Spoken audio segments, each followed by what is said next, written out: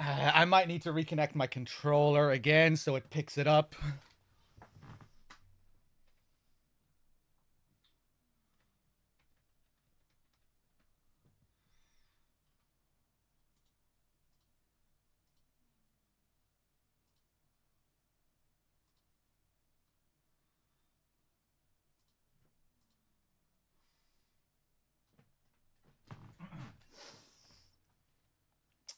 Yeah. Oh, hey, no, there we go. So, are you guys seeing Silent Hill 2 on screen?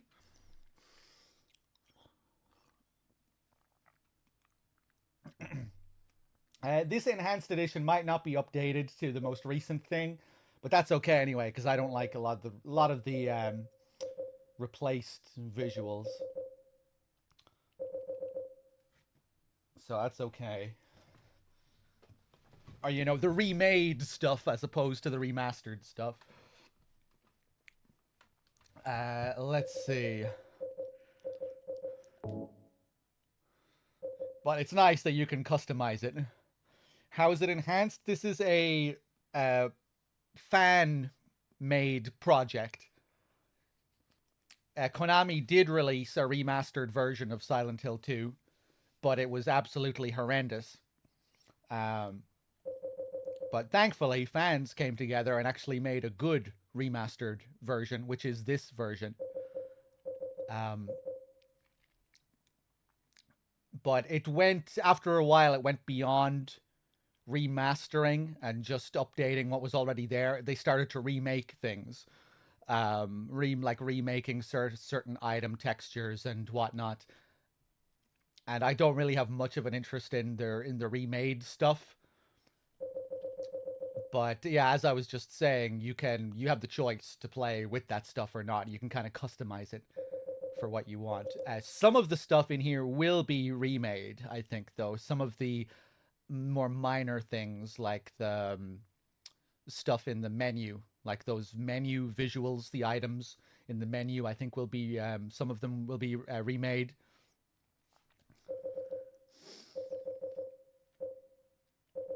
I don't want to play the opening montage scene that plays here after you complete a file because it plays all that audio and it just feels like it's kind of spoiling too much.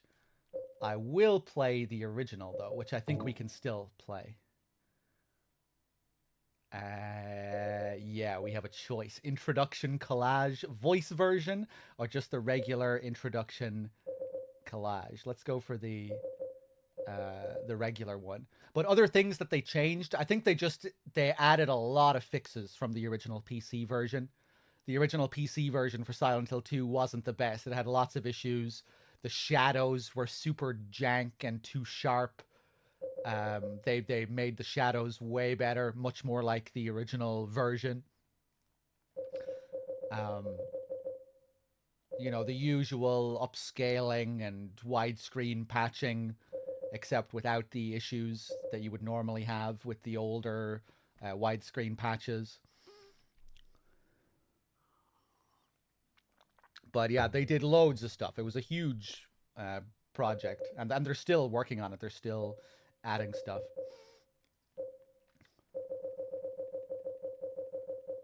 Yeah, let's watch the introduction collage, shall we?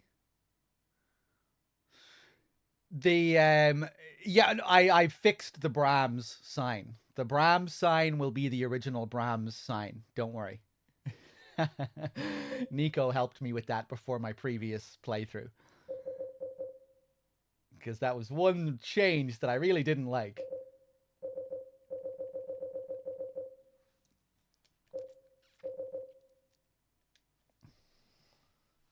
James, honey, did something happen to you?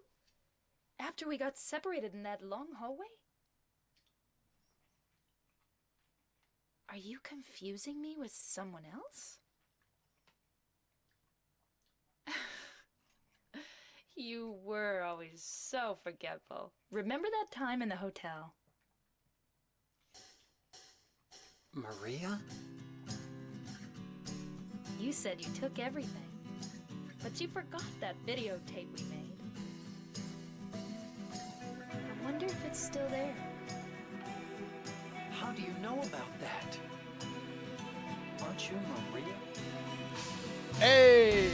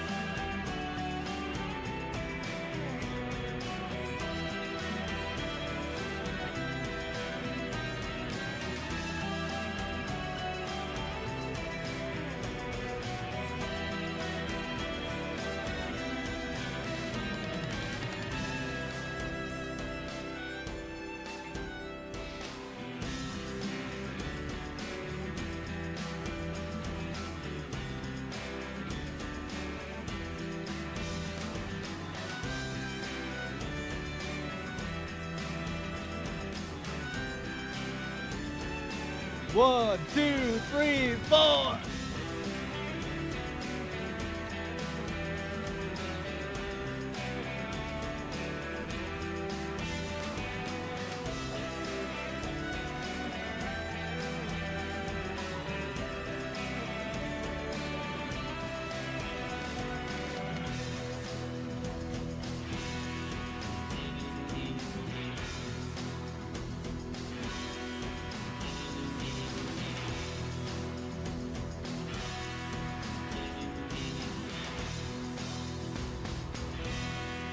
It doesn't matter who I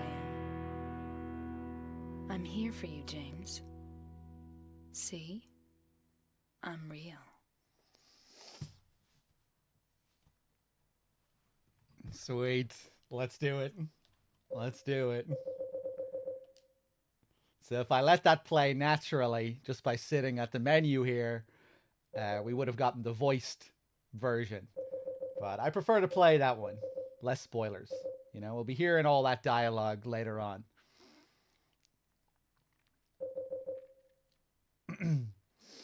One thing I really like that they changed with the enhanced edition is they brought back this background on the main menu. Originally on the PC director's cut, you just had the black background, but having this water, which was there in the original, is more symbolic, you know, has that thematic element to it. Water is a big thing in Silent Hill 2. It's this recurring symbol. So having this water in the background here feels appropriate on the main menu.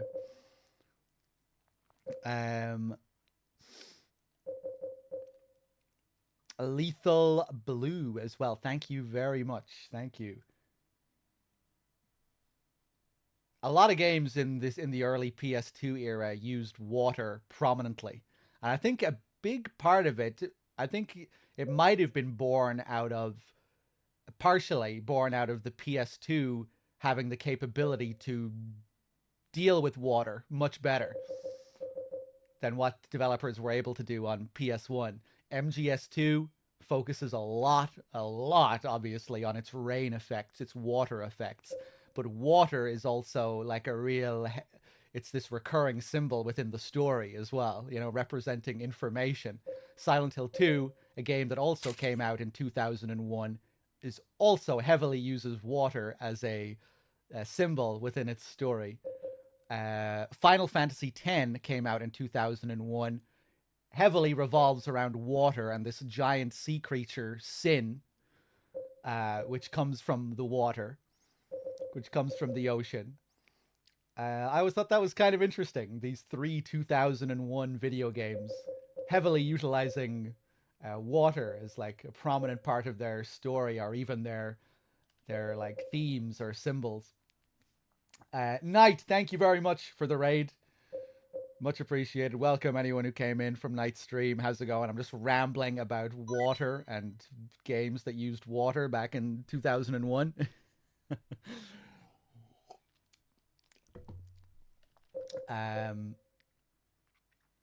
But yeah, shall we get into it?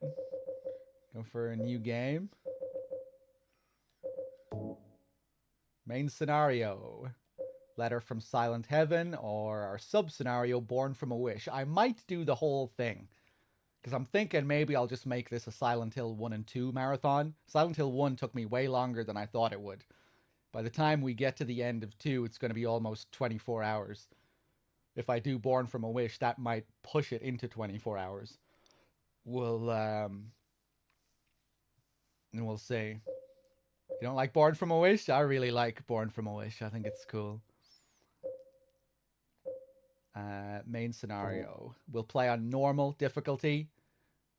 One thing about Silent Hill 2, in my opinion, is that it doesn't have very well balanced difficulty levels. On hard, it's just a tedious fucking slog where bosses just become very boring sponges. On normal, it's just a bit too easy, where you just have an abundance of supplies. But I guess even if you had less at your disposal, less supplies, it would probably still be pretty easy, just because enemies aren't that tricky in Silent Hill 2. It probably needed trickier enemies. I love that one voice you do for Born from a Wish. What, Ernest? Stop it. You're disturbing me. Yeah, I like Ernest. Riddle level, I think we'll play on normal, maybe, instead. Or how about we play on easy? I can't remember the last time I played on easy. I'll need to do a playthrough on easy as well if I want to unlock extra riddle difficulty, which I still need to do with this enhanced edition. There is a hidden 4th riddle mode. You see there's 4 action levels. There's also 4 riddle levels. The 4th one is a secret though. And even when you have it unlocked, it's still a secret. You have to complete all 3 riddle modes. And then when you do that, you unlock extra riddle difficulty. But you will only manage to get a playthrough with extra riddle difficulty activated with each alternate playthrough. I think that's how it works anyway. I think I've only ever done one playthrough on extra difficulty in my life, on extra riddle difficulty. And I was so baffled when I was doing that playthrough, because I had no idea it was a thing, and then suddenly I'm seeing riddles that I'd never seen before. It was really cool. It's cool how they hide it from you. Like, you don't even know you're playing it. It just, once you have it unlocked, it alternates back and forth with each playthrough after that point. If you play easy twice in a row, one of them will be on easy mode, but the other one will automatically switch to extra. And it'll just keep going back and forth with each playthrough from that point. I'm pretty sure that's how it works. Maybe you have to play on hard or something, and it just alternates on hard mode, but I think it alternates regardless of what you pick. Maybe someone in chat knows better than I. But yeah, it's pretty cool what they do with that extra riddle mode. One crazy thing about extra riddle as well, you know the coin puzzle in the apartments? On extra riddle difficulty, you can flip those coins around to see the designs on the other side of them. and you need to be able to flip them to solve the puzzle. The puzzle relates to the images that are on the opposite sides of those coins. And I don't think there is anything in the game that tells you you can flip the coins around. If my memory serves me correctly, you just need to figure out that it's a random, that it's the square button or something that flips them around. Maybe the riddle itself hints at the fact you can flip them around. I think it does. But yeah, it's crazy. Okay, are we ready? Are we done with all this fucking babbling? That Professor, thank you for the 27. Little Dragon Mei Ling, did I thank you for your 23? Thank you for your 23 as well. Dating TV, thank you very much.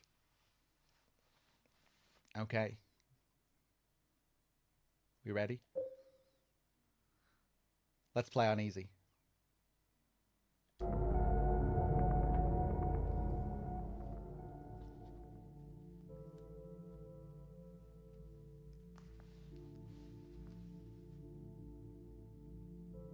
I might need to turn the volume up, the game volume.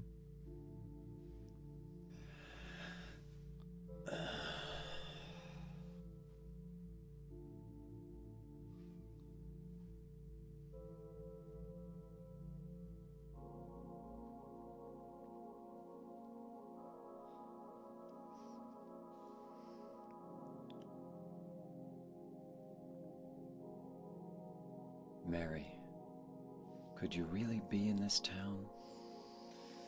Probably not. No. Unlikely.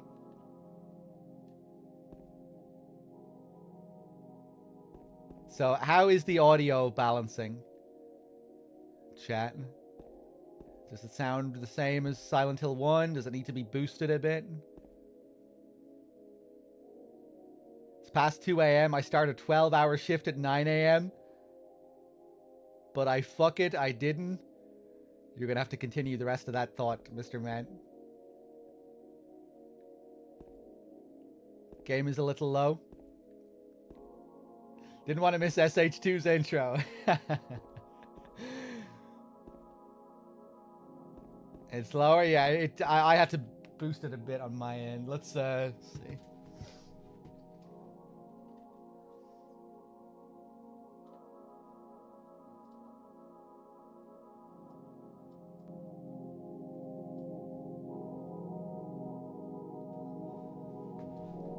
Okay, we'll see how it is now. You'll have to tell me.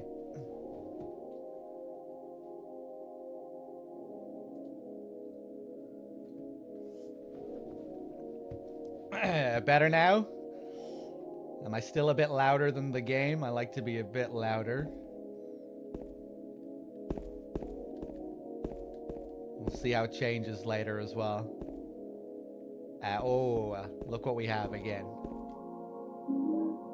A blue gem.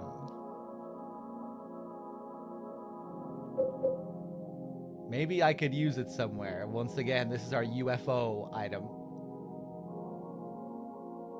Yeah, next time I play, I need to change it so I get the original images back. These are remade images. Although some of them look quite good. This one of Mary isn't remade. But it is spruced up a bit. The model is the same. Photo of Mary. A photo from when she was still healthy.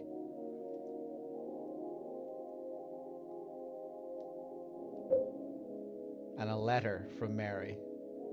This is all we start with. That's definitely Mary's name in her own handwriting on the front of the envelope.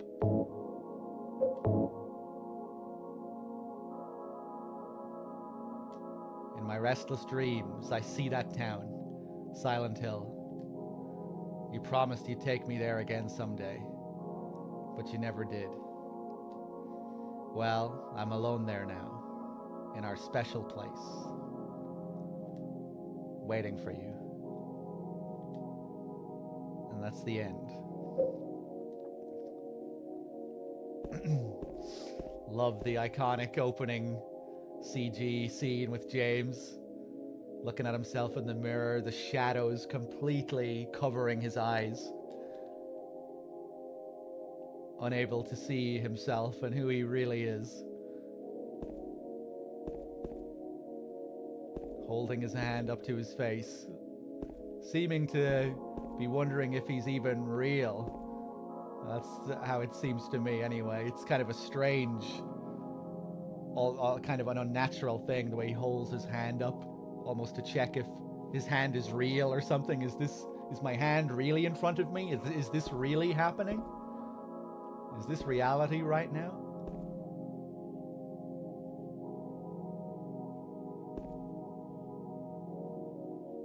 The guy who made those FMVs, by the way, I always like to shout him out because he did a crazy amount of work. Takeyoshi Sato, one guy handcrafted all of these CG scenes. And I think I'm not sure if it was just for Silent Hill 1. I think it was just for Silent Hill 1. Maybe he did this for Silent Hill 1 and 2. But he used to stay in the Konami offices by himself when everyone went home to utilize the processing power of all of his colleagues' computers so he could process all of these FMVs. And I think he even said that he used to sleep under his desk at night and he wouldn't even go home. So yeah, this guy really fucking broke his back for these gorgeous CG cutscenes. He's also the character designer of the game, who created the designs for these characters.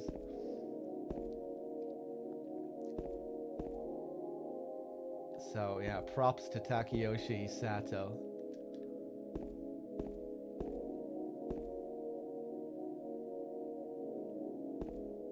The developers said in the making of that this was their, like, this area right here was like their visual Bible for this game. The first area in the game that they created, I think. And this was like where everything, this set the tone for what this game was gonna look like. They said that they wanted the theme to be simultaneous repulsion and attraction, which always stuck with me when I heard that in the making of. It's pretty fitting, I think, for the design of this game. You know, oftentimes you're going through really grimy, decaying, dilapidated areas, but there's like a real attractive quality to it as well at the same time. It's kind of alluring at the same time.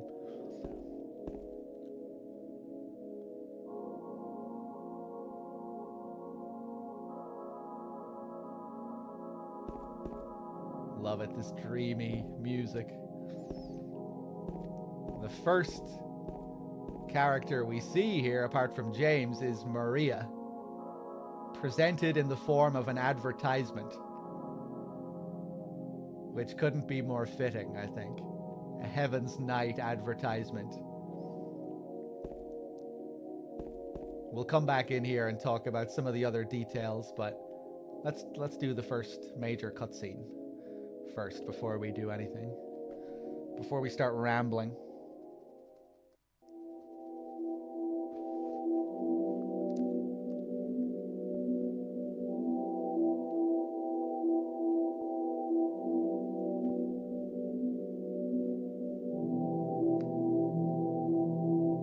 In my restless dreams, I see that town, Silent Hill. You promised you'd take me there again someday, but you never did. Well, I'm alone there now, in our special place, waiting for you.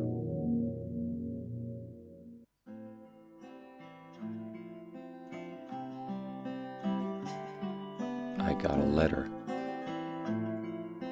The name on the envelope said Mary. My wife's name. It's ridiculous. Couldn't possibly be true. That's what I keep telling myself. A dead person can't write a letter. Mary died of that damn disease 3 years ago. So then, why am I looking for her? Our special place. What could she mean? This whole town was our special place. Does she mean the park on the lake? We spent the whole day there. Just the two of us, staring at the water. Could Mary really be there? Is she really alive? Waiting for me?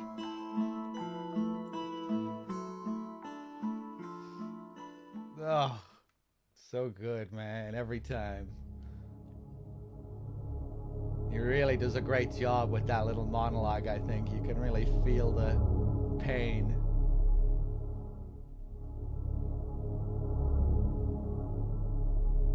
It's another great thing about Silent Hill 2. It's not often you get to see such a heartfelt love story in the form of a horror story as well. The combination of the two. A love story and a horror story. With such with such tender moments as well. A love story gone horribly wrong.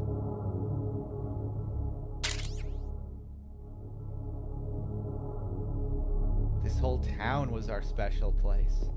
What could she mean? Sangi with the 11 pack. Thank you very much, man. Cheers.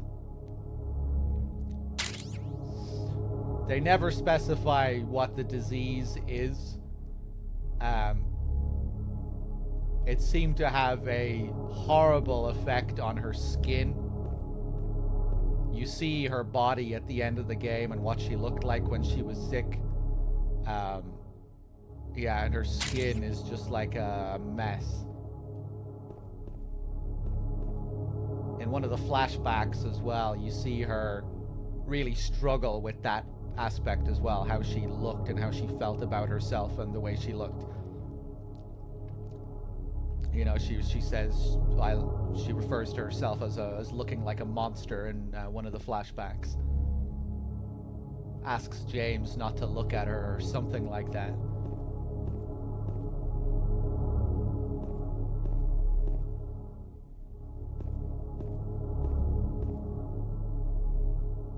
They do some really cool stuff with the sounds here, dynamic sound effects. As we approach the car, another sound pops in to the background.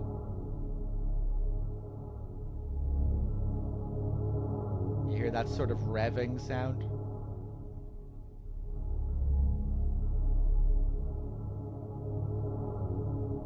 It's very slight.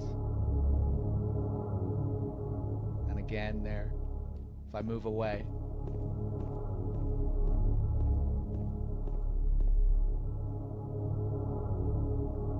Disappears.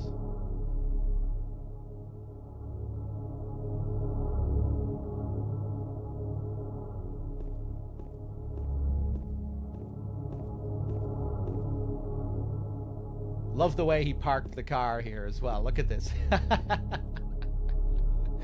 This is definitely a guy in a bad state of mind. Or in some very urgent situation. But didn't really seem like he was panicking in that bathroom. Just losing his grip on reality. But this guy does not give a fuck. He's gonna leave the car like this too. We're not gonna be closing this door. We're gonna be walking into town. We're going to be spending the whole day in town, and we're going to be leaving our car like this.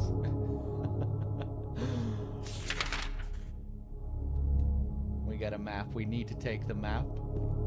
The same sound plays over here, too.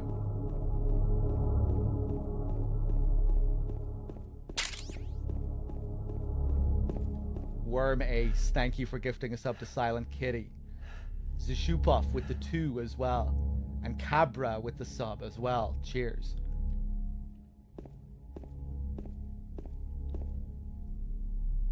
over here, you might see something that looks kind of wrong here. Old Silent Hill. That's where Silent Hill 1 takes place. Silent Hill 2, the sequel, takes place in a different part of town. And Brahms, 265. Sybil said Brahms was the next town over. She traveled from Brahms to Silent Hill, casually remarking that it's just the nearby town. So that's kind of curious, isn't it? An error on the developer's part? Or an early indication that we're seeing this game through the eyes of a warped individual? I don't know.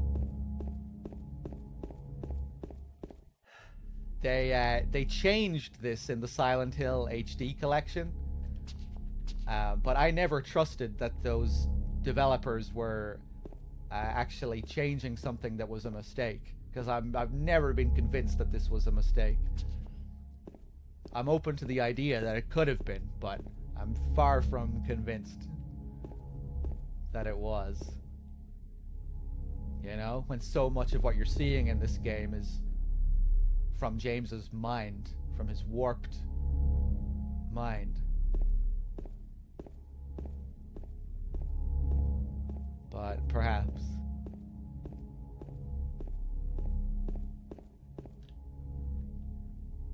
Pete's Bowl-O-Rama. That is a location we'll be visiting later on. Man, it's always such a joy coming back playing this game.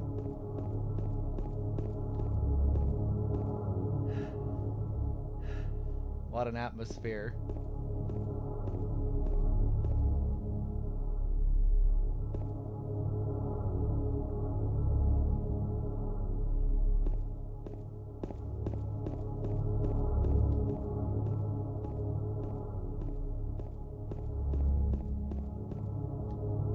The road I came in on. There's no point in going back. You don't like the mirror scene, Nunya?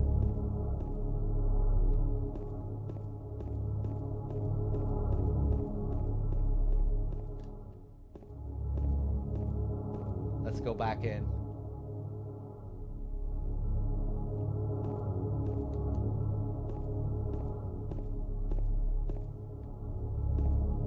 Get the same music anymore. You get a very specific theme that plays. Yeah, Nunya, I remember seeing Jeremy Blaustein say that, and I always just completely disagreed. I don't see why it needs to be realistic. It never bothered me that it was unrealistic.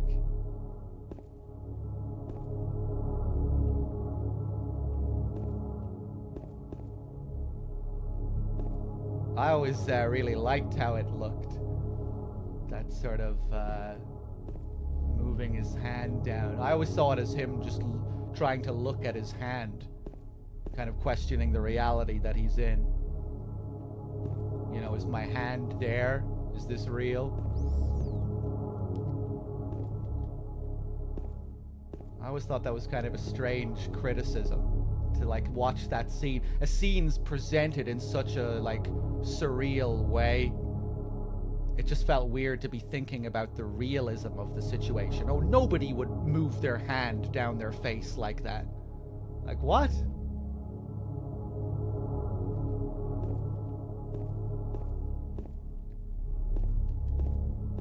I don't know. I always thought that was a weird criticism, but yeah, I guess that's.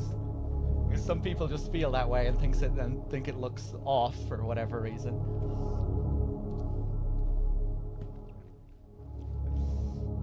Have I watched Face Off? I watched Face Off like 2 weeks ago, and it was hilarious. All those scenes where they started rubbing each other's faces.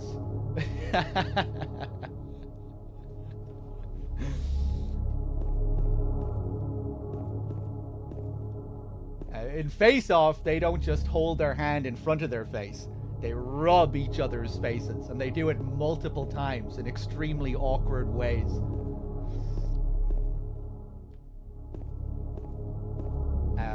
We have this writing on the wall here, which is not just random gibberish. These are Bible verses taken from the book of Job,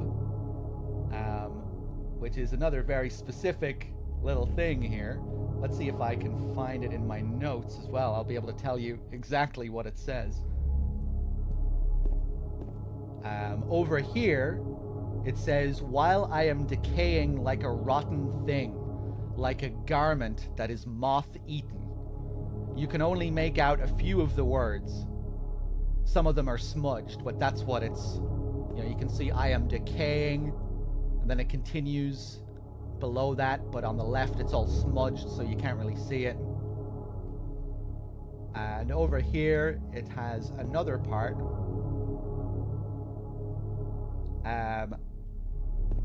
Which is supposed to be, "Thy hands fashioned and made me, and now thou dost turn about and destroy me."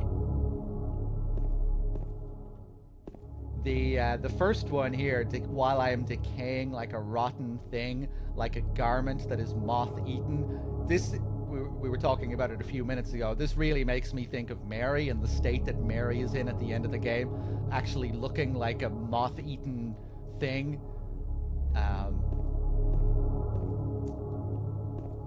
And the Book of Job thing is interesting as well. I don't know too much about Job, but I do know his story revolves a lot around, like, punishment for no real reason.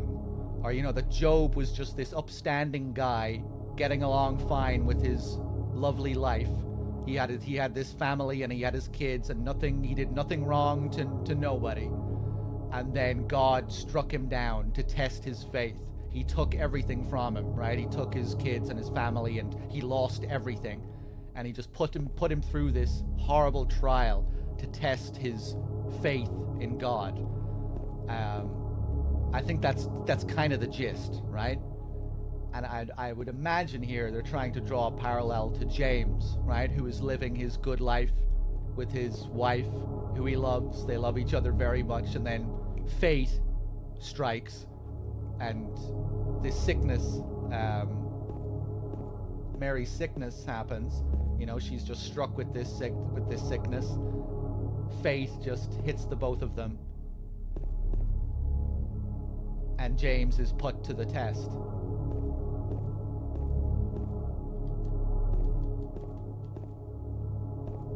Or maybe you could also compare it to James's ordeal in this game too, how the game is kind of like a trial. He's tested with Maria. Does he really love his wife? Would he easily take this replacement if it was there for him?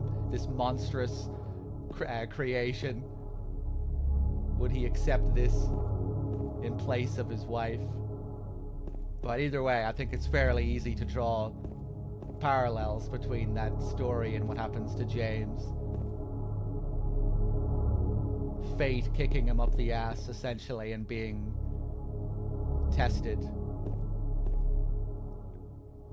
His loyalty to Mary being tested. Maybe you could compare to Job's faith in God.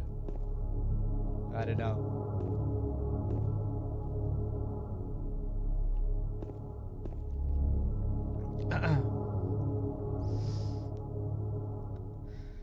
The devil made a bet with God because he said Job only loved God because Job had it made. But the devil told God that if he struck Job down with pain, he'll curse God.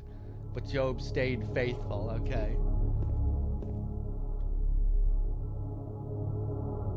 Of course, it's interesting to consider that Mary's replacement is right here too. Again, the first character we see, this advertisement for Maria, which is kind of a fitting symbol. She's presented as such. You know, here's this other brand new Mary. Here's your replacement. Do you want it? It's here. It's yours to take if you wish. She's here on offer in Silent Hill.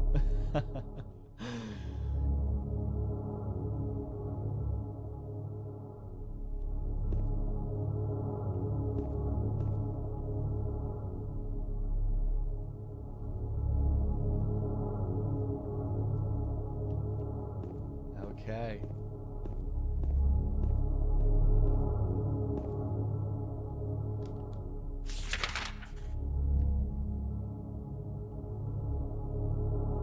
Majority of the map taken up by this water, by this lake.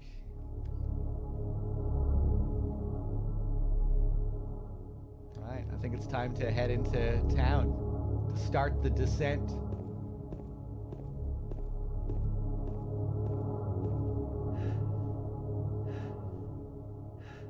Toluca Lake. Down you go, James.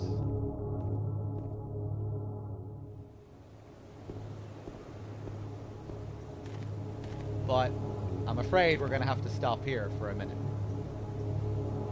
Because if we do, we'll hear a sound that we can only hear right here if we stop. The only reason I discovered this was a thing was because I was testing my version of the game, fiddling with my settings here.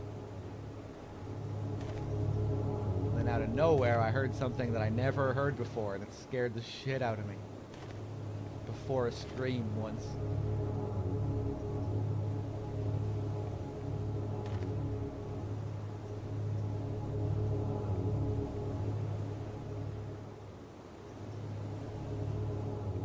No, I didn't walk too far.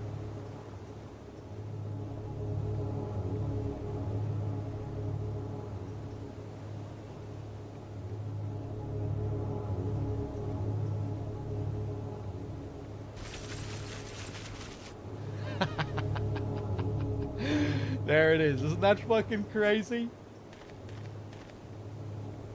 Just a little thing that they put in the game if the player waits here for like a minute. It worked. That's gonna scare the shit out of you if you don't know it's coming.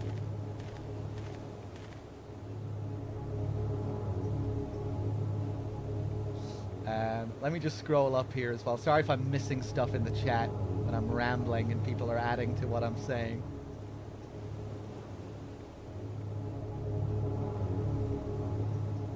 All right.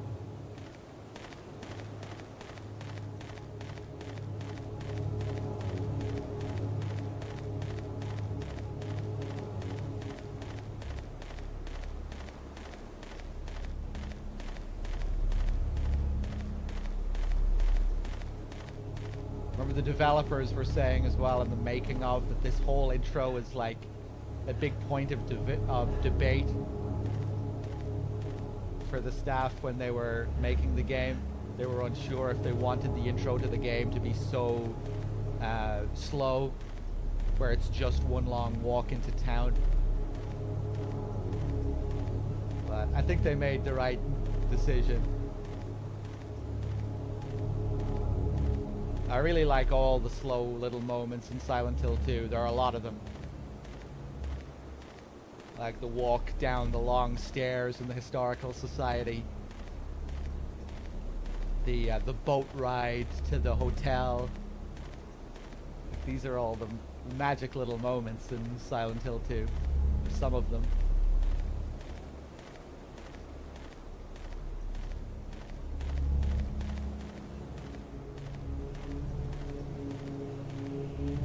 Really introduces you to a whole different feel as well compared to the first game. Much more subdued.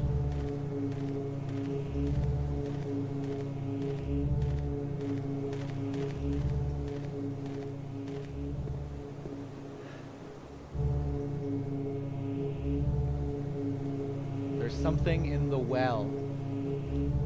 What's that? Looking at this makes me feel like someone's groping around inside my skull. It gives me a weird feeling.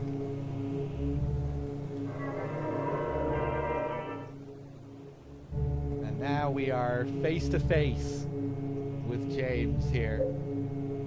I think this is supposed to be alluding to what the water symbolizes here too, that a lot of it is about reflection, looking at your own reflection in the water, or the inability to see your own reflection, or the inability to reflect and see the past as it happened. You know, James's inability to acknowledge what he really did, to really look into himself. Kind of like the opening scene, how it's him face to face looking at himself in the mirror, but his shadows are, you have the shadows completely covering his eyes, like he's not able to really see his own reflection. Let's save. Looking down into the well.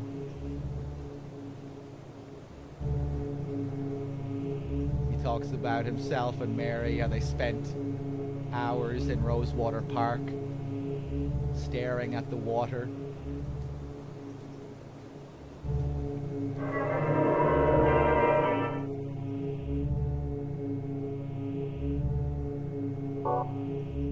It also comes to symbolize death, you know, and how James kills himself if you get the in-water ending. Drowning himself in the lake.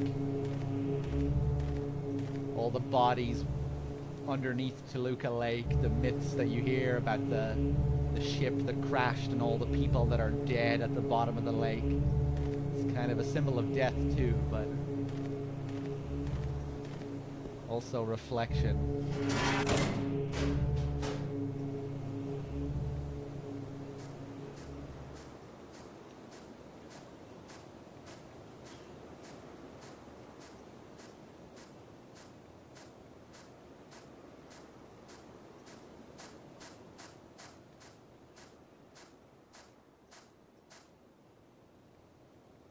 I think your mic is a little low. Game volume is louder. I'll turn the game volume back down then. Sorry, hopefully I wasn't getting drowned out too badly there. I turned it up a bit ago because people said it was too low. Hold on.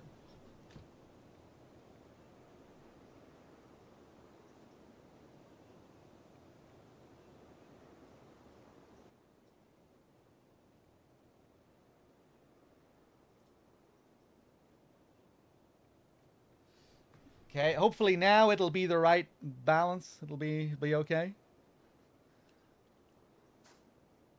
One guy, was it okay? I like to be a bit louder than the game. If I was being drowned out even just a little bit, you know, I like to be noticeably louder than the game. It's okay, I'll turn it back up. I was fine. Okay, I'll turn it back up. I'll go halfway. I won't go as loud as it was before, but I'll go almost as loud as it was before. Jesus Christ. Oh.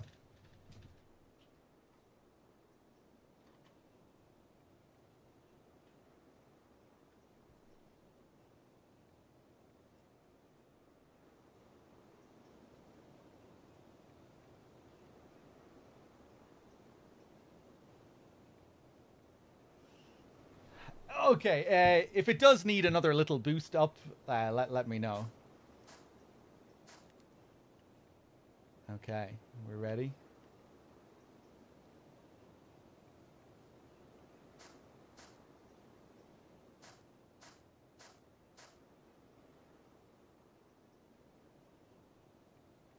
Here's Angela. Before we trigger the scene, she's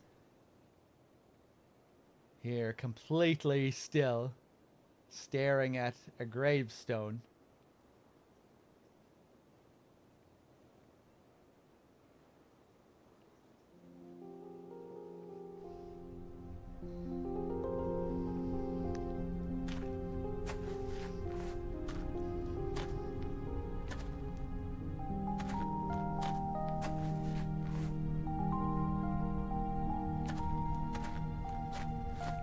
Excuse me, I'm sorry. I No, was it's just... okay. I didn't mean to scare you. I'm kind of lost. Lost? Yeah. I'm looking for Silent Hill. Is this the right way? Yeah. It's hard to see with this fog, but there's only the one road. You can't miss it. Thanks. But Yes? I think you'd better stay away. This, this town, there's something wrong with it. It's kind of hard to explain, but Is it dangerous? maybe.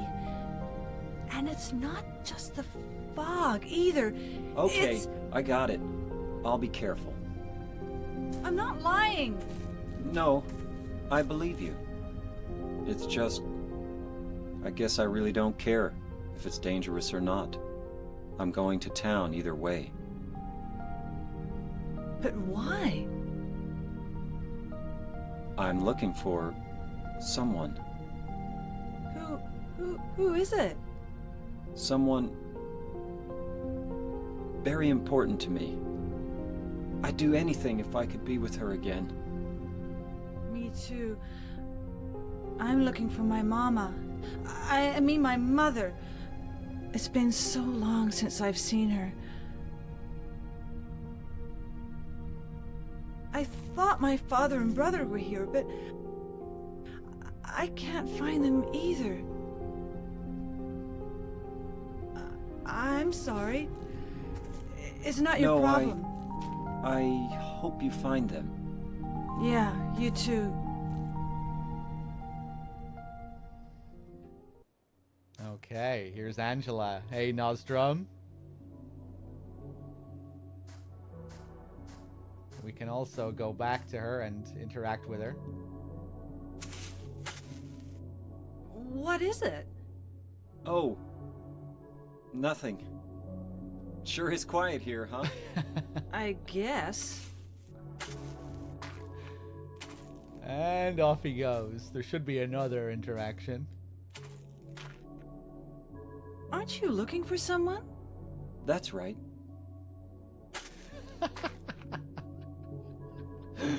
Love the awkwardness of it. And that's it. That's all we get. Two awkward little interactions. So Angela, an incredibly tragic character. Very sad character.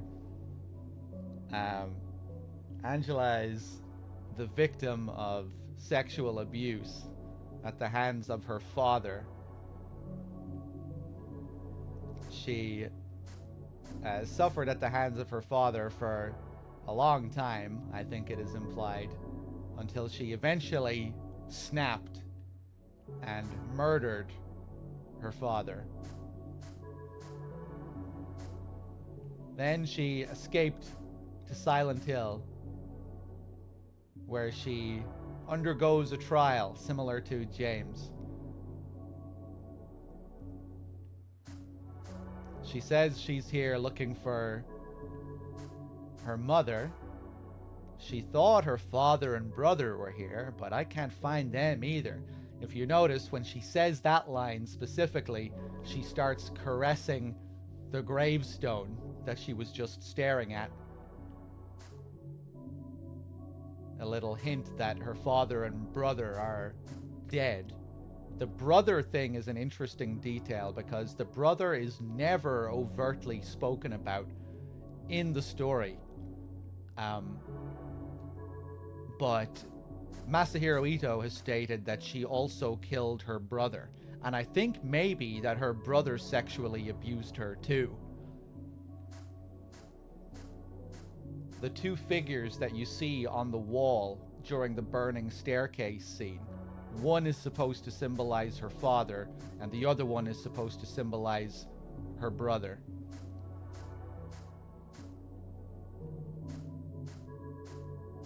But yeah, I always thought that was interesting because it's the, the father that's really overtly spoken about within the story.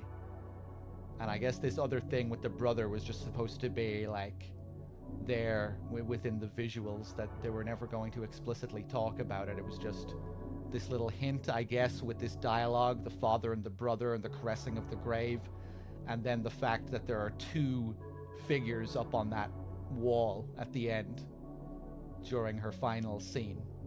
But those figures are already ambiguous to begin with, you know? It's not obvious that the figures even represent anyone significant, whether it's her father or whoever. But I guess it does stand out as an image in that scene, so yeah.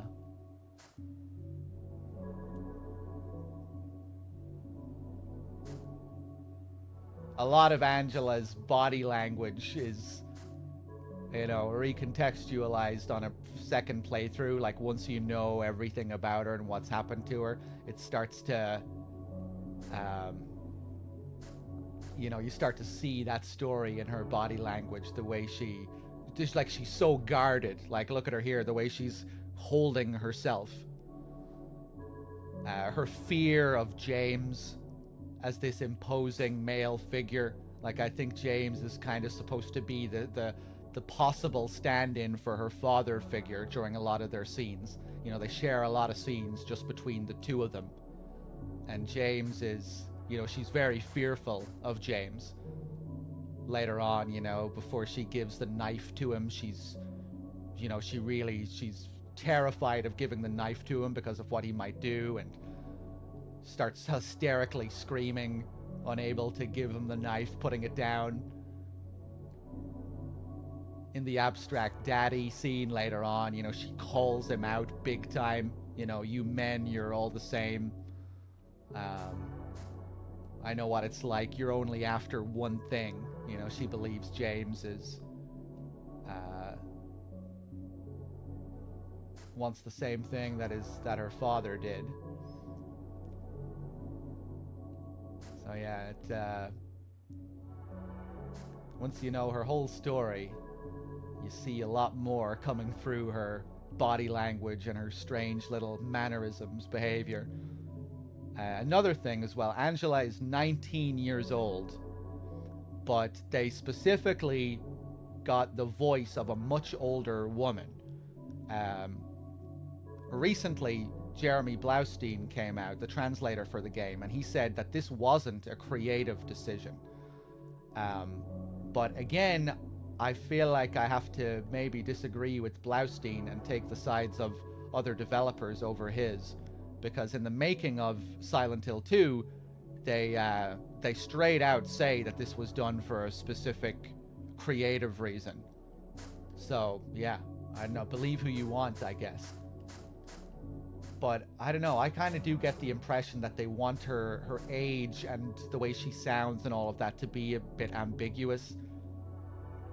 You know, some people interpreted it that, like, the idea was that she grew old fast. You know, that she's this young 19-year-old, but she comes across much older. And that kind of conflicting with the other side of her that seems to be a child that hasn't grown up. You know, how she says mama all the time, and she kind of corrects herself. She realizes she's sounding very childish, like a little baby that hasn't grown up. But yeah, either way, it's an interesting thing, regardless of what your opinion is on it or how you interpret it. I wish I could remember exactly what they say in the making of, but it's during the interview section with the character designer. Again, Takeyoshi Sato, the guy that did all the work on the FMVs. Derpeter with the 27 months. Thank you.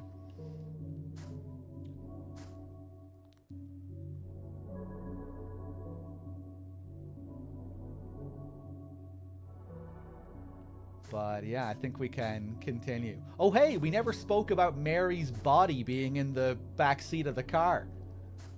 How did I forget to talk about that? Yeah, speaking of little things that they never make explicit, but things that the developers have commented on. Mary's body is supposed to be in the back seat of James's car. Spoilers. Obviously, we're talking about spoilers the whole way through.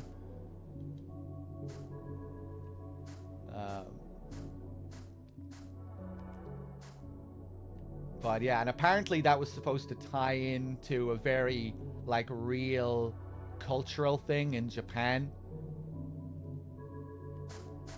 That, you know, fathers who killed their families and stuff and then killed themselves, that it was kind of like a recurring pattern in Japan. I remember Guy Seehee, James's voice actor, talking about it in an interview as well, and just the significance of it in Japan. And it was important that it was the back seat and not the boot of the car or the trunk of the car.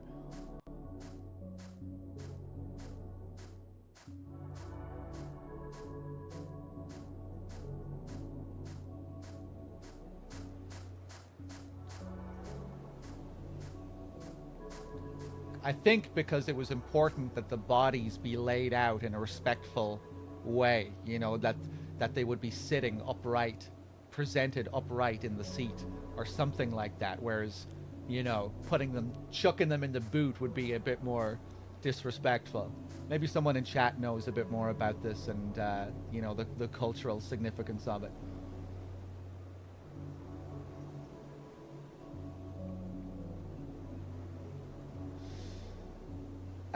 Maybe Nico. Yeah, I don't know.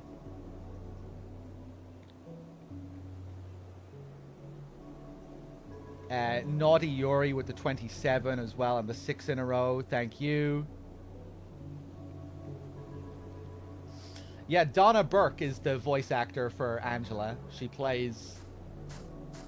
she sings Heaven's Divide and Sins of the Father in MGS. You MGS fans will know about her.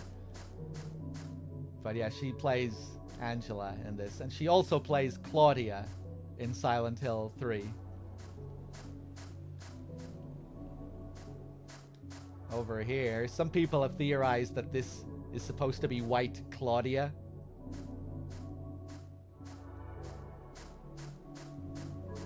The flower mentioned in Silent Hill 2, or in Silent Hill 1 rather. Because I think the description kind of matches up.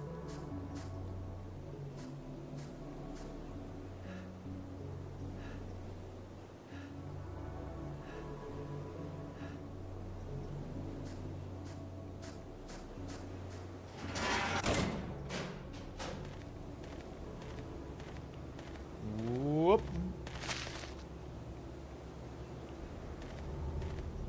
Spin that camera behind James.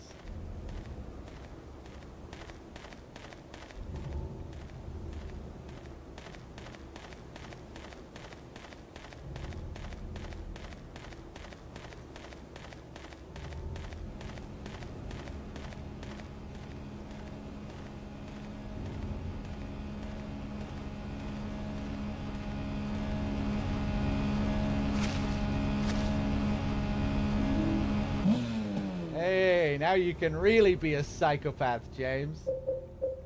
Now you can be a real lunatic.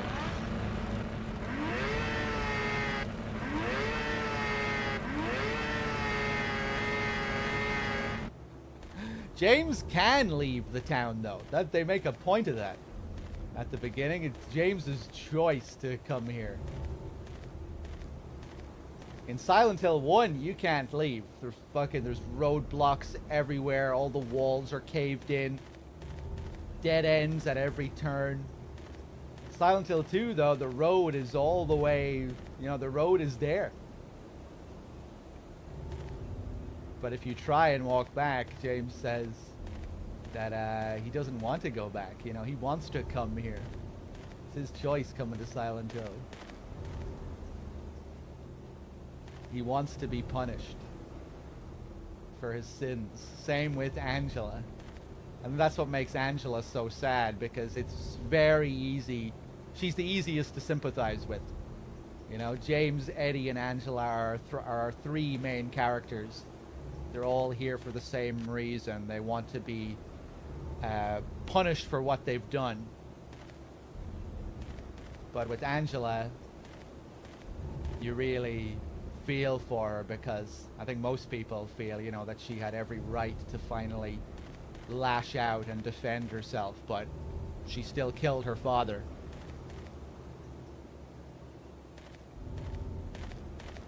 she still killed her father, and she didn't feel too good about that. Murdering someone is still murdering someone. A family member, and who knows, you know, there might have been some twisted sense of love still there with the father. Yeah, it's just a horrifying situation with Angela. The developers said that they were very much inspired by Crime and Punishment when they made this game, which makes sense. Akira Yamaoka said he was even reading Crime and Punishment when he was making the soundtrack for the game, doing the sound design. A lot of the core members were inspired by that. Given how many of them were big Lynch fans as well, I wouldn't be surprised if they were inspired by Lost Highway too. Another story about a man who kills his wife and then goes on to live in a hallucinatory sort of world to cope with what he's done, to block out that memory. Very, very similar, Lost Highway. Silent Hill 2 deals with the story in a whole different way. Like, they don't really feel the same, but a lot of the ideas are very similar. It's presented in very different ways.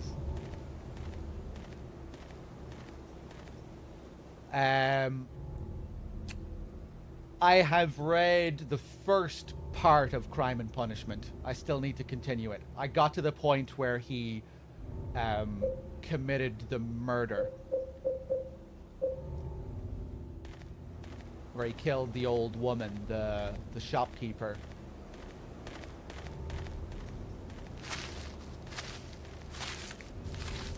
Or rather, did I say Crime and Punishment was about a guy who killed his wife? That is not what Crime and Punishment is about. But it's, I think I said that, didn't I? In Crime and Punishment, he doesn't kill his wife. But he, it's all about, like, the real moral implications of killing someone and what that can do to your mind. And the guilt that it can impose, your desire for punishment after you kill someone, whether you really want to, whether you're able to cope with it and like run away from it, you know, all that stuff. Crime and punishment, guilt and redemption. The implications of murdering someone and what it does to your mind. I think in Crime and Punishment he kills a couple of people.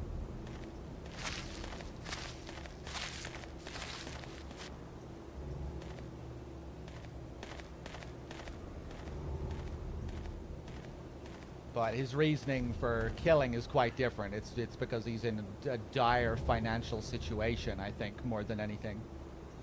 Or it's probably a combination of things. That he can't pay his rent initially and that he needs to get money.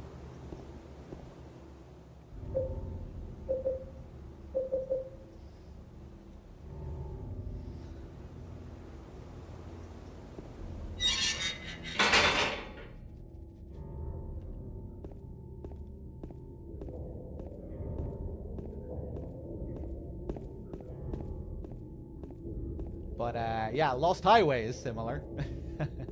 Lost Highway is also about a guy who murders his wife and then goes on to live in some delusional world to cope with it.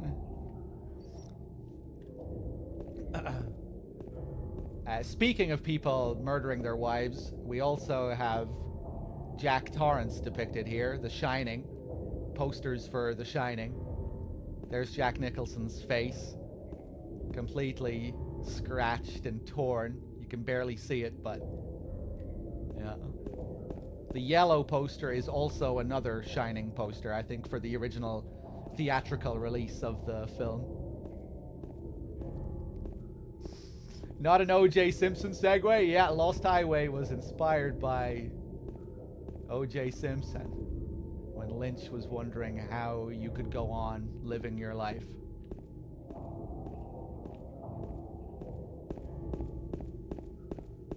after such a killing.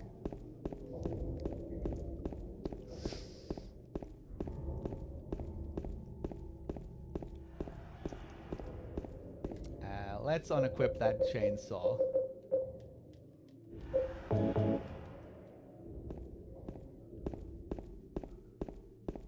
Of course, the final area of Silent Hill 2 is a hotel. Another thing that might make you think of The Shining. Jack, James.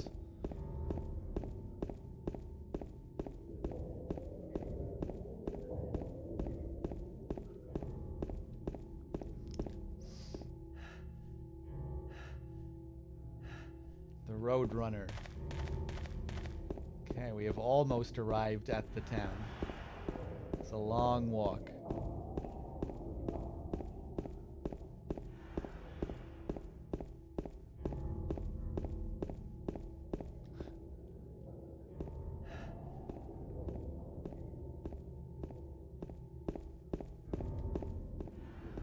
Flowers, celebrating 70 years. Beautiful. A lovely anniversary. Isn't that right, James?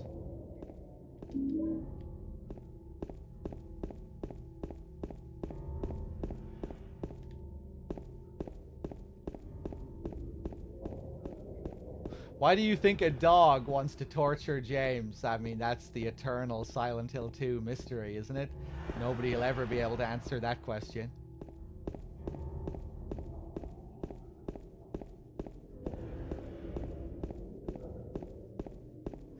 Maybe the dog is God.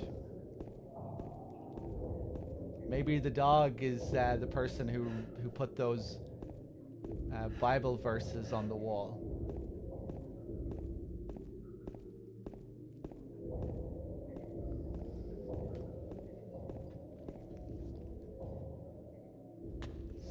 Are these marks blood?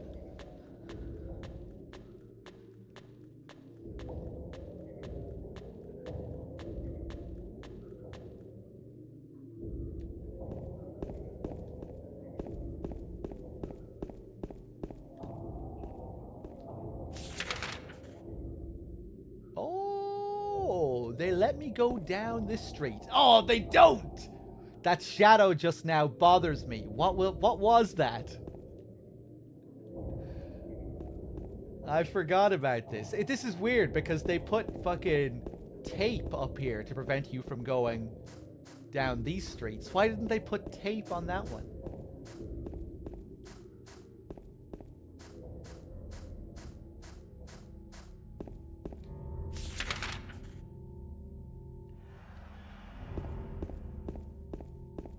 Yeah, see, this will disappear later after the encounter with the creature.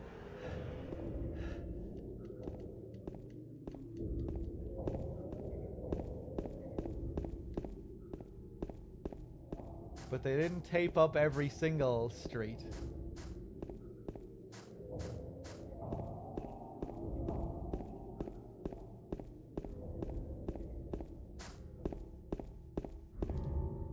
There's been a cave-in on the road. I can't go any further this way. I can't make it to the park this way. I'll have to find another way. Okay.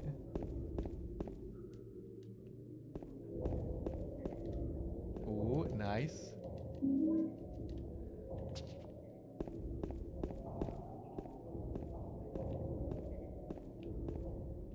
Variety? Yeah, I mean, I guess it's kind of cool. We get one reaction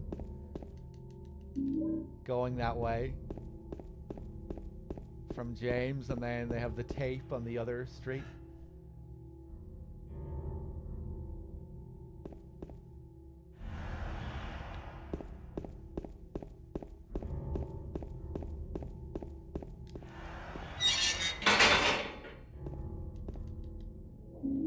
Nice. Another save point.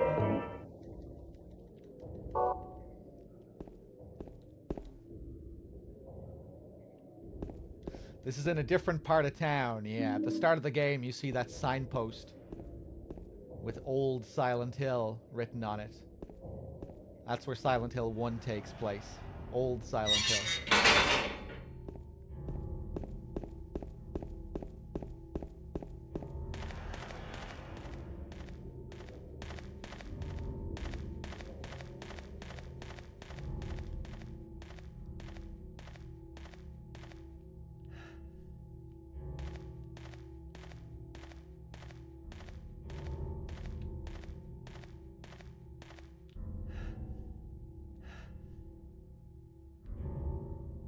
This advertisement has been cut to shreds here, but you can still see it, kind of. Girls, girls, girls. Open. Advertising some kind of strip club or something. I don't think it's Heaven's Night. Let me just get a little bit closer to it.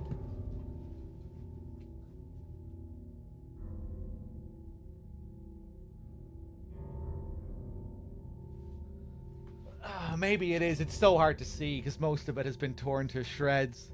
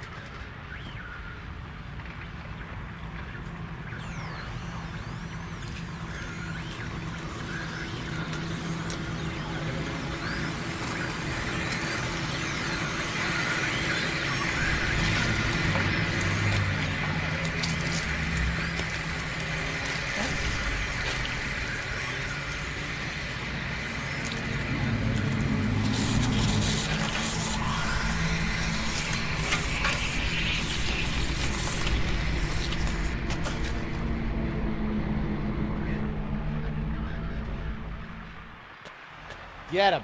Quick! Is it dead? What the hell is it? It's not human.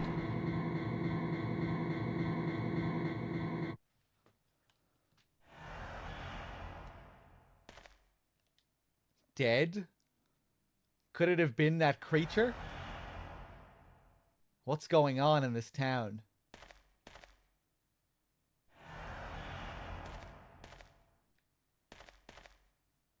So this body here, and like a lot of the bodies you see in the town, they're supposed to be James's model. I think wearing the same clothes too. Except they all have completely distorted heads. Warped faces and heads. One body later won't have a warped head. It'll have hair that you can see that looks identical to James, but most of them are like this. Although even this one you can't really make out what the head is like.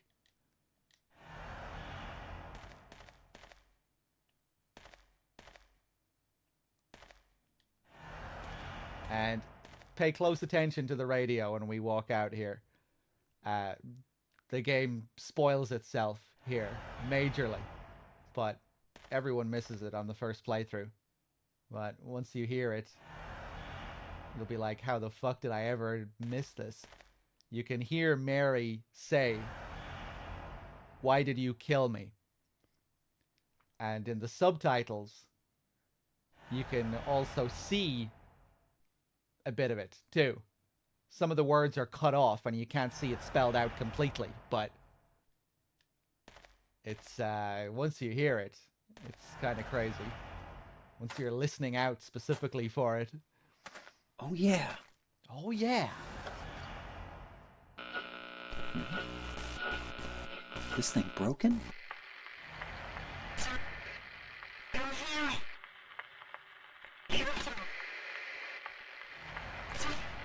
Waiting for you.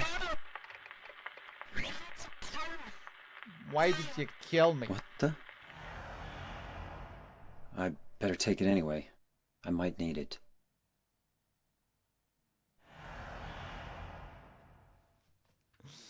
Yeah, you can even see it in the subtitles. You only see the first letter of kill, K.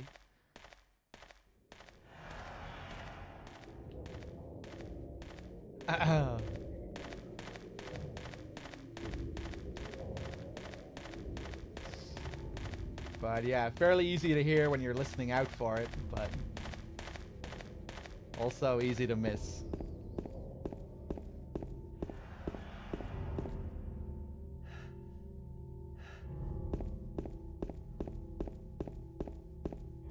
I'm looking forward to seeing these easy mode puzzles.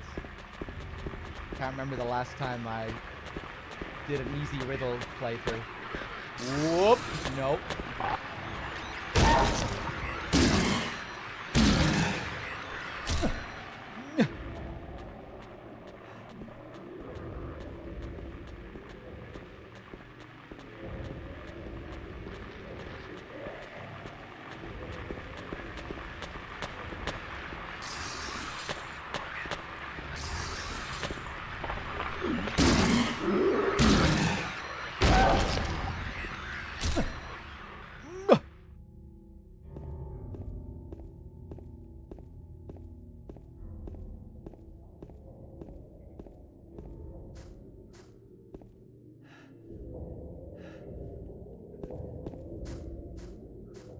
What do we have here? Something is written on it. Too bad I can't read it because the surface has been rubbed away. Remains of Blood Swamp. You know what would be a really cool feature for them to add in this enhanced edition? Maybe they do have this feature. A way to remove the things here so you can actually see what it says. Because people did hack the game to see what it says here, and it isn't just gibberish. It actually, you know, it's there's proper stuff written here. Unless there was always a legit way of doing it before, but I don't think so. Remains of Blank Swamp. The blankers of land surround Blanka's monument was originally swamp, but was later full blank. Fra blanking ago to blanks nicknamed Blood Swamp because the blankers poured the wat blanks to wash the ex-blankles in here. Perhaps it's fa blankhat, many pa blankum, to have sa blankin the area. So, what do you think it says?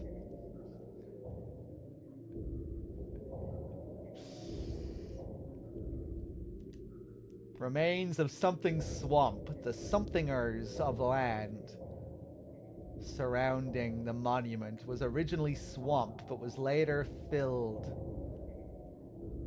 From long ago, the somethings nicknamed Blood Swamp. So that tells you, that allows you to unlock what the first thing was, Blood Swamp, because the somethingers poured the water used to wash the executioner tools.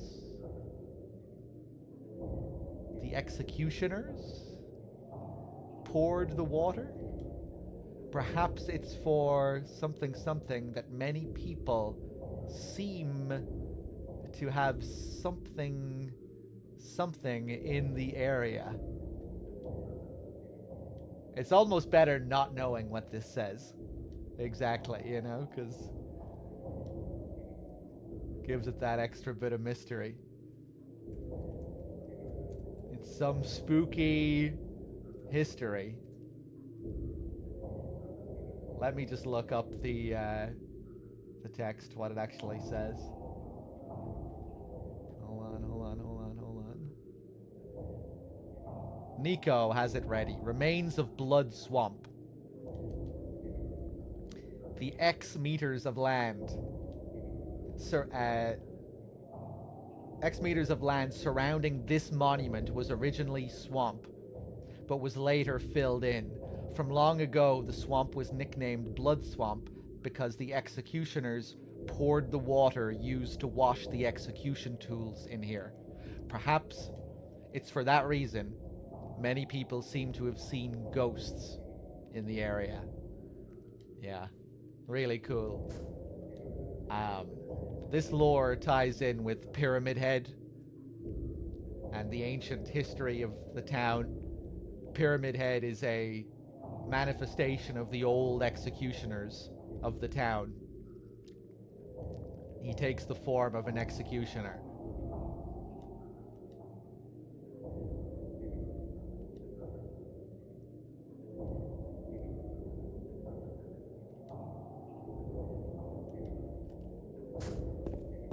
Let's keep going. See, look now, it's been cut. I love how they don't just remove the stuff here. They just cut the ribbon.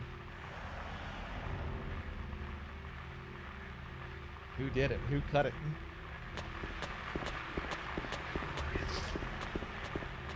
Yeah, that is actually interesting. Yeah, all the focus on the washing of the tools. Again, the whole water symbol. I never really thought about that, actually. I know that's a joke comment, but I think you might actually be onto something there, considering the importance of water in the story.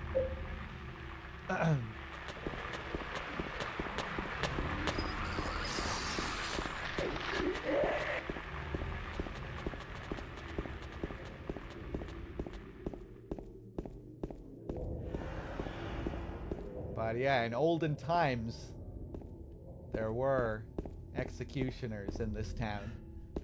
Pyramid Head is just taking their form. I think they do a similar thing with Maria, where in Silent Hill 3, there's the implication that Maria was actually a real stripper who did work at Heaven's Night, except she had black hair and looked different. And the Maria we see is just a sort of monster based on something that did exist here, based on something real.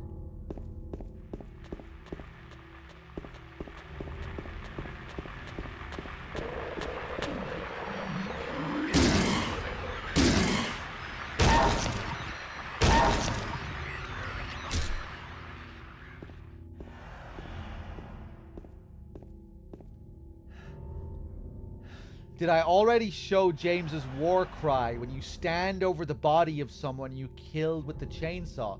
I gotta be honest, I completely forgot about that. I do remember James's cry. I just forgot that that was how you triggered the cry. Unless you're just talking shit. But I remember James having a cry. I just don't remember how you trigger it. And that's probably how you trigger it.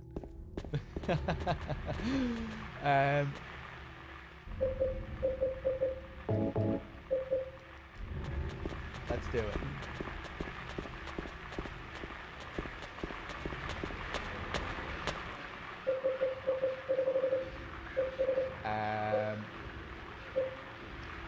Hold on, I'll knock him down first with the plank.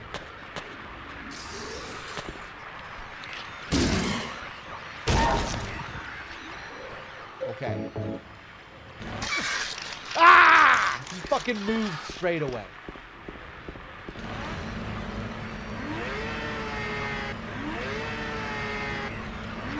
Oh!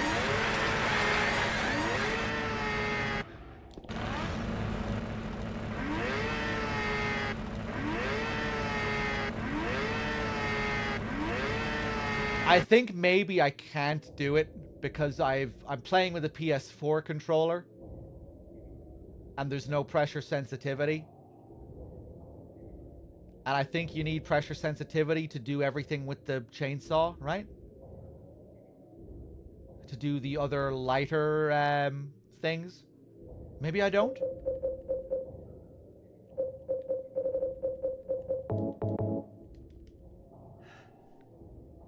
Oh, once you get the kill, you stand over the body and do nothing?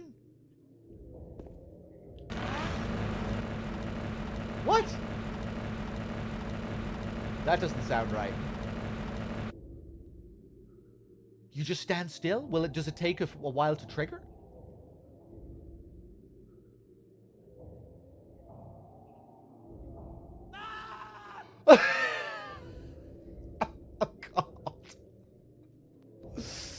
Oh, that made me cough. That caught me off guard. I wasn't expecting that. Yeah.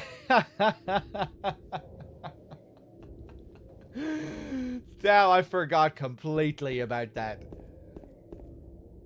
I knew about the scream. I just forgot that that was how you triggered it.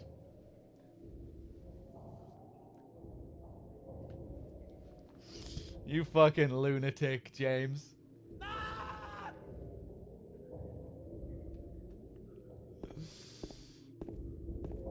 Channeling his Patrick Bateman there, yeah.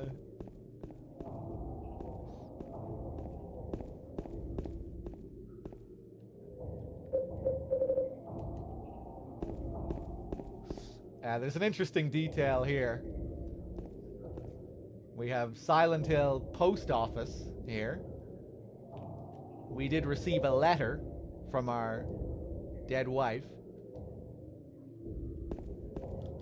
Can we do anything with the letter here? Doesn't seem like it, but if we go to one of the next door areas, we can find a place called Magical Envelopes, which is interesting. If you remember what happens to this letter later on in the game.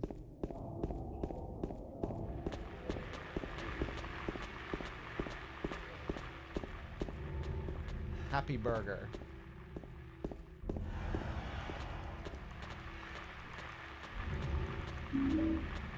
Get a first aid kit.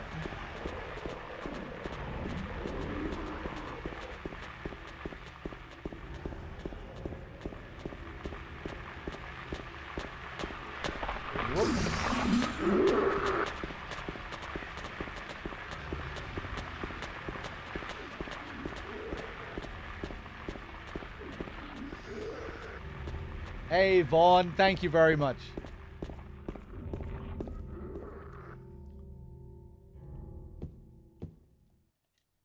There's a memo lying on the sofa. I'll wait at Bar Neely's.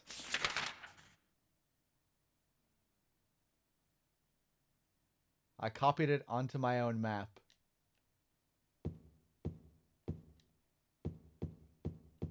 I've always loved that weird green thing in the background.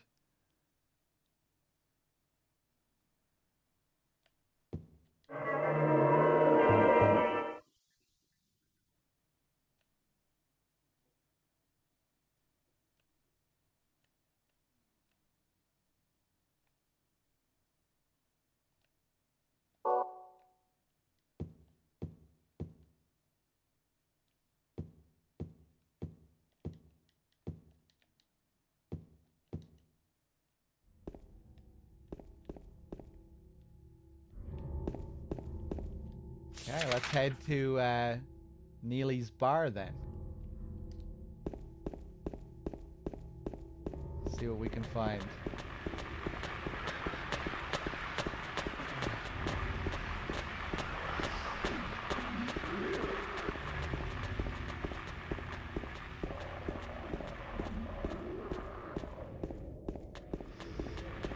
What's the significance of the red squares? I'll get into that later. I'm not going to go rambling about the red squares right now. But that time will come.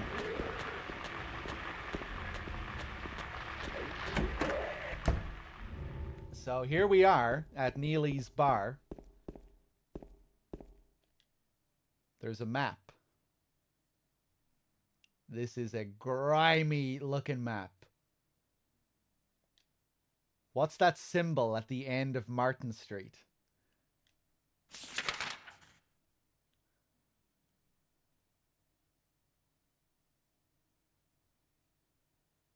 I copied it onto my map. Love how dark it is in here.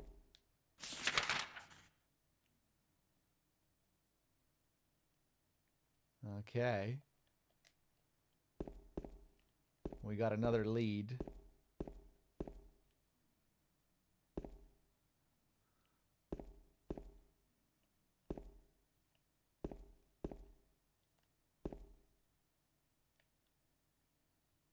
There was a hole here. It's gone now.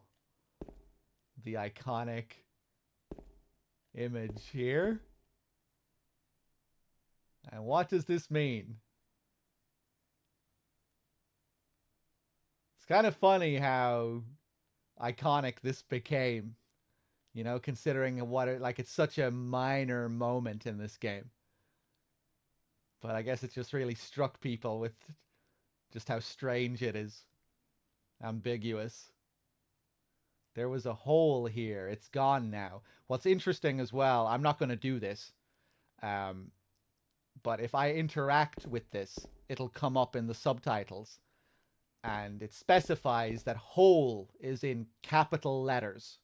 Everything else is written normally, but hole is in caps, and you can see it is even without looking at it. But yeah, if you interact with it and get the subtitles, it makes it that much clearer that hole is supposed to stand out here as being in capital letters.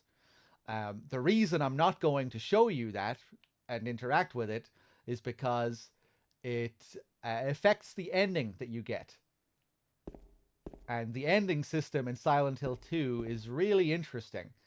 It collects loads and loads of little things that you do throughout the game, and gives you your ending based off all of these little interactions. And this is one of those interactions. You know, normally when you're going for other endings in games, you can tell that this is like a significant thing, that you're making a decision which could affect things dramatically later on. But in Silent Hill 2, it just subtly analyzes the way you play, and then it gives you your ending based on that, which I think is really cool. And I wish more games would take inspiration from Silent Hill 2 in that way, and try to expand on that idea. But I don't think I'm familiar with any other games that really do it like this in such a way. There are probably some examples, though, maybe that I'm not familiar with. But yeah, just the way it collects such like tiny things, insignificant interactions, and gives you your ending based on that. And there's a logic behind it as well. You know, if you if it gives you the suicide ending, you've done things that have been like related to suicide or could be interpreted that way. Like later on, we'll be getting Angela's knife. If you repeatedly look at Angela's knife, you are more likely to commit suicide. You already see that the knife is associated with suicide, or it's implied to be.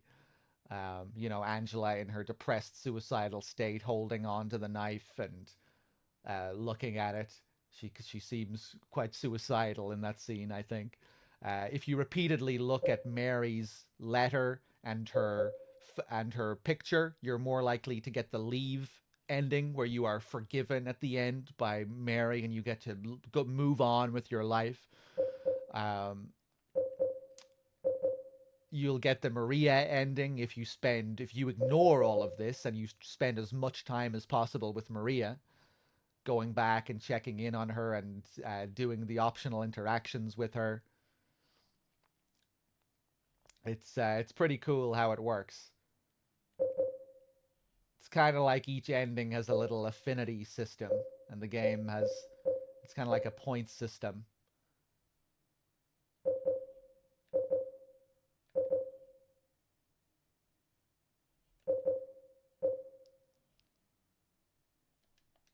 But yeah, reading this will lead to the in water ending. You're more likely to get the suicide ending if you read this.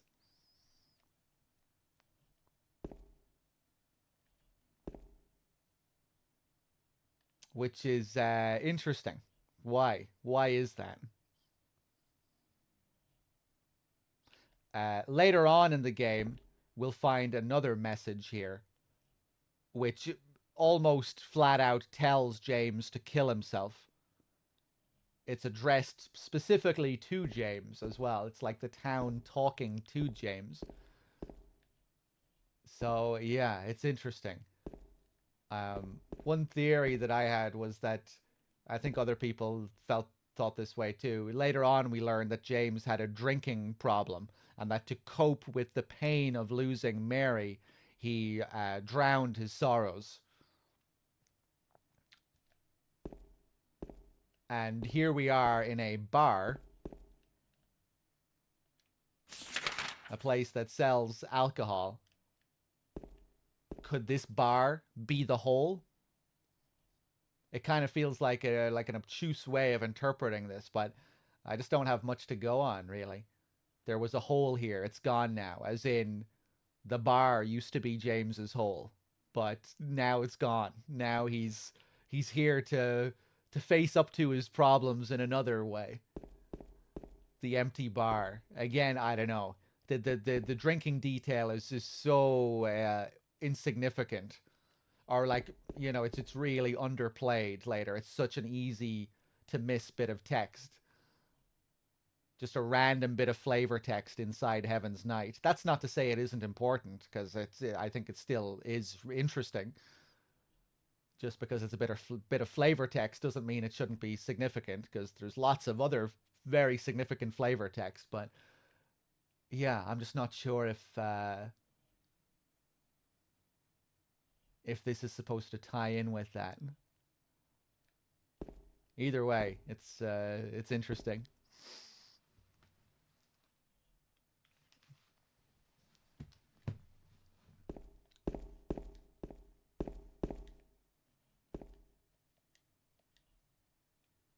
Right, let's go up to Martin Street. Watering hole? That is like another nickname for a bar, isn't it? A watering hole? A hole?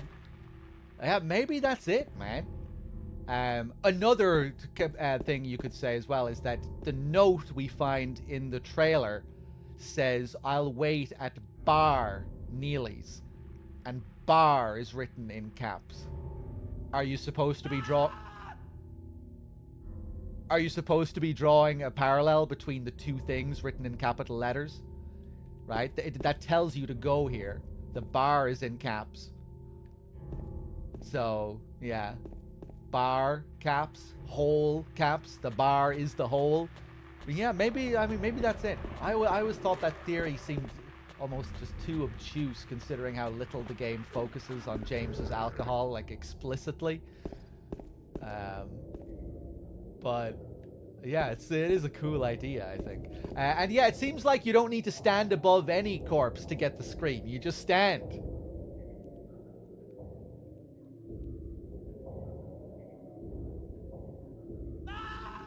Yeah, I didn't think it had to be that specific.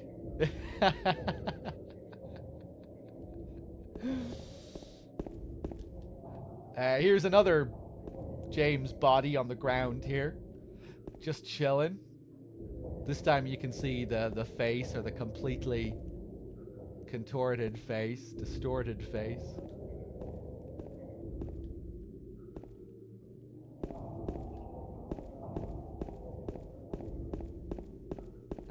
All right, Martin Street.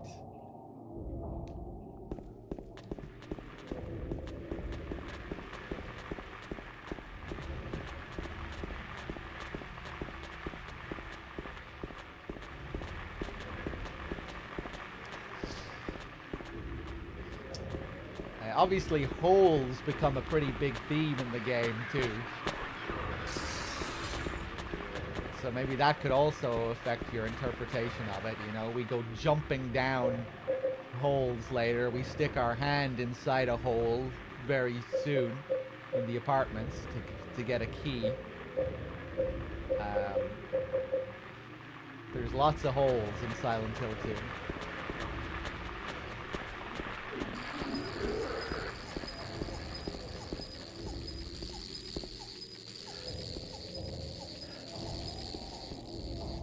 Where is he? That's a unicyclist. One of the scariest enemies in the game. Show yourself. He's gone.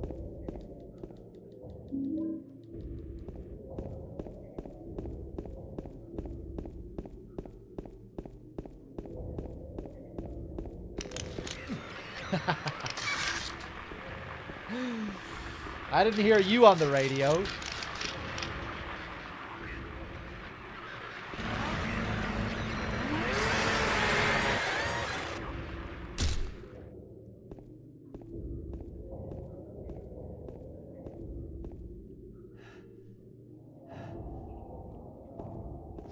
James reaching for the wallet in the toilet is a metaphor for him wasting all his money in his drinking hole. That is very drunken behavior, isn't it? Fucking reaching down the toilet to grab the wallet that you lost down there.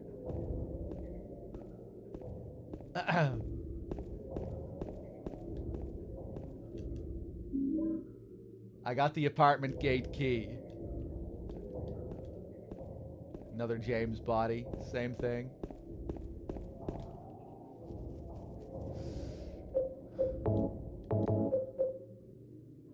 Apartment gate key. Old looking key that I found in town. Woodside Apartments.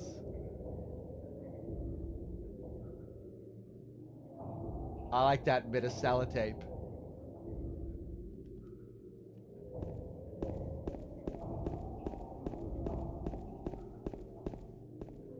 Alright.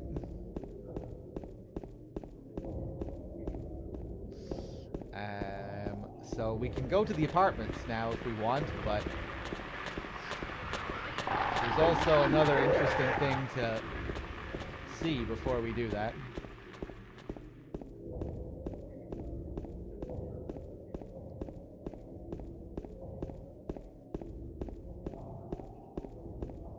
Quite similar to the beginning of Silent Hill 1 in this sense, you know, spending a lot of time in town, gathering supplies, finding your key items before you get to your first major area, the school in Silent Hill 1, the apartments in Silent Hill 2.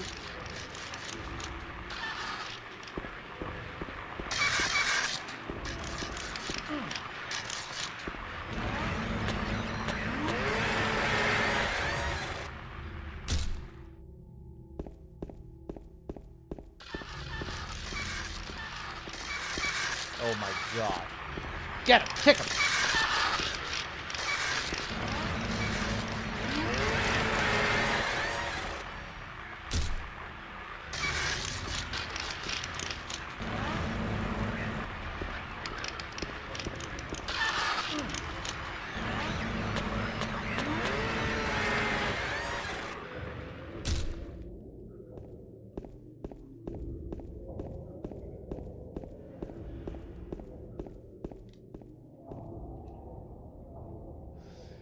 There's a memo pad on the ground.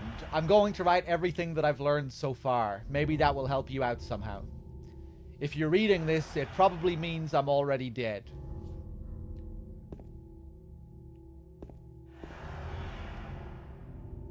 A torn memo page is on the ground. I saw those demons. They were there, I'm certain. But my friend says he didn't see anything. If that's true, does that mean that what I saw was an illusion? But whether that demon that ate human beings was real, or whether it was just some kind of hallucination that my mind dreamed up, one thing I know for sure is that I'm beyond all hope.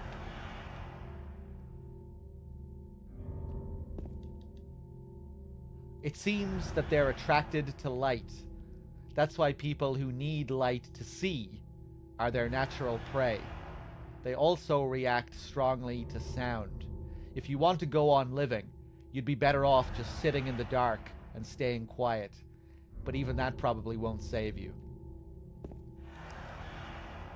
If you're going to try to fight them, the most important thing is to relax. It's dangerous to fire a gun while you're all crazy with fear. Take good aim and then squeeze the trigger. And don't forget to finish them off. I think most of those creatures can be killed, even if they're tougher than people. Run away. Run away, run away, run away, run away. So, here we get this sort of tutorial, in a way, telling you, giving you gameplay tips for how to deal with enemies, but there's more to it than that, obviously. They also hint at the nature of the monsters. One guy said he didn't see anything, but the other guy writing it did see this monster. That demon that ate human beings was real. What was this guy's fucking situation? What kind of sin did this guy commit to make it so that he's seeing cannibalistic monsters?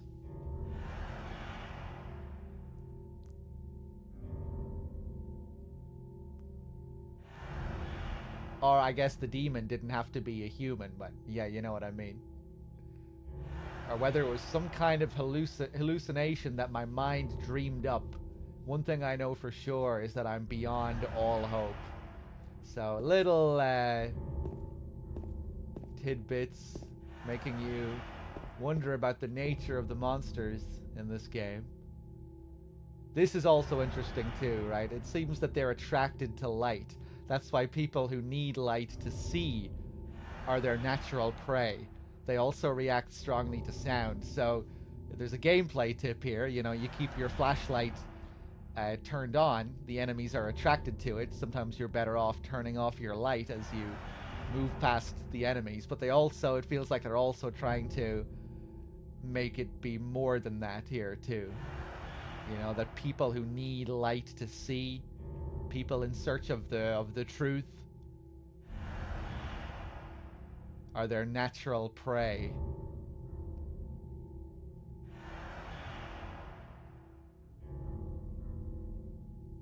The monsters preventing you from getting to where you need to go.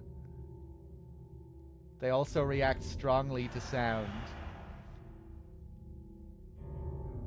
If you want to go on living, you'd be better off just sitting in the dark and staying quiet, but even that probably won't save you.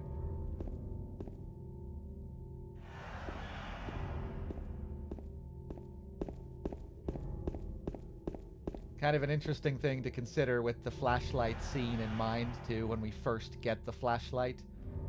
How we take it from Mary.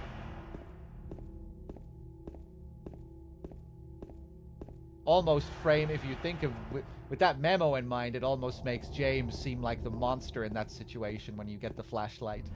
Taking the light from Mary. And then as soon as we take the light from Mary, it spawns a monster. A monster pops up in the background, springs to life.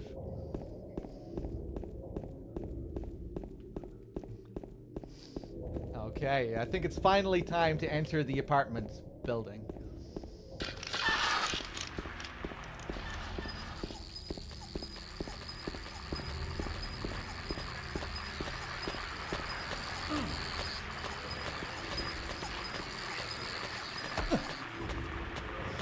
I would guess they can physically mess you up considering the bloody corpses littered about. If those bloody corpses are real, they all look like James. I think most of these corpses, they are just supposed to be just other images born from James's mind.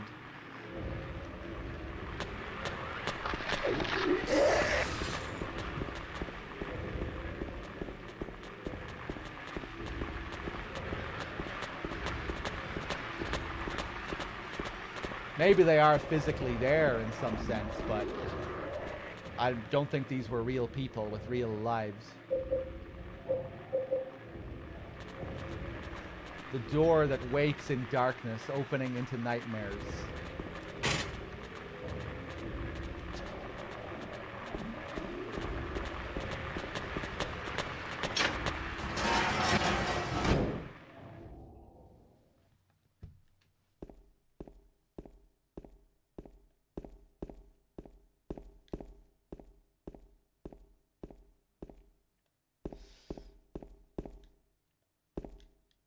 Garbage. No use for that.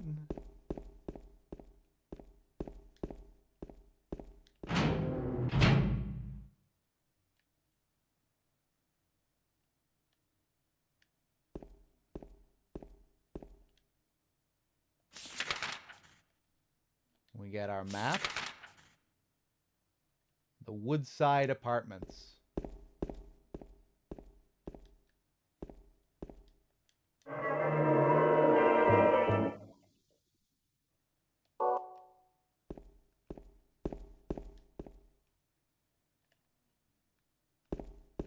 Pure silence.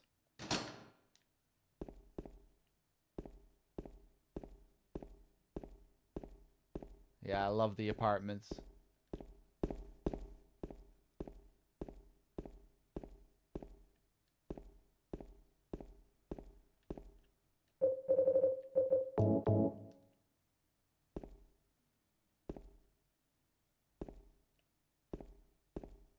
The attention to detail in this area is so good. Just how handcrafted each area feels, each room.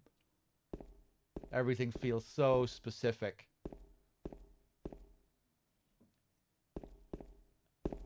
The way each little room is laid out. Some areas having like very unique wallpaper that you won't see in any other apartment.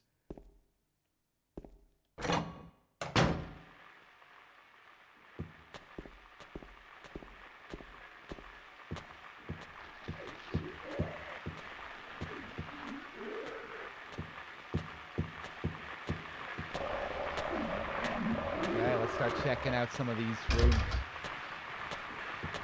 Hello there. Look at how cramped these hallways are, man. So tight.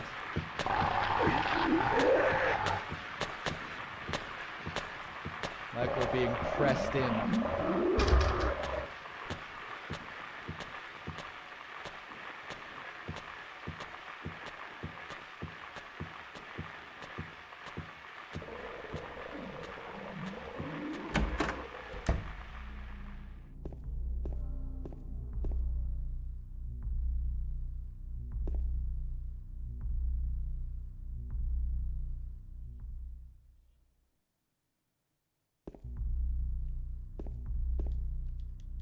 Can't examine anything without the light.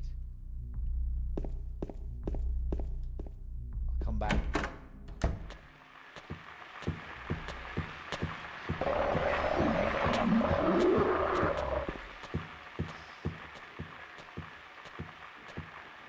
Still remember how I was watching my brother play this area. I was super impressed by the lighting. Yeah, I think this game was maybe one of the first games to have just the way it used real-time shadows. I think was very impressive for the time. I don't think many other games in 2001 were really doing what this game was doing with its shadows and its light.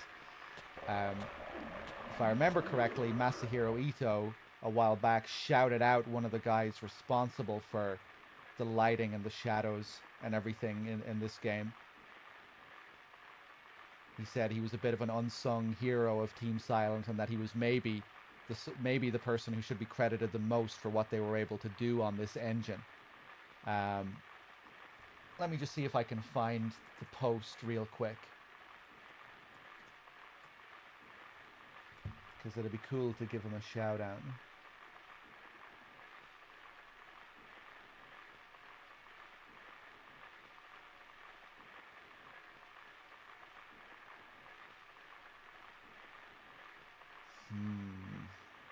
If Bad Humans was here, he'd probably remember the exact guy.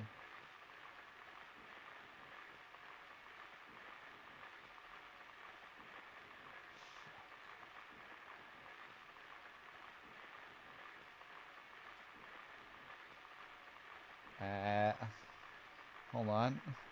I think there is a whole portion on the wiki dedicated to Ito's tweets. Maybe I'll find it here. Hold on 1 second, guys.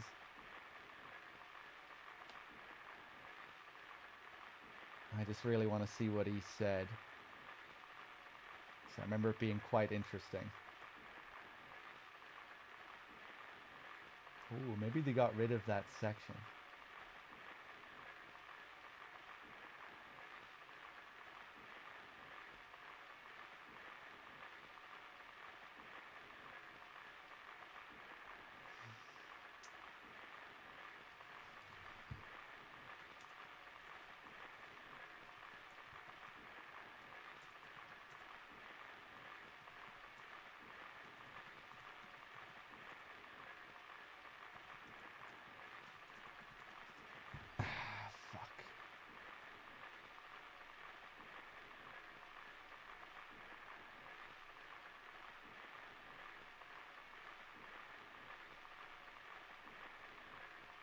Yes, I found it. Nice.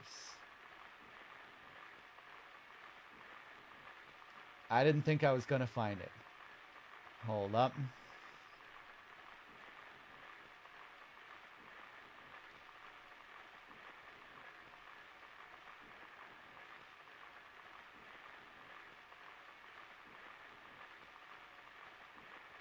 Ah, no, I didn't find the exact one I was looking for. Where he goes into more detail.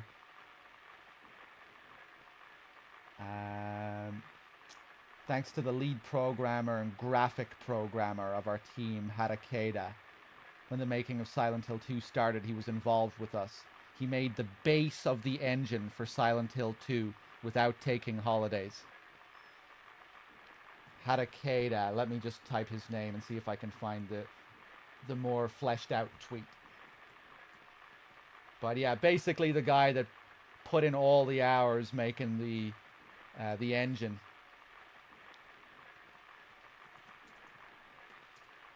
And, you know, one of the lesser known Team Silent guys. You know, everyone knows the character artist, Akira Yamaoka, Masahiro Ito, Owaku, the lead writers, artists, musicians, but not a lot of people know about this dude. The lead programmer, graphic programmer, responsible for the engine and everything all the other developers were able to do. He's the one who created the base of the pillar, it seems, so to speak.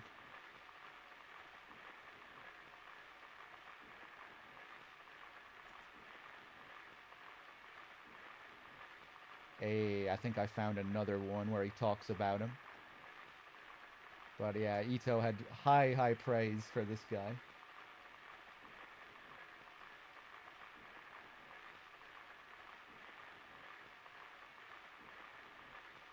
Yeah, just as a big Silent Hill nerd, I'm always interested in this stuff.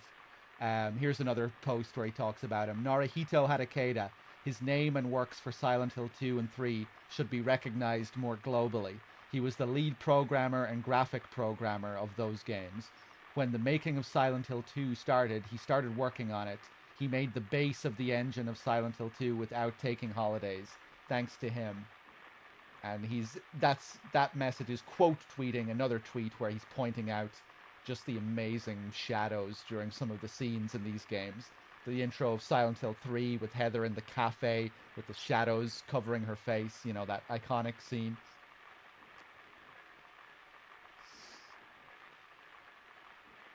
The raindrops on the window shield on their drive into town. Heather and Douglas driving into town in Silent Hill 3. Silent Hill 3 is a crazy game, technically. Still just looks so crazy for the time.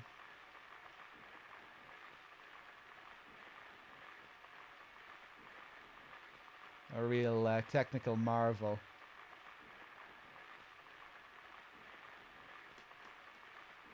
Let's see if I can find this other one.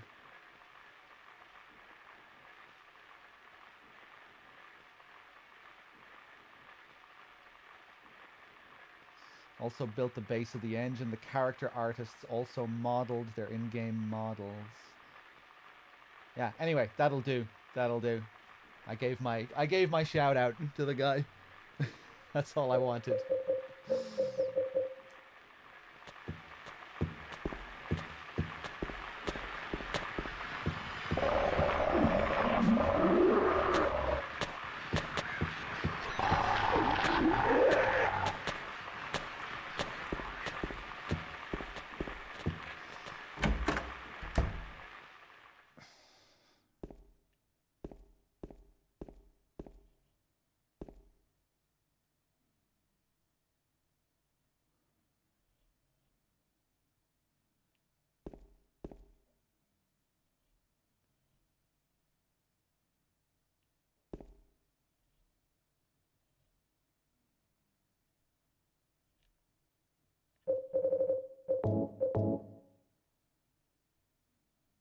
Looks familiar.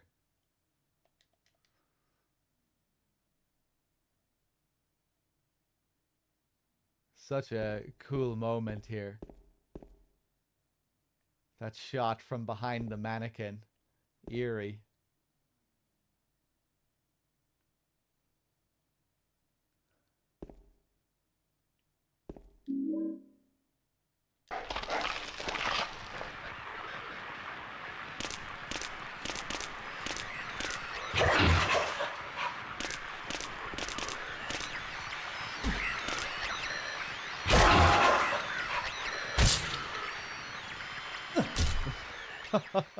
Those sounds. Where are those sounds coming from?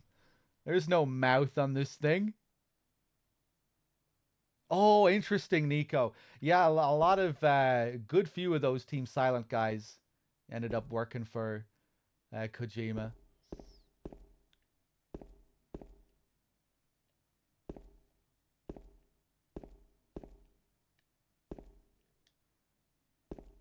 Of course, we know about Ito's work on MGS4, Hiro Asuda, who designed major areas of MGS3, also an artist on Silent Hill 3 and 4, and a good few others.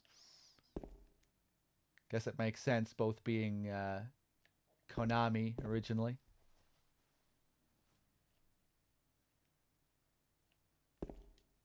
Just a mannequin, but these clothes.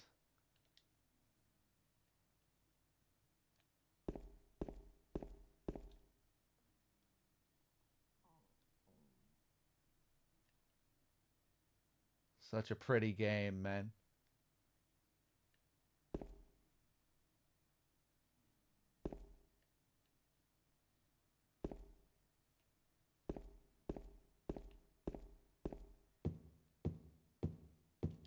A sewing machine. There's nothing special about it. There's a note with a cutout magazine article attached to it. There's a title written on the front side. Searching for another conclusion. How to be a happy couple. Do you really love her, in sickness and in health? If you truly love her, then you must act. It all depends on how hard you fight for her. Whatever happens, don't give up. Always try just one more time. Even though there may be hard times, never turn to another woman.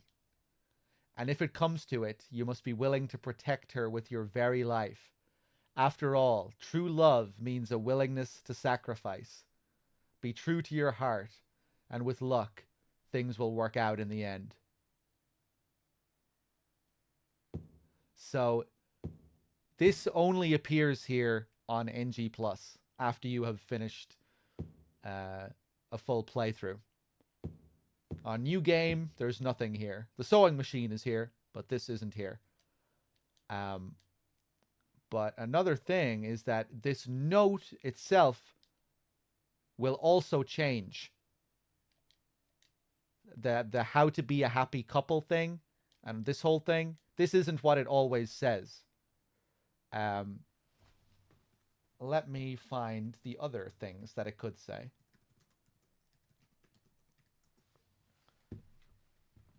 And I think the message you get here, I'm not sure if it's random. I think it might be dependent on the endings that you've gotten up until this point. Because these also serve as hints on how to get the other endings in the game.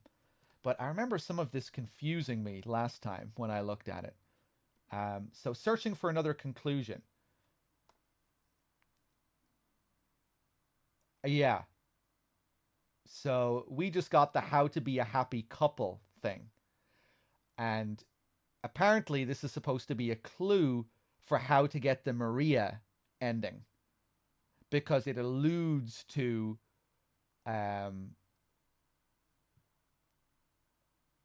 another woman. Do you really love her in sickness and in health? If you truly love her, then you must act. It all depends on how hard you fight for her. Although, wait, I guess this is... Yeah, no, that's not exactly right, what I just said. But Always try one more time, even if there may be hard times. Never turn to another woman. This might make you think, no, is this about the leave ending and actually avoiding the Maria ending? Because it's telling you not to turn to another woman. Right? You'd think, oh, this is about staying loyal to Mary. But, yeah, I don't know. Maybe the wiki is just full of shit here. But no, I think it probably is right, just in a weird way. I don't know. Anyway, the other possibilities are the road to tomorrow.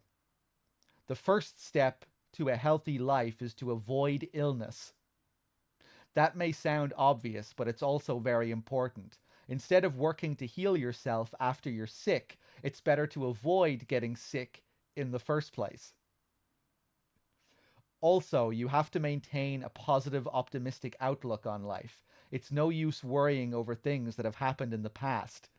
You've got to get outside and play in the fresh air once in a while, instead of just sitting inside reading difficult books. So that's one of the other ones you can get, which is supposed to be a hint for the leave ending, which makes sense. Avoiding illness, avoiding taking damage, making sure you're staying topped up on health. All of those are important things for getting the leave ending. And then finally, the in water ending, the suicide ending. Choosing death is what this one is called. Yeah, so I guess there's no option for the how to be a happy couple one other than Maria, which just feels kind of twisted, right? Because the Maria ending is horrifying. It's like a terrible ending.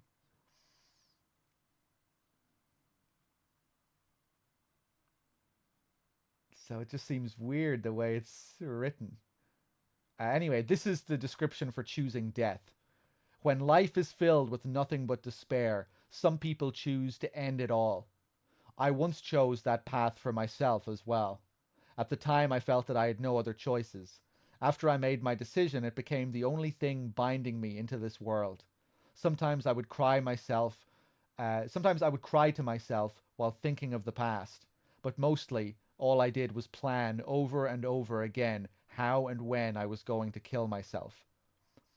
I did stupid, dangerous things. I figured it didn't matter since I was going to die anyway. So I went out of my way to invite disaster. I stopped talking to people, and it didn't bother me when friendships grew distant. That's some pretty bleak stuff right there. But again, yeah, you can also tie this into gameplay, which is what this also serves as. It's tying into the story, but it's also giving you hints for how to kill yourself in the game. Inviting disaster, doing stupid, dangerous things, keeping your health at a low level. All of these things make it more likely for James to kill himself at the end of the game. You keep your health at a high level consistently, you take care of yourself, you're more likely to get the good ending.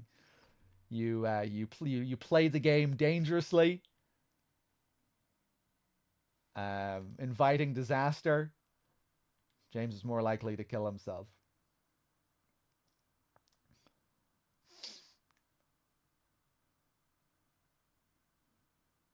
Some of these are making me think as well. I stopped talking to people, and it didn't bother me even when friendships grew distant. The stop talking to people thing, is that supposed to be a hint? Are you more likely to get the in water ending if you skip cutscenes? That would be fucking amazing. I should look up all of the things that affect the ending, because I don't really know what all of them are. Maybe some of them are like really crazy and things that I didn't know about. Like skipping cutscenes affecting stuff. I don't want to talk to you. I just want to get this over with. I don't want to watch this cutscene. Maybe, I don't know.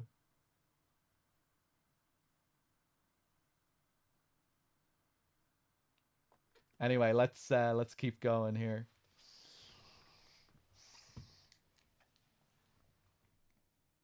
I always assumed it was not doing any dialogue options.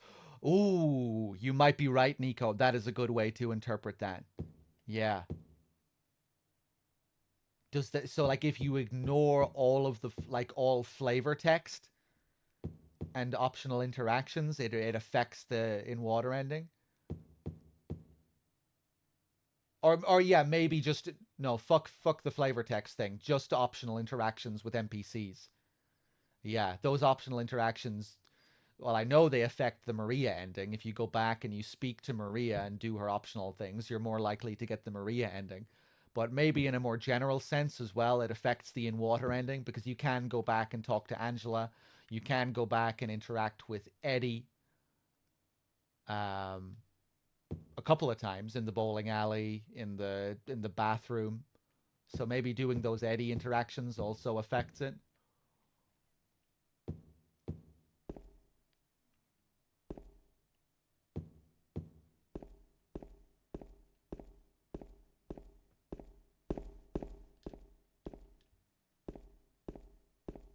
But I think the flavor text is a bit more specific where, you know, certain interactions will lead to one ending. Another interaction might lead to another one.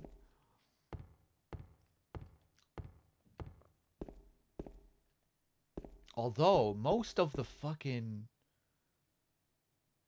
flavor text interaction things that I can think of, they all lead to in water.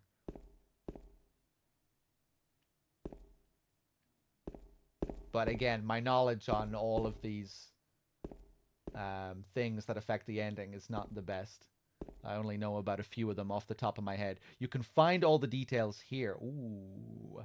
Sorry, we're really taking our time with this playthrough so far. But that's half the fun.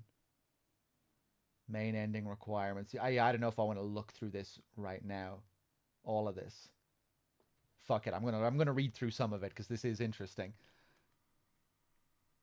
Yeah, the leave ending. To receive this ending, James must act as if he wants to survive and complete his journey, while not showing too much focus or attention on Maria or the memory of Mary. This is the most likely ending you will achieve by playing the game normally or with a quick speedrun. Recover your health as soon as it drops, and in excess of 200% HP in total. Listen to the entire sickbed conversation of Mary and James in the hallway before the final boss.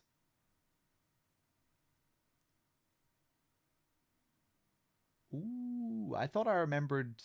Oh yeah. No, I knew that one.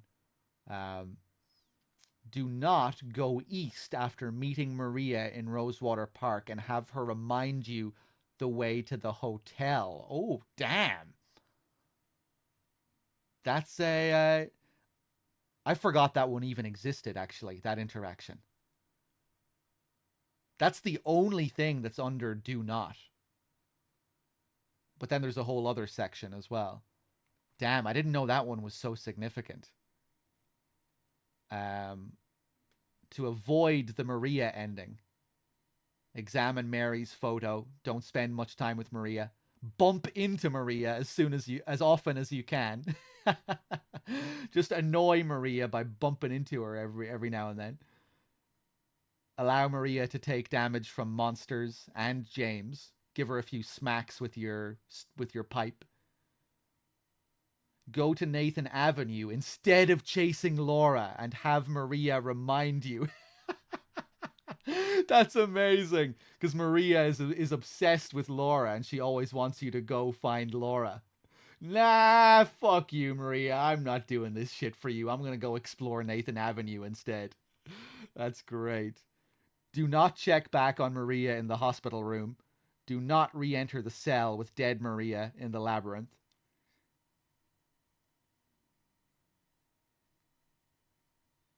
To avoid the in-water ending, do not keep your stamina in the red zone for too long. They call it stamina, huh? Do not examine Angela's knife.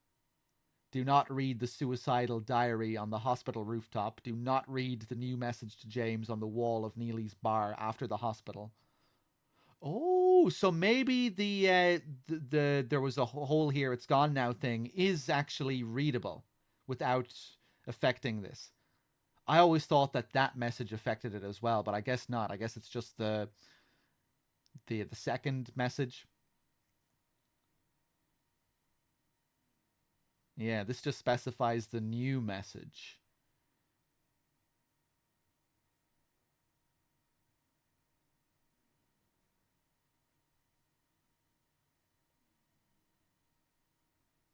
Okay, I think yeah, it doesn't seem like there are too many like crazy things, like skipping scenes or and all that stuff that I was wondering about. Um, yeah, if I missed anything crazy there, you can tell me.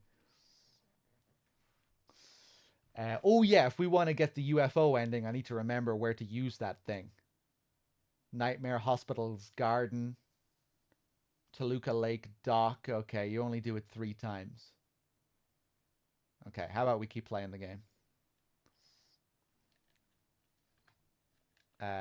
Oh no, I lost my control.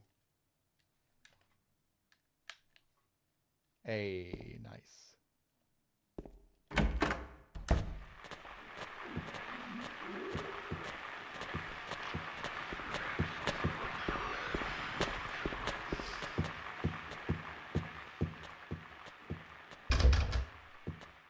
Okay, now let's explore the rest of this place. Hey, thanks for all the congrats.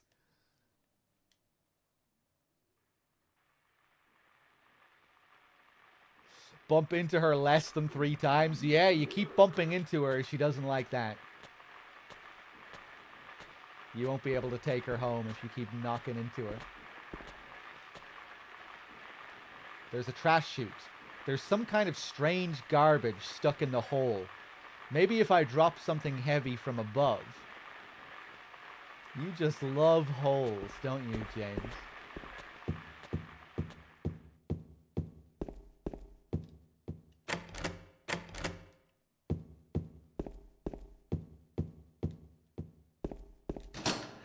Locked.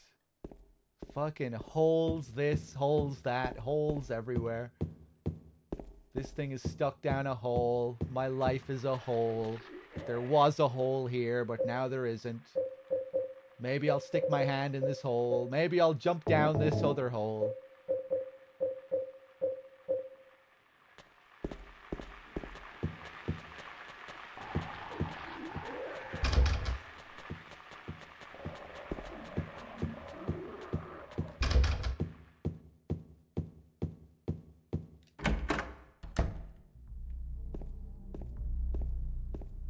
So, I just want to come down here to show how empty this room is right now.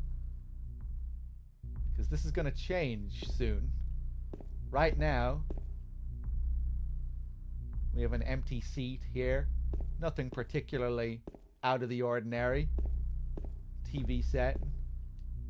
A television. There's nothing unusual about it.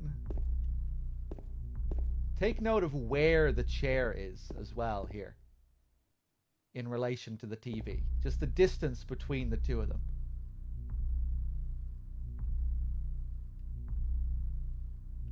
Just something to keep in mind for later.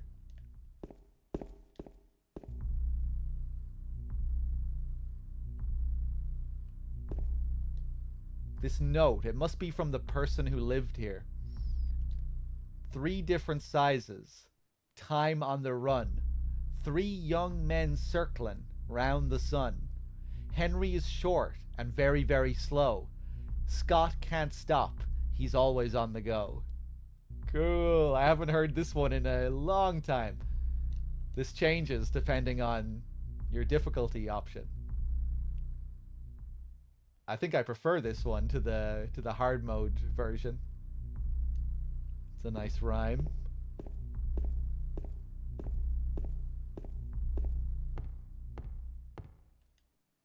What's this? Henry Mildred Scott. Hours, minutes, seconds.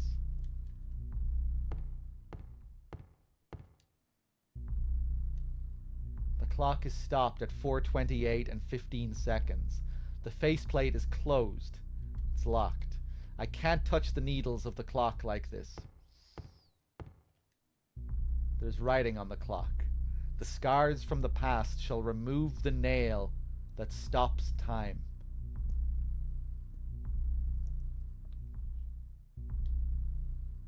Will you push the clock?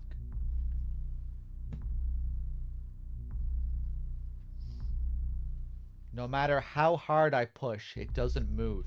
It's like it's stuck to the ground.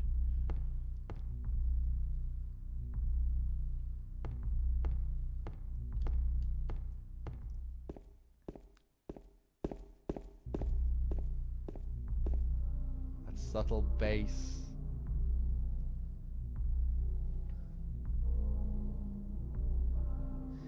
Hey, thank you, Darth Elf. Boom. Boom. Boom.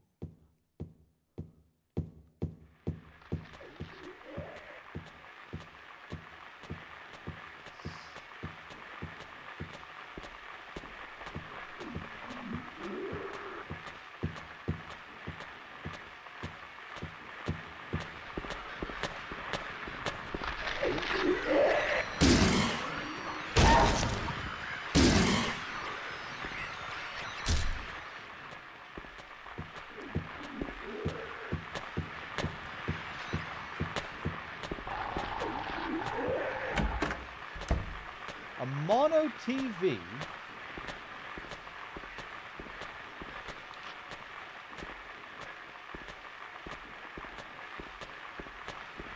Wait, I was doing 0 there without thinking. A mono TV.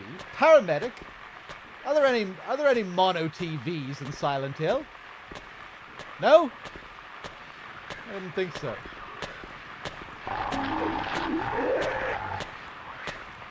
Hello there. Come out. Ah, no.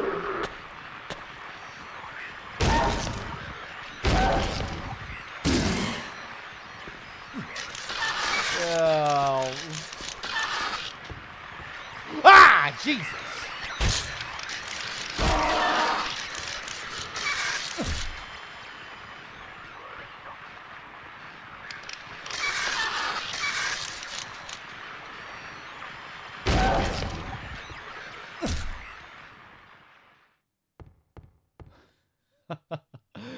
With all the mad twitching. Hey, Lonely Geekess. There's a newspaper on the ground, but there's nothing interesting written in it.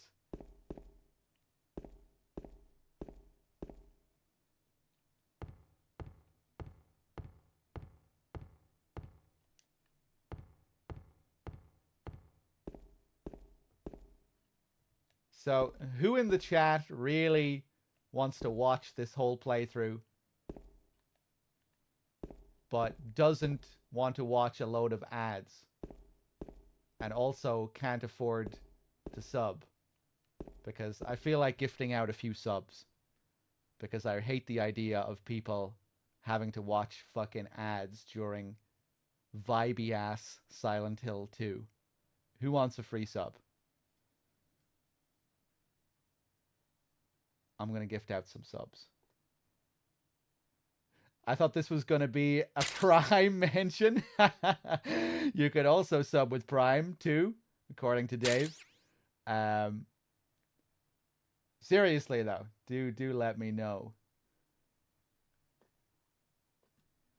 Can I?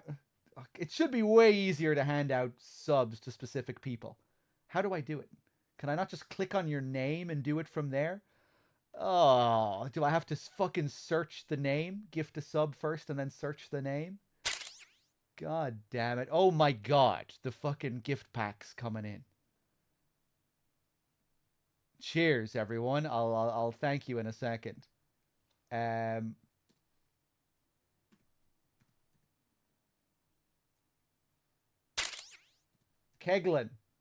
Keglin, ECQ. I'm coming for you.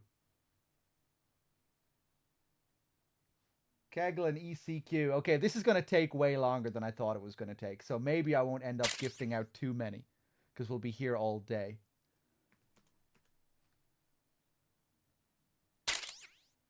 Giant and Shaven with the 5-pack. Thank you very much.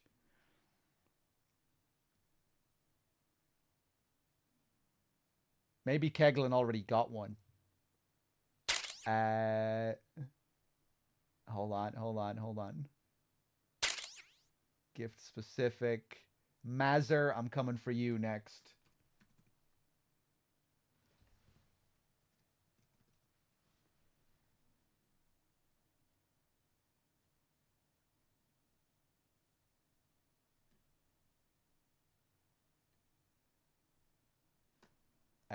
Who else? Noxilium, you're getting a sub.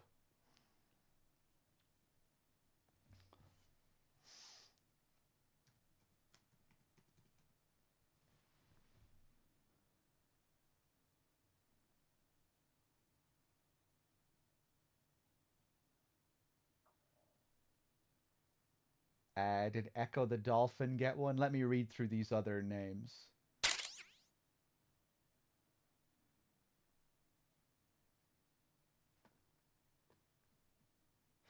Lowlife with the 5-pack. Dr. Sasso with the 5-pack. Hanatani with the 5-pack. Thank you. Oh, shit. Cherry got a sub there. Haven't seen you around for a while. How's it going, Cherry? If that is the same Cherry, actually. Maybe it's not. Logic. Lowlife. Okay. Echo the Dolphin, you're getting a sub.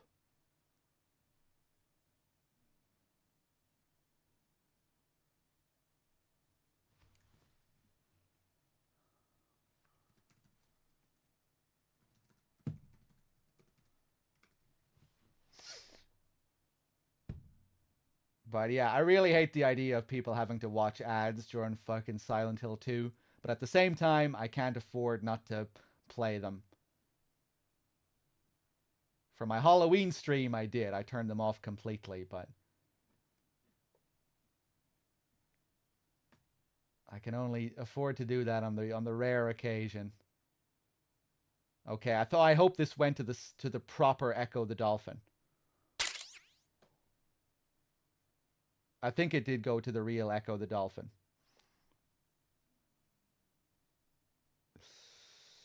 Hey, it is the same Cherry. How's it going, Cherry?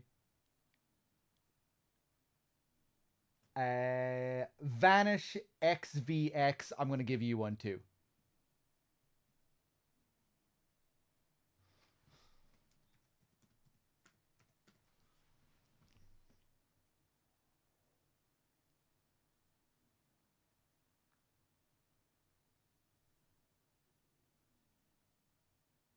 Okay, there we go.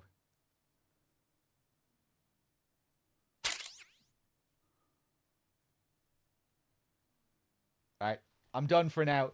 Enjoy your free subs, and thanks for helping me as well. As soon as I mentioned I was going to do that, a load of people also gifted subs. Giant and Shaven with the 5-pack, Hanatani with the 5-pack, Lowlife, Sasso. Cheers, everyone. You're too kind. Okay, let's keep going, shall we?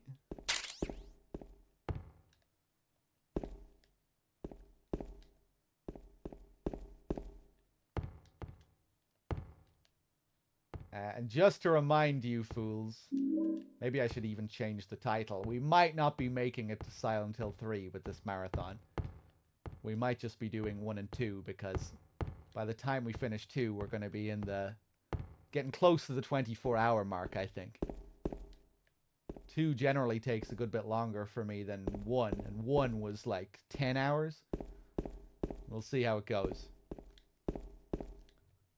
I did cover my ass a bit with that title, with the question mark at the end, because I wasn't sure how far we were going to get.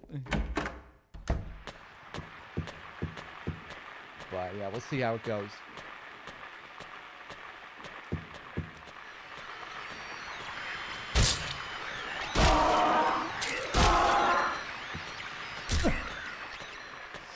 And damn, Cherry, you are old school. Going back to, you've been watching since 2012. I didn't think you went back that far. That's a long time. Wait, did I not gift a sub to Vanish? XVX? I thought I did. Did I fuck it up? Did I give it to the wrong guy? I meant to gift you a sub, Vanish. Did I gift it at all? Maybe it just didn't go through or something. Sorry about that. But it looks like Mont had you covered anyway.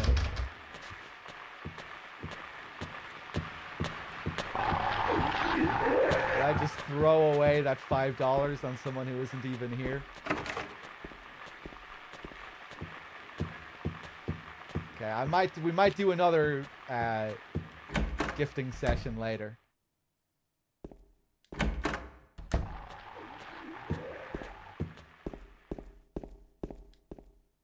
When we get closer to the end, maybe. Because nobody wants a fucking ad break during Mary's letter at the end of the game.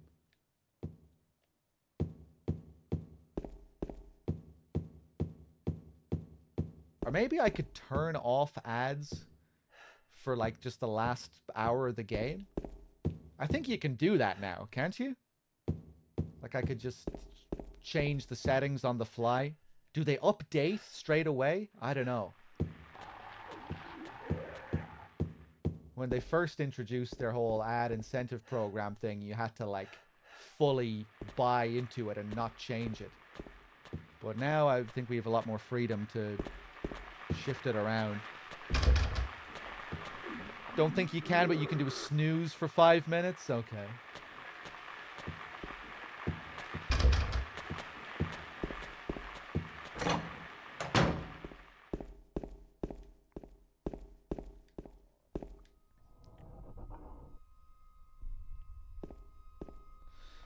Is it the same for streamers if someone subs normally or uses their Prime sub? I believe so. Yeah, I think we'll get the same cut regardless. Maybe local pricing and stuff changes that, but I think it should be the same. Look at these amazing shadows. Always just loved all the detail all over the walls in the apartment building as well. The graffiti and the posters and everything looks so good. The random bits of grime and dirt. Everything looks so real.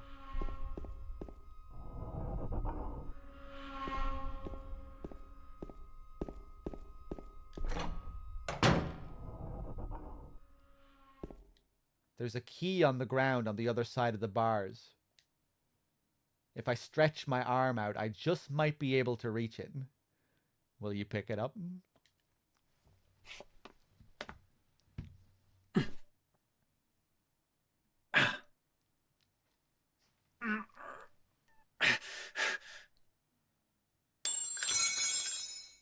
Ow! Hey, wait! Damn it.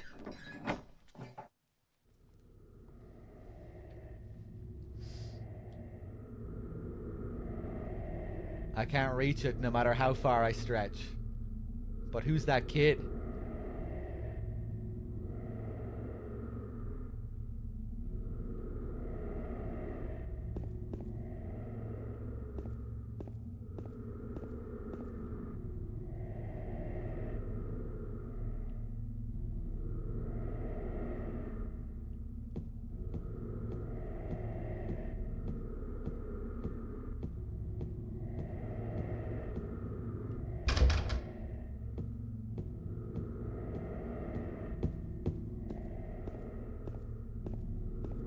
I should have taken out my chainsaw and screamed down the hallway at her. We'll do that next time.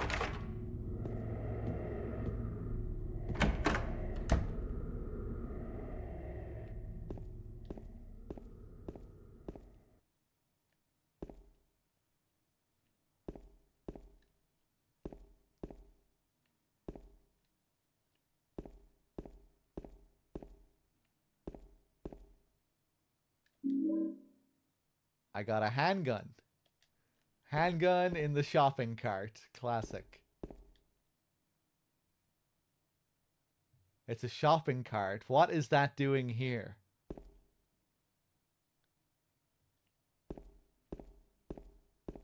Isn't this just typical American stuff? I don't know. Isn't this what you do over in the US? Take your gun back home in the shopping cart and just shoot the shit out of your apartment? Just for the fun? Just for the hell of it? Turn the house into a shooting range? The wall is pockmarked with gunshots.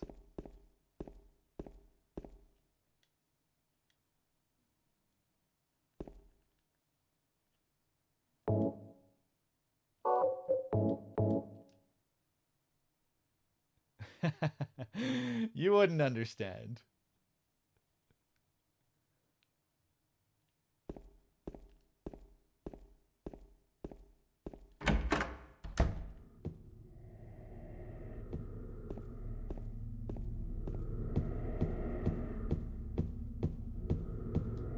So, picking up that gun triggers something downstairs when we go back.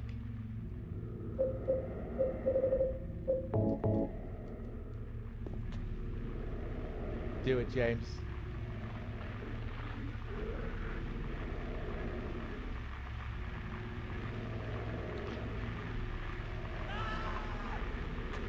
There you go. That'll scare her. There's some payback for kicking my hand.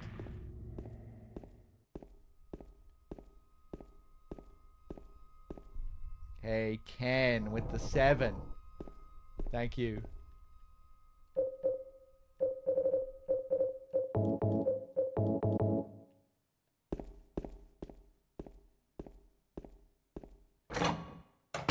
So now when we come back after getting the gun, dead silence.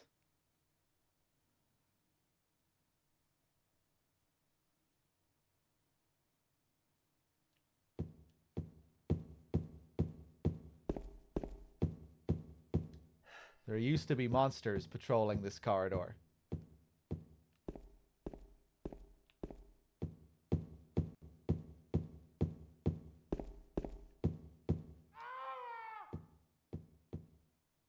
What was that? Some kind of noise north of here.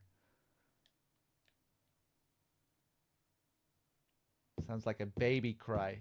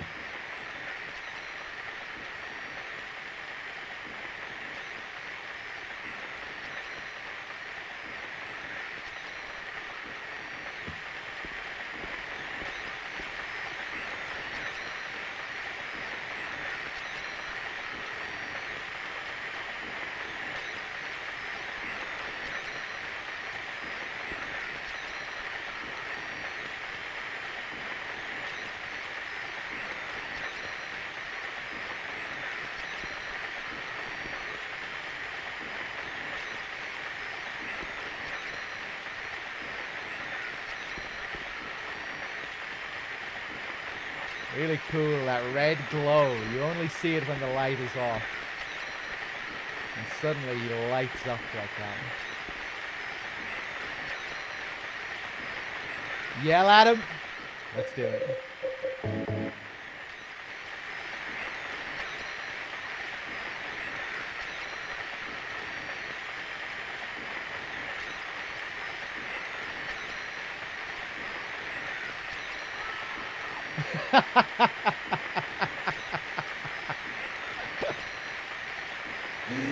I didn't think it was going to be funny again, but that was funny.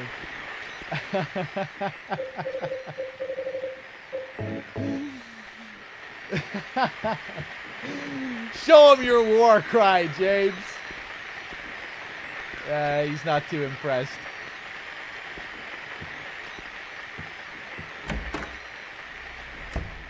Oh, man. Okay, so remember last time we were in here and I was pointing out the emptiness of this room? Now look. Also, a key has appeared. The key to room 202.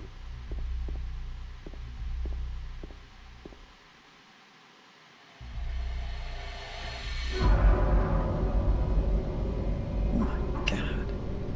Who could have? Oh my god, who could have done such a thing to this poor man here? Who could have killed him? Who could have brutally murdered such a man? He's dead. Who could have done this? Not you, James. You wouldn't be capable of such a thing, would you? You're above this. My god, people these days, what they're capable of. But remember how I pointed out the chair and how far away it was from the TV earlier when there was nobody sitting in the chair? Now we come back and he's right up close, right in front of the TV screen. But on the ground here you can see where it was pulled from its previous location, with that blood stain, as if there was something underneath the chair, like some corpse that was being dragged along with the chair as it was being pulled up. I just think that's really cool. Just the image that, the picture that paints in your head, especially when you see where the chair was positioned before this. The key just spawning out of nowhere, out of thin air. Of course, the body here again is James. This time it is quite clearly James too, with the other bodies you see on the street. The head is all mangled and distorted, but here the head is quite visible. You can see the hair, which is James's hair. At the very end of the game, when we watch the videotape which shows James what he did to Mary, when he finally learns the truth about what happened, he after he watches the tape, he falls back into the chair and lands in this exact same position, which is another really cool detail. At the videotape scene at the end of the game, we'll see James in this exact same position, with the static in front of him, with the TV static. He's dead. Who could have done this? And I can't remember if the TV is the same. I think maybe the TV is the same. Or maybe the TV is different.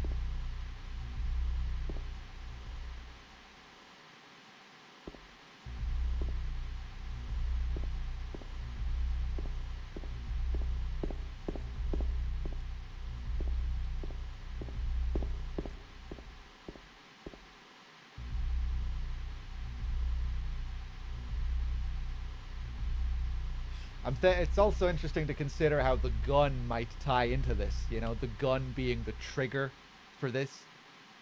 They let you explore this place beforehand. There's nothing here.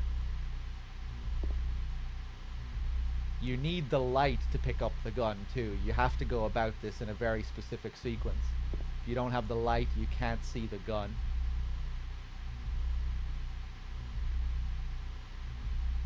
Then you pick up the gun, Pyramid Head appears. James's desire for punishment, that's what he symbolizes. His desire to be punished, his desire for death. And then you come in here, you see dead James sitting in front of the TV.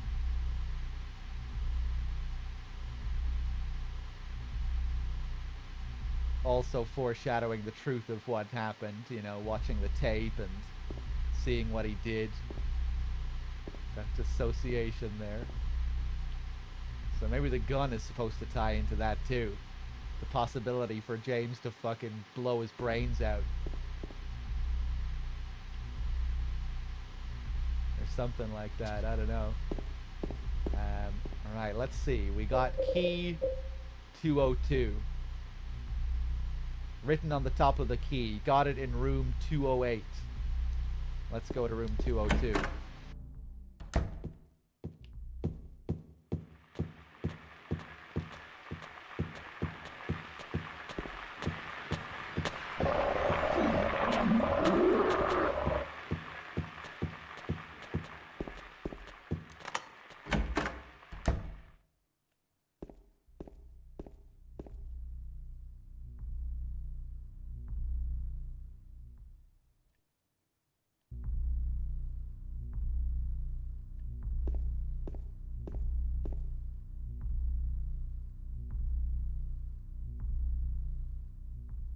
So in this room, we see that it's full of moths here.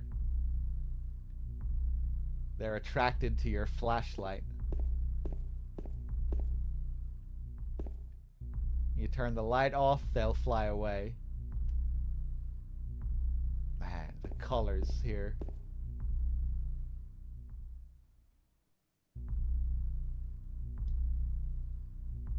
Now they'll come back.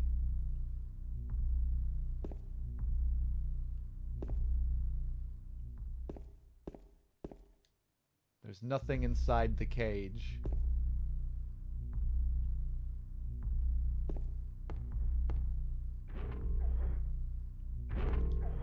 There are dead butterflies on the bed and ground. There's nothing else of interest here.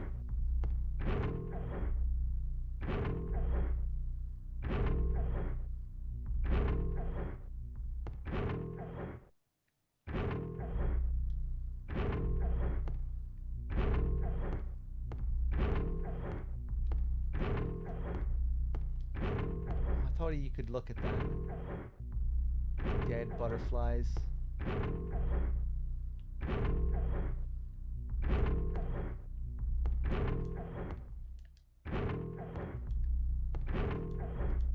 If you look at this wall as well, like you can see there are even butterflies painted onto the wall. Maybe the ones flying around are also supposed to be butterflies, but I interpreted those as being moths.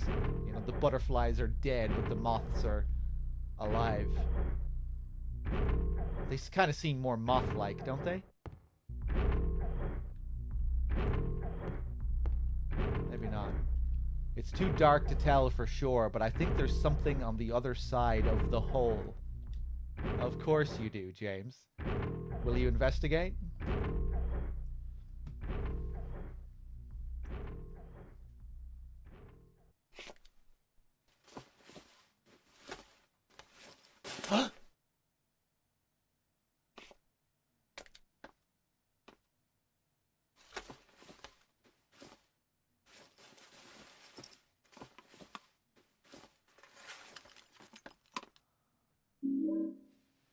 And we get the clock key.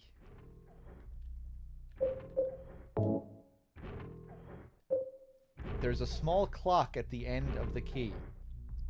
It was in a hole in the wall in room 202. Now that I think of it, there was a big clock in room 208.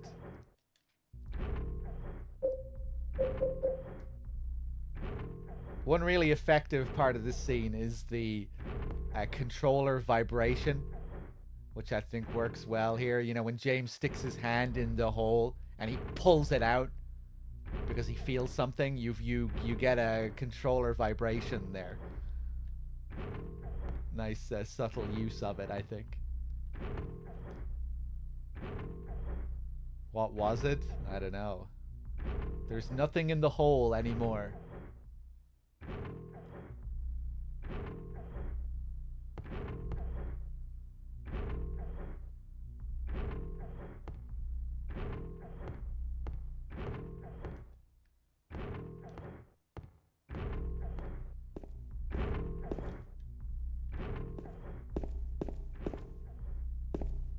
Okay.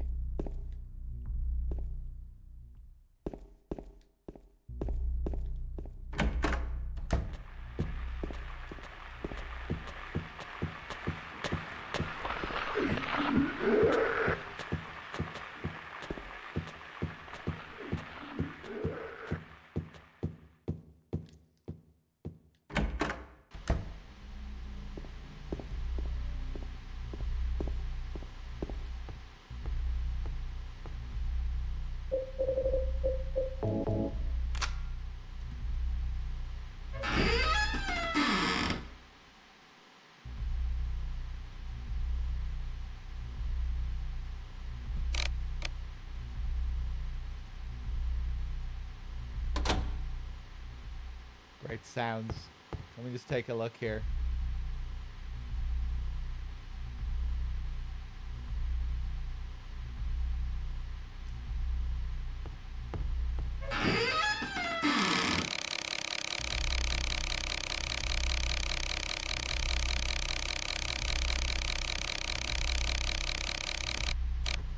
Hey.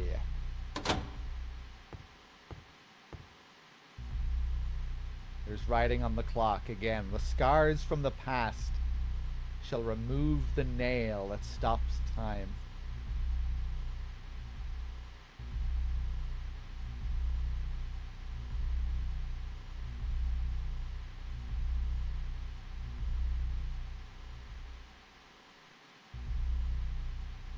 How do we correspond this with what we just did to solve the puzzle, though?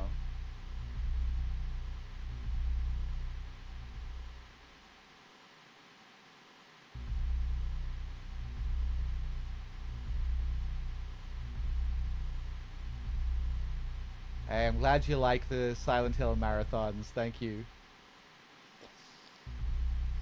Is this my favorite game of all time? No, I'm not sure if I have a favorite game of all time. There are like, you know, a top 3 or a top 5. Silent Hill 2, MGS2, Bloodborne, FF7, OG. Those would be maybe the games that have meant the most to me growing up.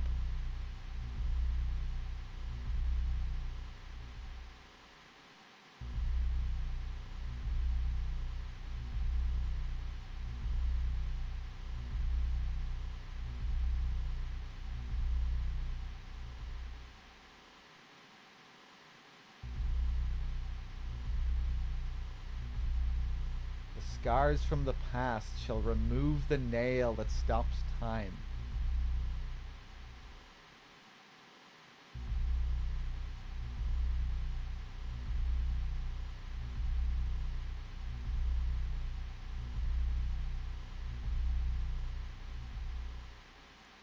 Will you push the clock?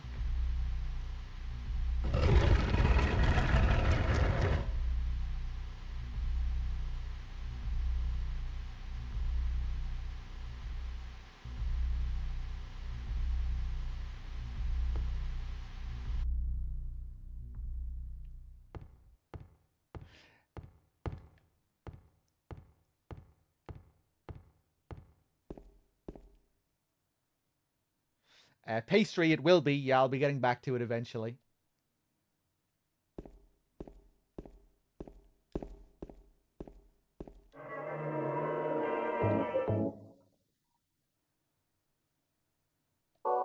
Okay, let's save. The little tray here. This always stood out to me here. I guess because there's nothing else in this room. Makes me think of Sick Mary. You know, it kind of stands out as a, you know, something for the elderly or something you would see in a hospital, maybe. These sorts of trays.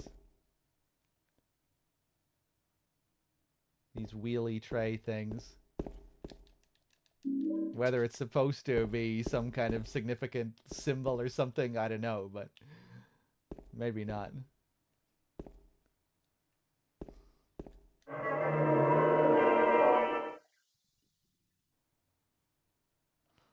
Looks like the kind of tray you'd have surgical tools on as well, you think? More so than a food tray?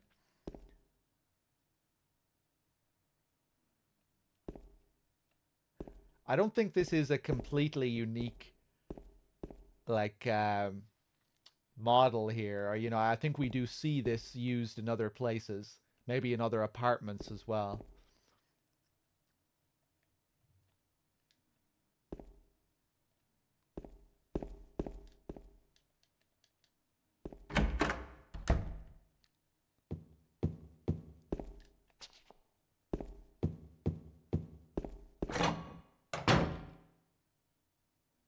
Looks more like a surgical tools tray. Oh, really? Okay, that's interesting. Huh. Maybe that makes you think of Pyramid Head. You know, and the like later on when we go down into his lair and we see that his room is full of like those scissors, those surgical scissors. And that's what his great knife is supposed to be too. It's like one half of a scissor blade.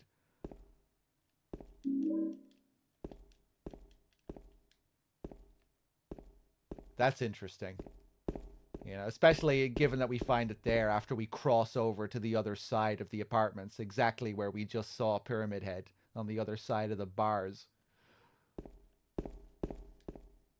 So, that's interesting. I always thought it was just some kind of food tray. But a couple of you in chat said it's actually more like a surgical tools tray. That is interesting.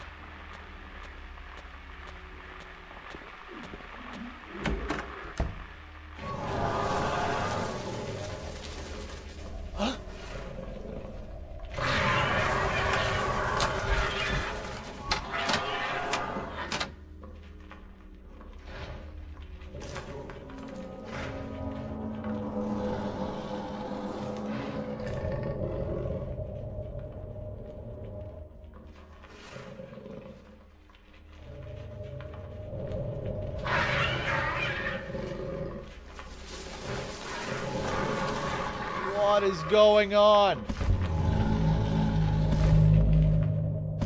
What are those movements?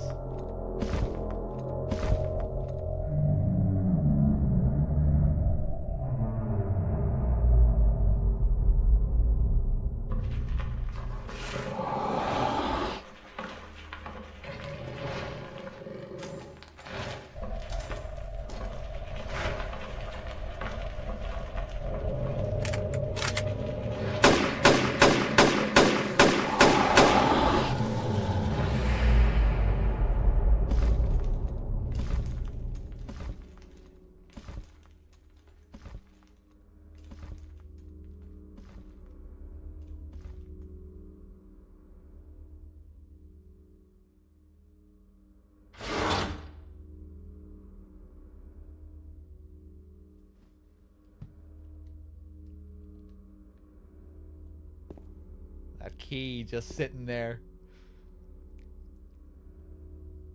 Hold on a second. My favorite part of this scene is still to this day how the game takes the time to show James find a spare magazine in the closet. Most games wouldn't bother explaining how he fires without the player losing ammo, but this one actually makes a point to explain it, those details. That is cool. You know, I'm not sure if I ever really paid much attention to that before, although now I do think I remember people asking before in other playthroughs, well, like, what does he do there if you don't have any ammo? But yeah, they have the magazine there.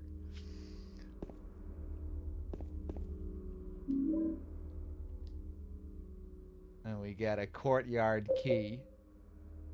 Key to door which leads from the west side stair hall to the courtyard. His movements are just so strange in that scene. When he pulls the mannequin like up close away from the kitchen area, and he's just holding the legs up in the air, like his movements there look buggy almost. You know, it looks like he's glitching out. Like he's moving his hands around while he doesn't seem to be even grabbing onto her legs for most of that little moment there. He's just waving his own arms around while the mannequin's legs are flying around. It almost looks like he's telepathically controlling the mannequin or something. It's really strange. Yeah,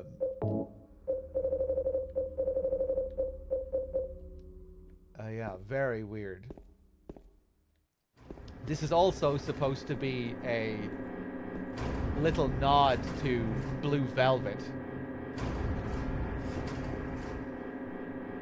The Lynch movie.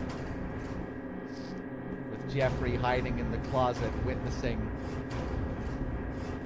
a sadomasochistic act. Voyeuristically, you know, spying on two people.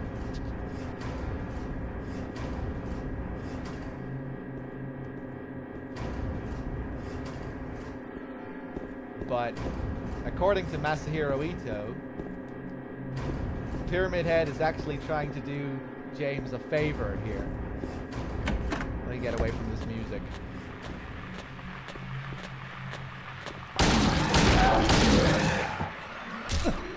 The idea is that these monsters are in the way of James. In the way of James realizing the truth about himself. That they're blocking his mind. So Pyramid Head is supposed to be removing the monsters, almost literally, from James's mind. He's trying to be a psychologist here. He's trying to... This is Pyramid Head's therapy session. And then, of course, James comes in. And he interrupts Pyramid Head's hard work. Starts blasting at him. And then Pyramid Head realizes, this fucking guy isn't ready yet. I'll move on.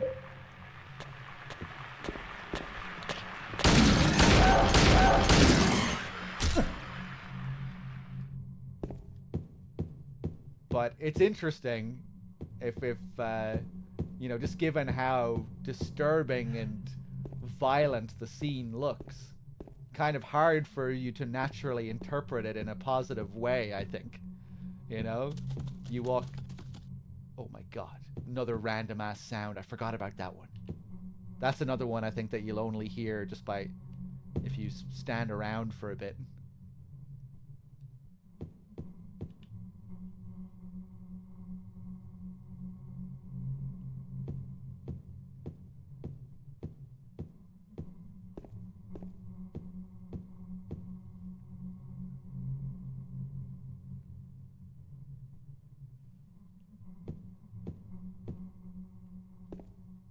Now we're at the other side of these bars. We can get this key that Laura kicked away. Making this place seem like a prison, very similar to what we see later in Toluca prison. More bullets. Just a normal washing machine. There's nothing of interest.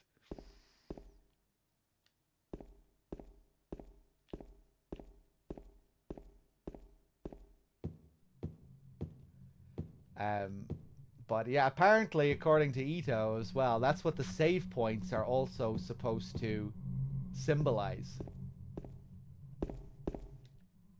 And I was kind of disappointed when I heard this, because I never really wanted to know what the save points were.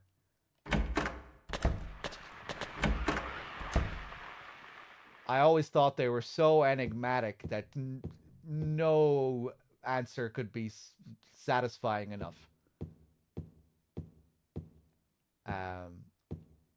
You know, specifically the final image, the final save point. You know how the final save point in the game is 9 red squares? The cover for the game in Japan as well was also those 9 red squares. That was the cover art for the game. And I always found that to be so mysterious. Like, what is the deal with these red squares? These 9 red squares. Why 9? What's the significance? What do they mean? But yeah, there are 9 enemies in the game, excluding the little unicycle roach thing. And that's what they symbolize. Each part being like a part of James's fucked up psyche.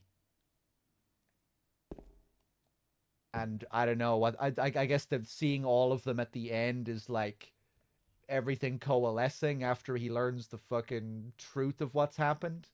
I don't know. I guess there's still room for interpretation beyond what we've been told about it. But yeah, I guess I just didn't ever want to even know. I never wanted to know anything about those 9 red squares. I liked it being left completely open.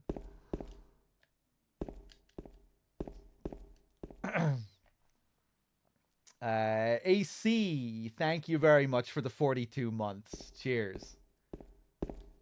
Masahiro Ito didn't even want to fucking explain it himself. It was so stupid, man. That guy opens his mouth way too much. Because when he revealed this on Twitter, he said, I'm going to delete the post in 1 hour. I'll explain what the red squares are, but I'm going to delete the post in an hour. Yeah, that's going to make it disappear, man. Like, do you want to reveal the information or not? All those... You're going to have a million sweaty Silent Hill nerds screen cap your post anyway. So like this information isn't going anywhere. Once you've said it, it's out there. Deleting the post isn't gonna fix it. Isn't gonna undo it. Jesus Christ, man.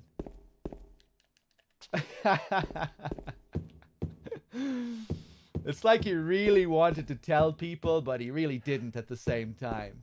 It's like he knew what he was doing, you know? He knew it was too mysterious to really reveal, but he just couldn't help himself.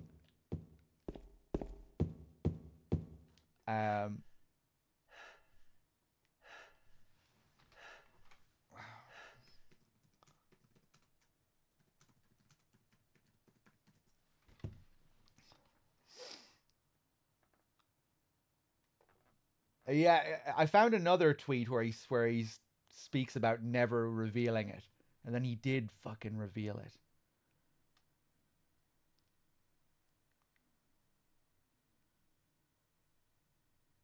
Quote tweeting another thing. I'm often asked what is under the helmet of Pyramid Head, but I'm not going to answer that question. Example, as soon as you are given the trick of magic, the magic will be nothing to you. However, there is no way the helmet is the actual head of Pyramid Head. And then he quote tweeted this tweet with something else. I'm often asked about the 9 red squares at the end of Silent Hill 2 too. I'm not going to answer it because of the same reason. You fucking asshole. You betrayed yourself, Masahiro Ito.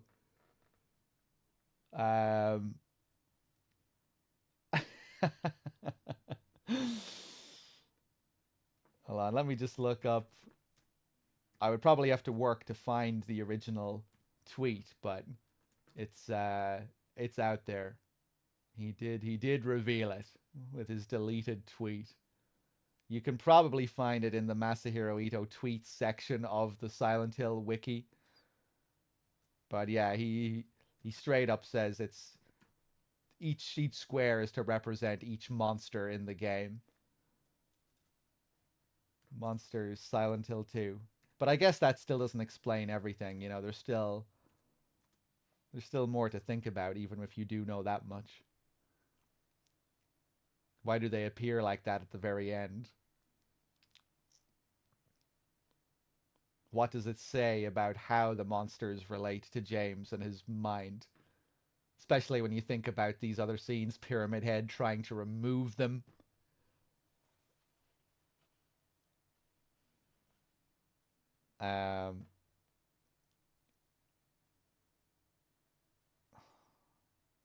So you have Abstract Daddy, which isn't just Angela's monster, you know, it becomes James's.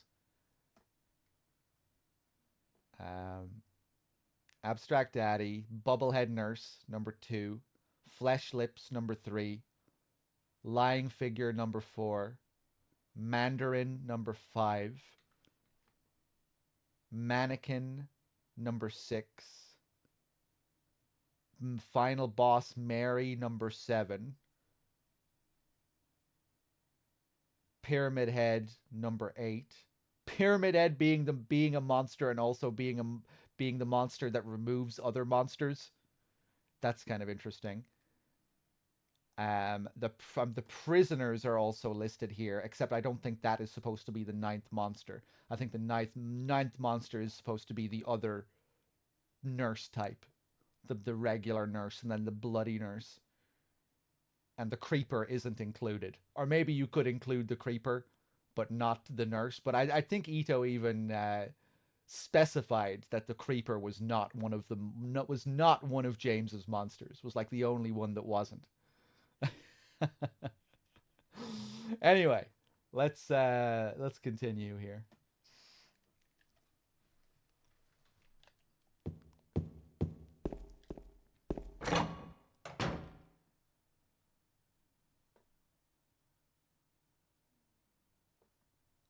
This is what he should reply to every question. No, in all seriousness, I think he has only ever revealed too much, like once or twice.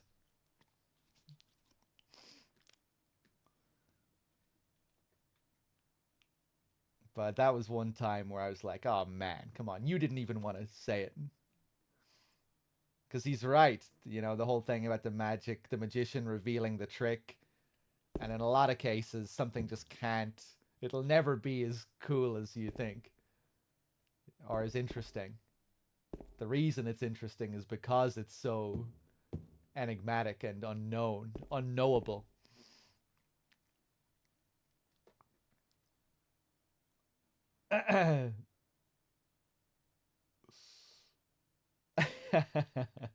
Yeah, the door, Nico. That door is really cool. I do like that door. I've never once thought about what it could mean. I never got the impression it meant something specific.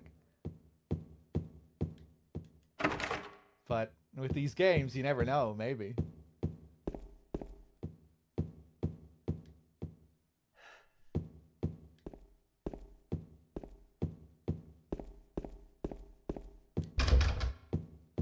Broken doors. Canned juice.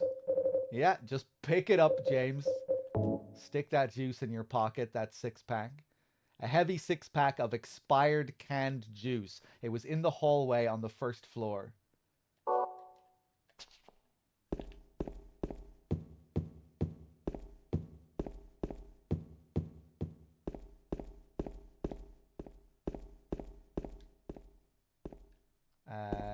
Anything here?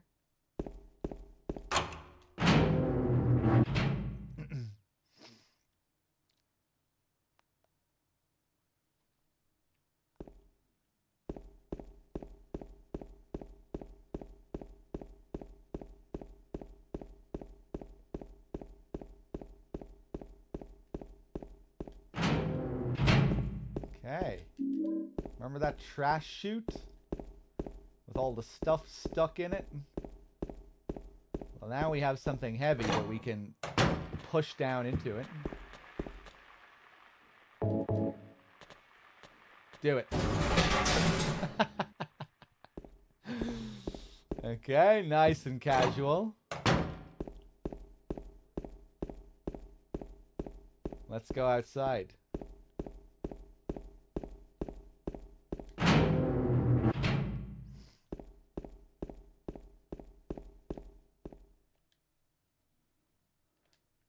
The garbage bag is torn and the contents are strewn all over. I got a coin. Old man. What's this? Some gossip magazine, eh? The police announced today that Walter Sullivan, who was arrested on the 18th of this month for the brutal murder of Billy Locane and his sister Miriam, committed suicide in his jail cell early on the morning of the 22nd. According to the police statement, Sullivan used a soup spoon to stab himself in the neck, severing his carotid artery. By the time the guard discovered him, Sullivan was dead from blood loss, the spoon buried 2 inches in his neck. An old schoolmate of Walter Sullivan's from his hometown of Pleasant River said, "He didn't look like the type of guy who would kill kids. But I do remember that just before they arrested him, he was blurting out all sorts of strange stuff like, he's trying to kill me, he's trying to punish me. The monster, the red devil. Forgive me. I did it. But it wasn't me." The schoolmate then added, "I guess now that I think of it, he was kind of crazy." So, this is an interesting note, of course. We get major Silent Hill 4 tie-ins later on in the series. This insignificant character in Silent Hill 2, Walter Sullivan, becomes the main character, really, of Silent Hill 4. He's not the character you play as, but everything revolves around Walter in Silent Hill 4 and his string of murders. But none of that was planned when this game was being made. This wasn't written here to foreshadow Silent Hill 4. They had no plans for this Walter Sullivan character when this was being made. I think here, just within the context of Silent Hill 2, they're trying to draw a parallel here between Walter and James. Both, people who don't really seem like killers, but who are capable of going off the deep end. That's how I look at it anyway, a seemingly normal guy pushed to committing a horrible crime. James is just the everyman guy, decent husband, normal dude. But under the right circumstances, he makes some terrible decisions.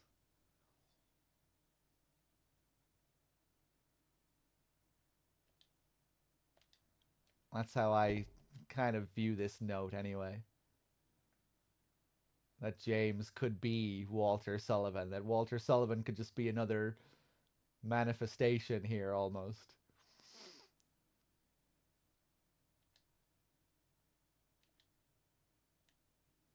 He's trying to kill me. He's trying to punish me. The monster, the red devil. Forgive me, I did it, but it wasn't me.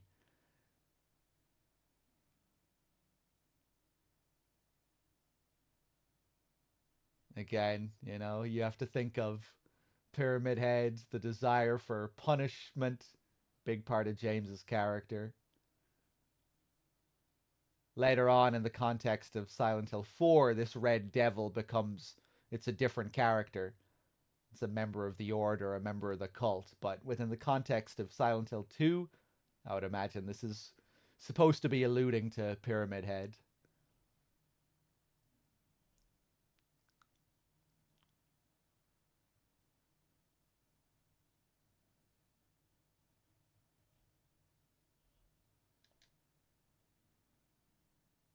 The schoolmate then added, I guess now that I think of it, he was kind of crazy.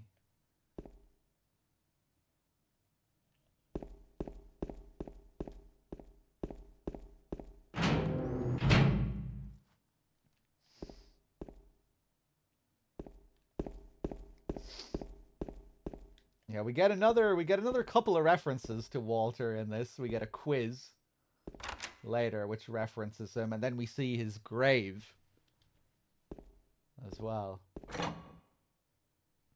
Love that indoor grave area.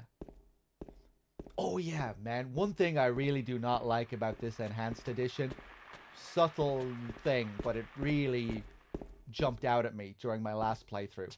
At the end of the game, when you kill Mary, when you kill the final boss, it cuts immediately to the scene with the two of them in the bedroom. The final conversation.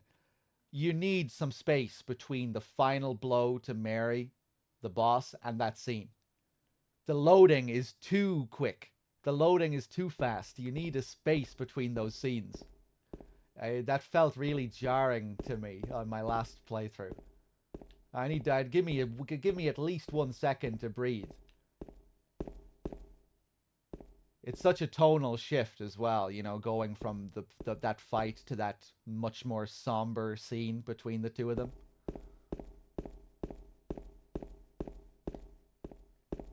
I thought that was kind of interesting in a way too, Sometimes maybe loading screens can actually be good. Maybe sometimes fast loading can be a disservice. Because it really felt like it fucked with the pacing a bit.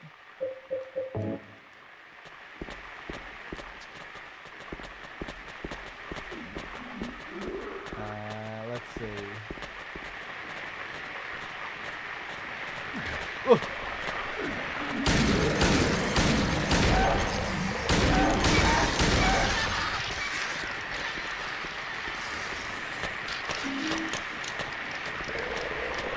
comment on them?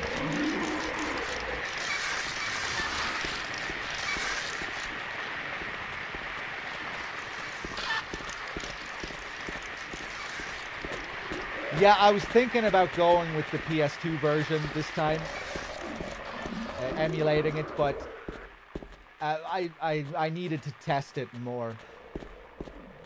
I didn't feel comfortable playing it given that I didn't really have time to test it properly. So I thought I would go for the enhanced edition again. I googled it and I read about certain issues that it has on emulator and visual problems that weren't present in the original PS2 version. Another thing as well that I only noticed it during my last playthrough of the enhanced edition, because maybe it was different on previous versions, but I thought that the CG scenes, the FMVs, I thought they looked almost too clear, like too detailed, where I was able to see flaws that I wasn't able to see before. Like where the models looked almost too fucking doll-like or something. I remember thinking that before, where I was like hyper aware of some of the little animations where it just felt like everything was too clear. Where maybe the lower resolution and the lower level of detail hides some of those flaws.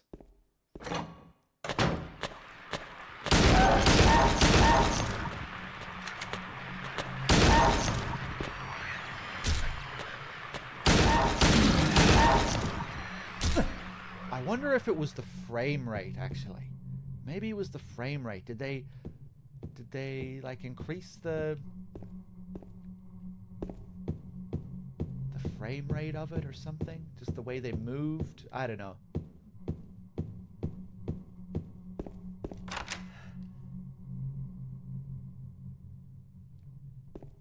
I played the game almost entirely a couple of months back and it worked perfectly on software mode. Okay. Yeah, I'll have to give it a try next time.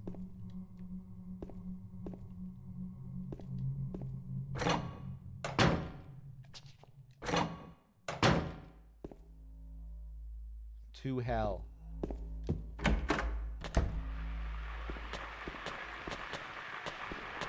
Whoa, camera.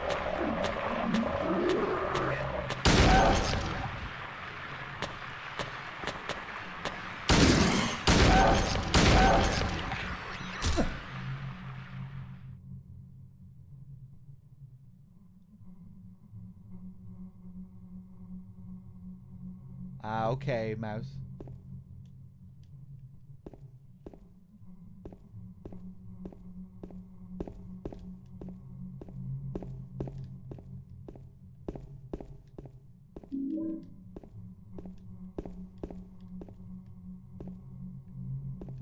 So good, the level of detail here. Everything busted up. The curtains all muddied and torn to shreds.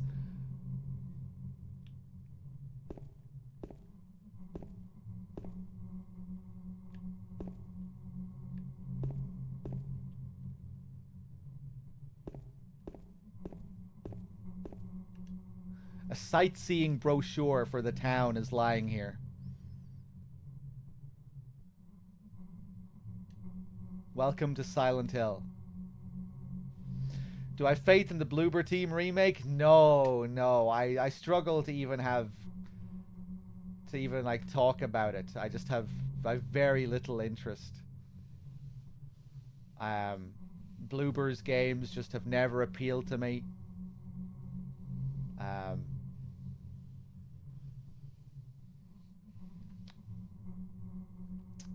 And yeah, based off what I saw, the clips and the gameplay approach that they seem to be going for, just wasn't crazy about some of those shots that I saw from the game.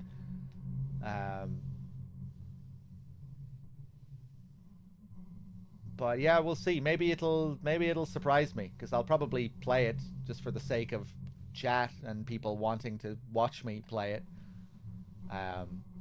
But aside from that, I just don't have much interest. Very little faith in Konami in general as well. Like, I get the sense something is very wrong at that company still. The way they handled the MGS Master Collection, their total lack of communication, the whole Silent Hill Ascension ordeal, and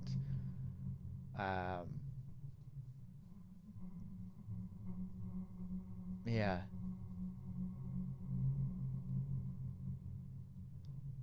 I really don't get the sense that they're fostering good creative environments at that company. You know, where developers are really free to do their own thing. But yeah, I don't know. Like,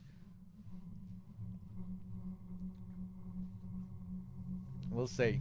We'll see, but I don't have much faith.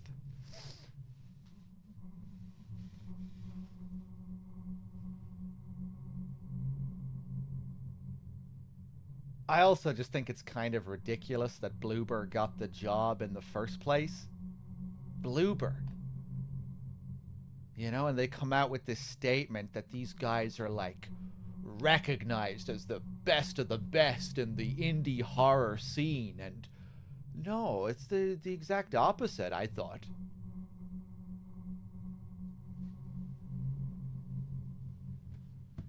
I thought so many of their games had been like very poorly received generally.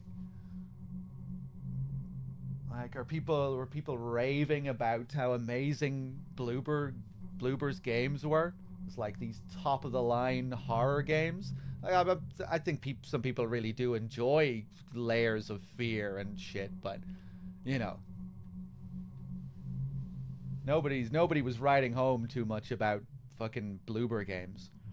Just seems kind of careless that they would be given such a classic, you know?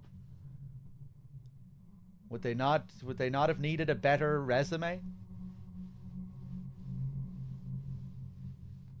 Just seems kind of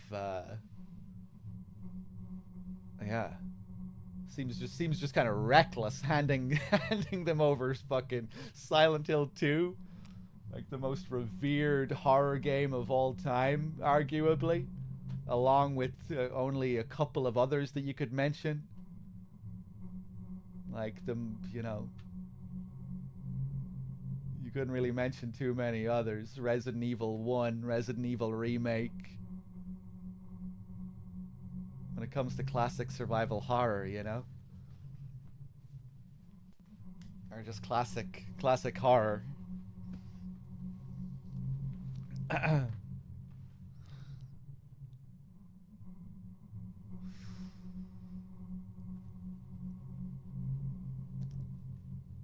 But yeah, hopefully it's interesting. You know, it seems like it's going to be a much more like action-oriented affair with what I've seen of the gameplay. Maybe a more heightened and over-the-top version of the story. Like they're adding like entirely new sequences and story sequences and maybe even characters as well, right? So it's going to be like a reimagining of the story, which is probably, you know, they're probably better off doing that.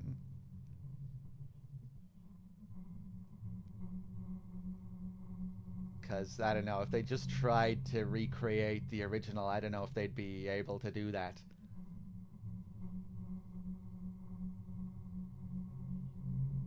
I find one-to-one remakes kind of boring anyway. You know, I'd be more interested in seeing their own take on the story, like something significantly different.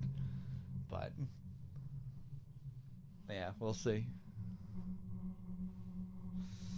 Didn't they just redesign James's model? They seem to back away from their original idea of really changing James's look. Yeah, it seems like now he looks a lot like a OG James. With like the color palette and everything from that image that they released.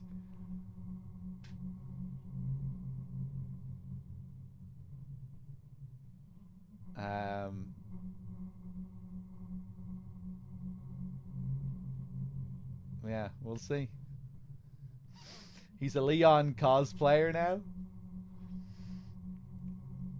Let's see. Silent Hill, a quiet little lakeside resort town. We're happy to have you.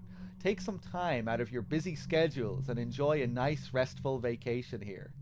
Row after row of quaint old houses, a gorgeous mountain landscape, and a lake which shows different sides of its beauty with the passing of the day from sunrise to late afternoons to sunset. Silent Hill will move you and fill you with a feeling of deep peace. I hope your time here will be pleasant and your memories will last forever. I just thought about reading this in the remake and how ironic this could be if I really hate the remake and I'm not having a pleasant time at all in Silent Hill. Reading this could be very funny in Bloober's remake.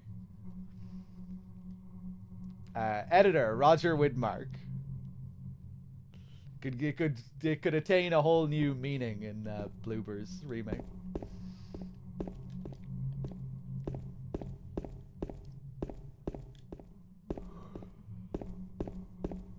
But I guess it's kind of exciting that this remake is coming. You know, it'll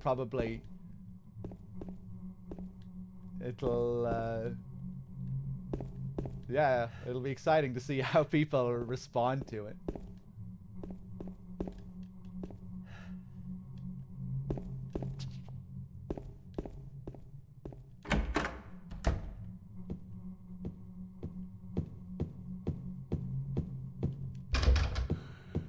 Oh man! Oh Jesus, it's 5:30. My guts tell me this is gonna be Callisto Protocol, Silent Hill 2. That is a really solid prediction, Nico.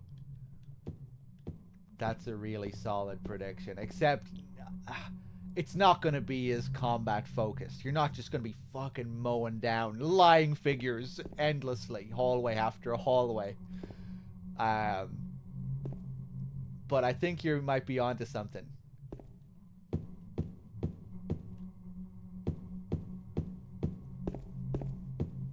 Bloober team have they ever done combat before? Have they ever done like action combat? This will be their first game with combat.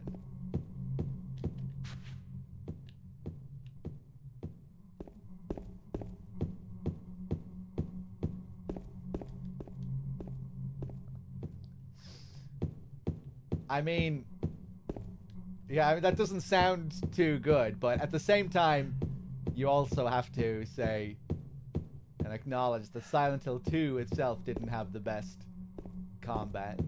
But then again, you could also say that combat wasn't that much of a focus. Whereas in this new remake, it seems like they're trying to make it more of a focus, so maybe it will stand out a lot more if it isn't so great. You know, if they are trying to make it into an action game, turn it into an action game. But of course, that is one area of Silent Hill 2 that you could easily improve. You know, this game does not have the greatest boss fights. It has, like, gameplay-wise, it has really bad boss fights. But the game can get away with it because, you know, at the end of the day, who gives that much of a shit when it comes to Silent Hill 2? Would be cool if it had, you know, if the game had better boss fights, but it doesn't live and die by its combat design, you know?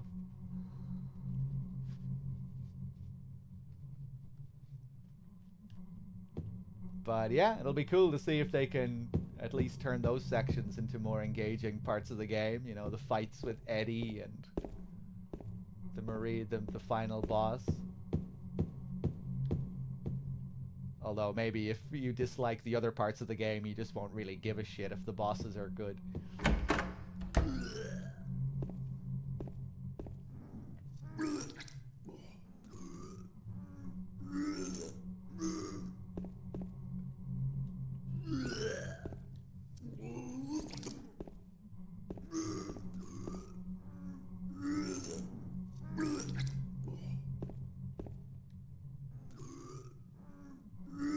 What the? Who could have done this? We haven't seen any bodies like that so far.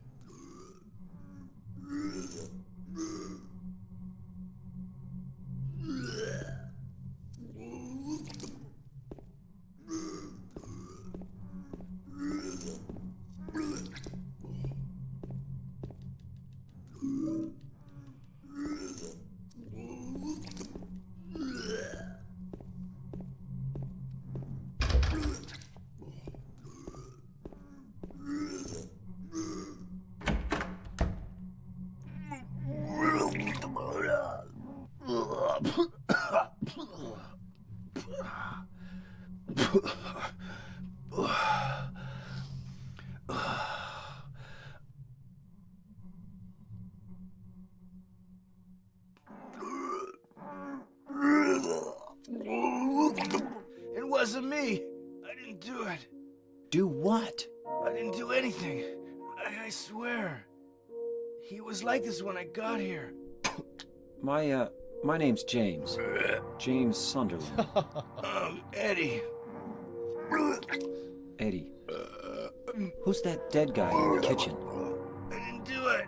I swear I didn't kill anybody. You're not friends with that red pyramid thing, are you? Red pyramid thing? I don't know what you're talking about. Honest. But I did see some weird looking monsters. They scared the hell out of me, so I ran in here. Well, I guess this place isn't too safe either. What happened here anyway? I told you, I don't know. I'm not even from this town. I just...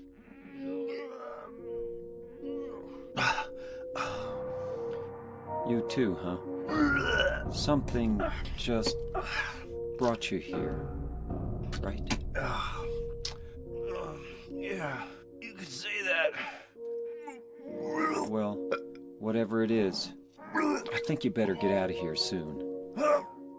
Yeah, you're right. What about you? I'll leave as soon as I'm done here. Eddie, be careful. James, you be careful too.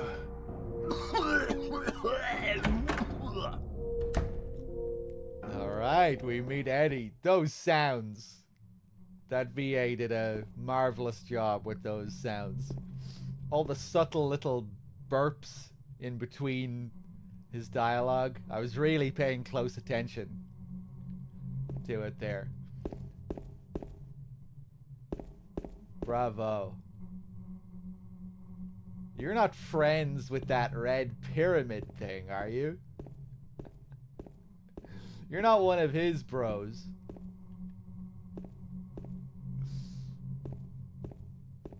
Do you really need to ask such a thing, James? You thought he would be hanging out with Pyramid Head?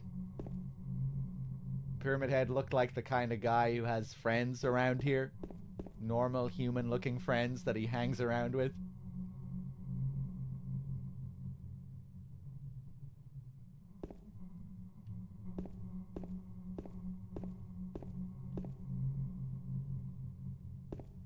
Eddie always sounding like he's hiding something, like he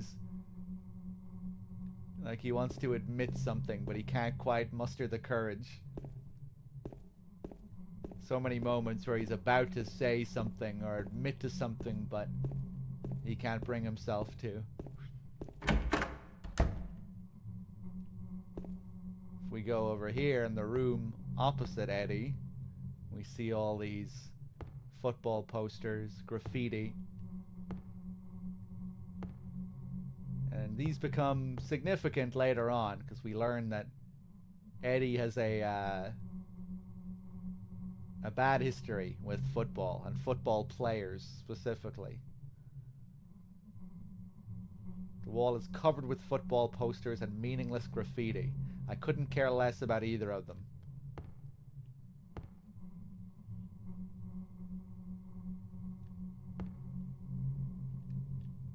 RIP.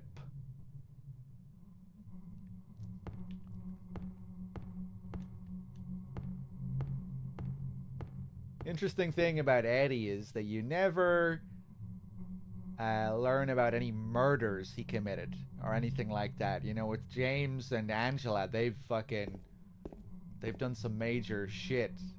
James has killed his wife. Angela has killed her father.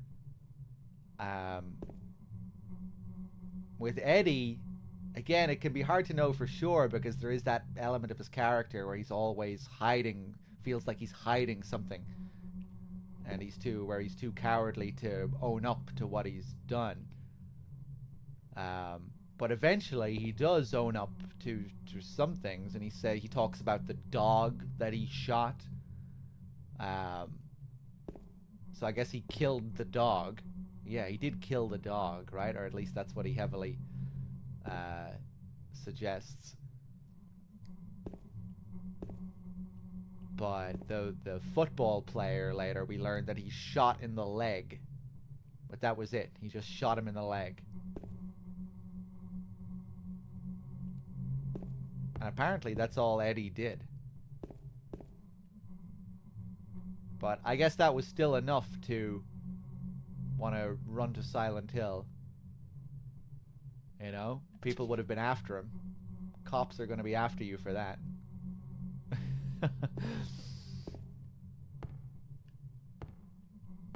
But I guess it's just compared to James and Angela, maybe he didn't do something quite as bad.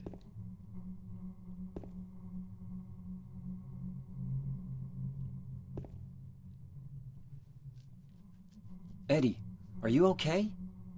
Yeah, I guess.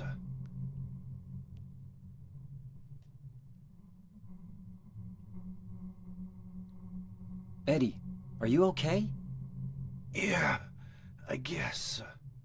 I guess. Eddie, are you okay? Yeah, I guess. Eddie, are you okay? I didn't mean to talk to him that time. Yeah, I guess.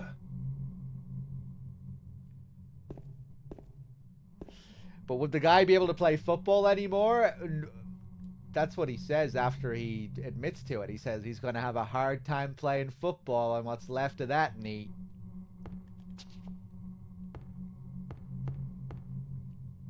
He cried more than the dog.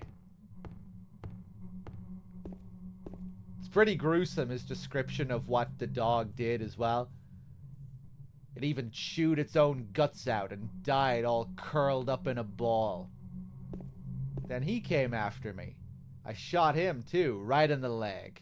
He cried more than the dog.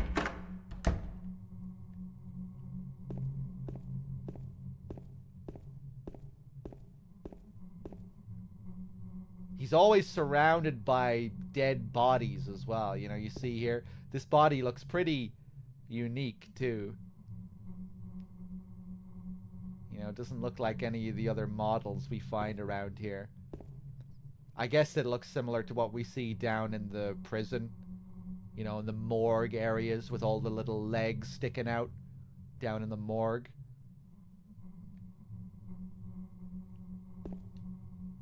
What the? Who could have done this?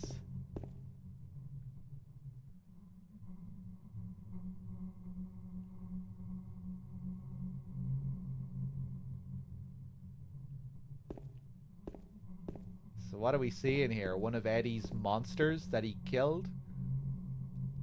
Where we might be seeing it as something different. Maybe Eddie sees it in another way.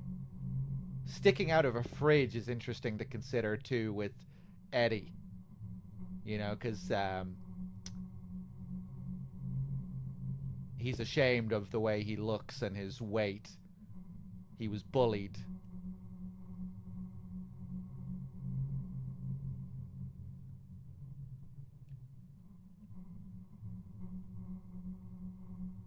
When we kill him, you know, we fight him down in that meat freezer.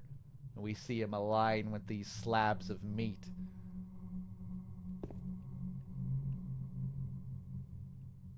So, kind of interesting, this guy sticking out of a fridge. I wonder what Eddie's monsters look like. Bullies? People taunting him? football players. Big Chad looking lying figures sprinting at him at full speed.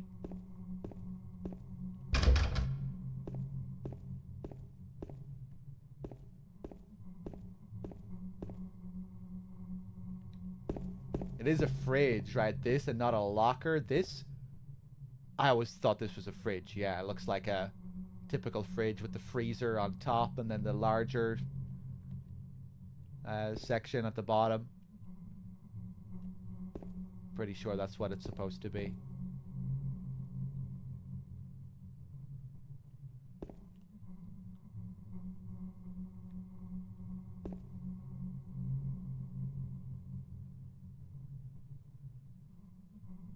I guess the vomiting association with food as well. That you might naturally associate someone who didn't eat something, or, you know, ate the wrong thing, or ate too much. But then, of course, he might also be getting sick because he killed someone. That he killed this guy here.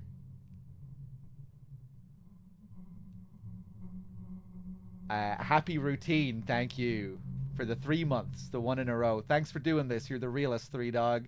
Going to the VOD to start SH2 from the beginning, but had to show some love while you're doing it. Hey, thank you very much, man. I'm glad you like the Silent Hill streams.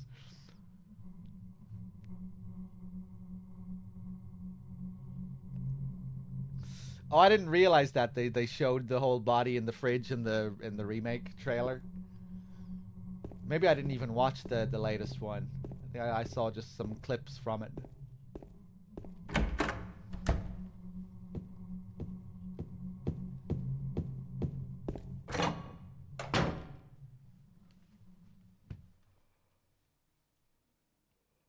Once you jump across the other building, if you go back to Eddie and talk to him, there's different dialogue. Ooh, palm blocks. I forgot about that.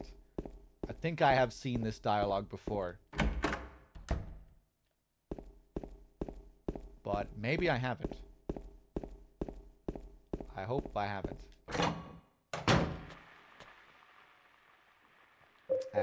Do I have the key? The fire escape key. Yes.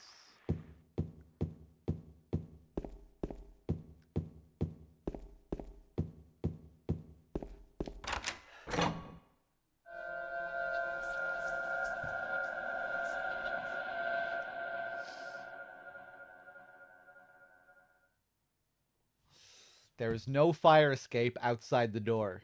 Maybe they knocked it down when they built the building next door. I think I can get into the building next door if I go through the window in front of me.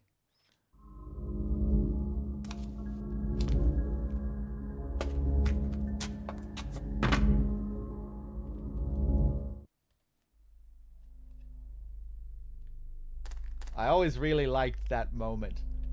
Feels like it's going to lead to something more significant, like, you know, we're going to go into the otherworld version of the place, but no. Does give you that feeling, though, that you're going through a portal. There's an old, broken down bed here. This place does feel subtly different, though, compared to the Woodside apartments. It's a bit more dilapidated, slightly flooded as well, which is interesting over here.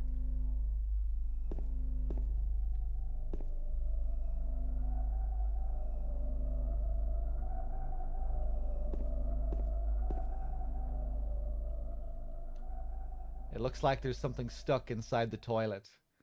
Will you take it out?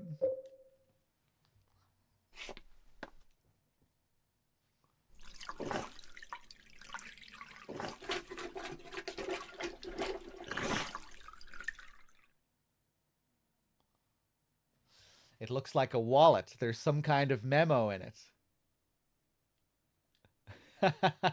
James, come on, man. I didn't even think about how horrible this was this time. I was just casually watching him put his hand down the toilet like I've seen it 1,000 times. Yeah, this is just what James does. But yeah, if you stop and think about it, that is pretty nasty, isn't it? Heather points it out in Silent Hill 3 too. If you have a Silent Hill 2 save on your memory card and you do a playthrough of Silent Hill 3, it unlocks a secret scene where the game will ask you to put your hand down a toilet. But Heather refuses because she's not an animal like James. 14/19/08/17. 14/19/8/17. There's no point in looking anymore. There's nothing else interesting. That really does look nasty, doesn't it? Oh my god.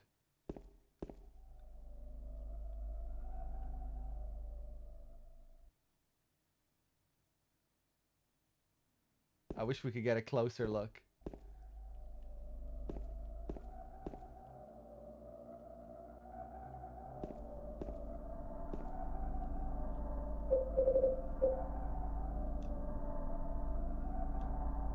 Let me take another look. The wallet in the toilet bowl. 14/19/8/17.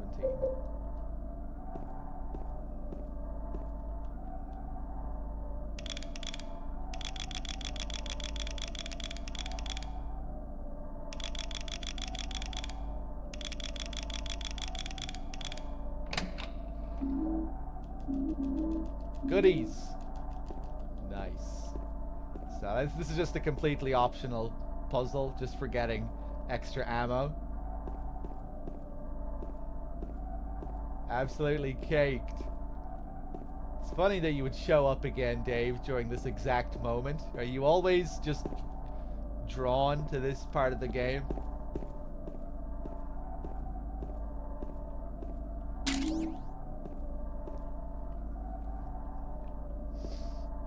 I watched Dave go crazy playing this part of the game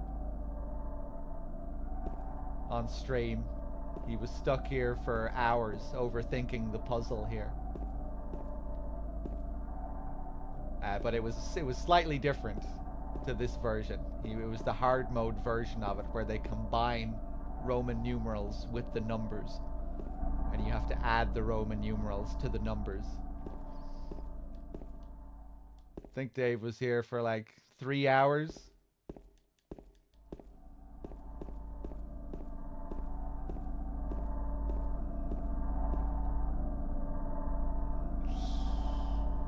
You've been here the whole time? You just decide to speak again when it's your part of the game?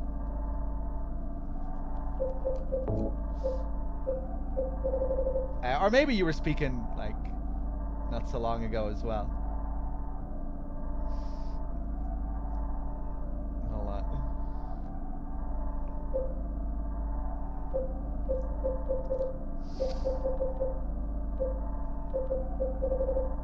Okay, I think we'll go back. I don't like these remade coins. They look too clean. We got the snake. I found it in that pool with no water. I always thought that was another interesting kind of image, where we get this snake from a baby pram inside a pool. I didn't actually stop to talk about that.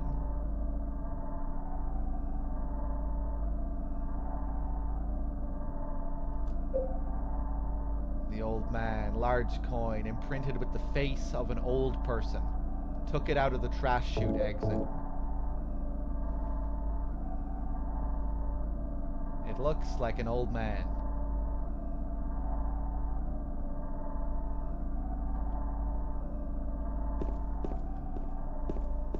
Okay, man. Let's go back and talk to Eddie again.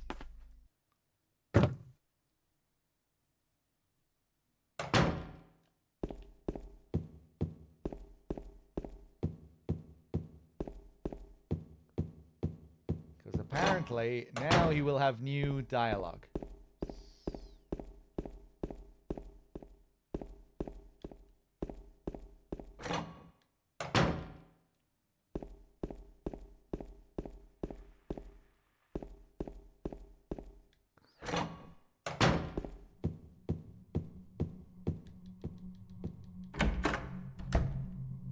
playing a roguelike game, but it'd be cowardly for me to not appear at this point.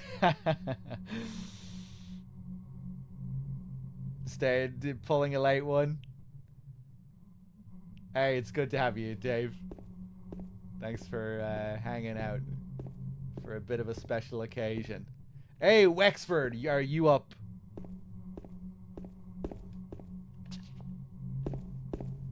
Wexford is an early bird.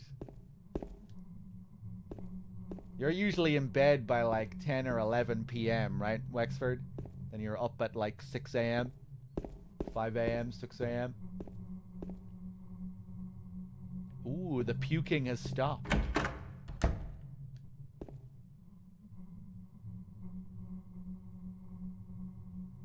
Actually, I think it stops when you come out the first time as well, doesn't it? It doesn't keep going. Are you still here? Yeah. I feel kind of sick. I'll be okay soon. You should get out of this town when you can. Yeah, I know, but... Once again, he stops himself. He can't finish his thought or admit to what he's really thinking. Are you still here? Yeah. I feel kind of sick. I'll be okay soon. You should get out of this town when you can. Yeah, I know, but... Okay.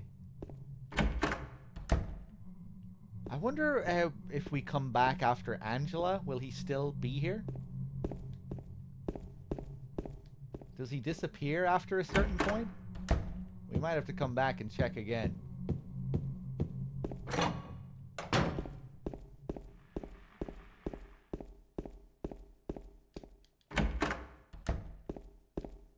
Hey, what's up, Steve-O?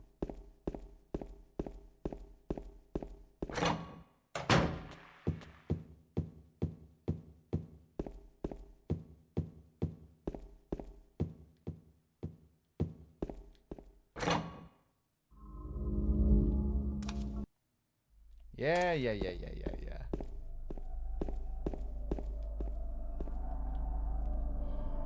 Oh, man.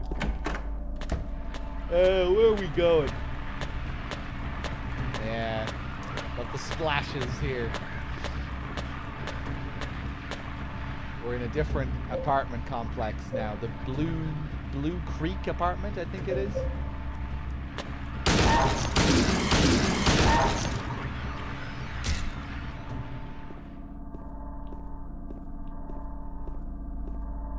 More water, more blue.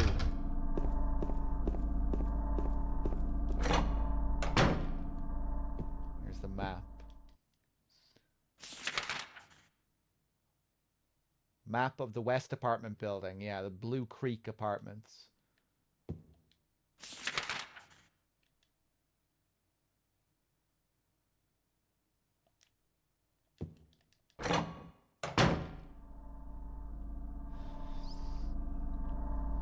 Will I put Siren series on the next list? The next list? I don't know. I don't know what the next list is gonna be.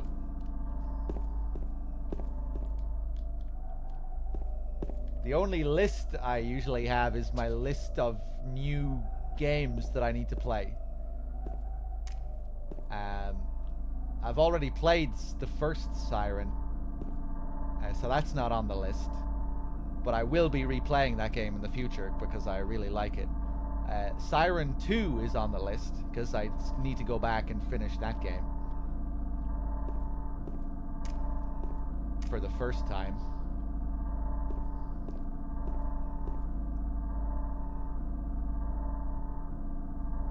But yeah, I probably won't be doing either of those games anytime soon. Though I was thinking of doing other horror marathons like this, maybe in the future with other games. Maybe more random games and like mixtures. You know, maybe some of the classic Resident Evils mixed in with Darkwood or... yeah.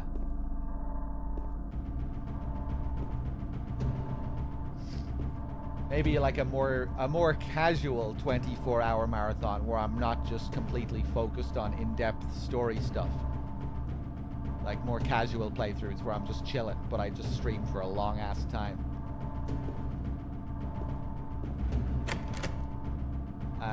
There's a note stuck on the door. Dear Tim, I have to run an errand, so I'm going out. I left the house key with Uncle David. You know where he lives, don't you? The key is in the room near the first floor staircase. I'll be back as soon as I can, so please watch the place while I'm gone.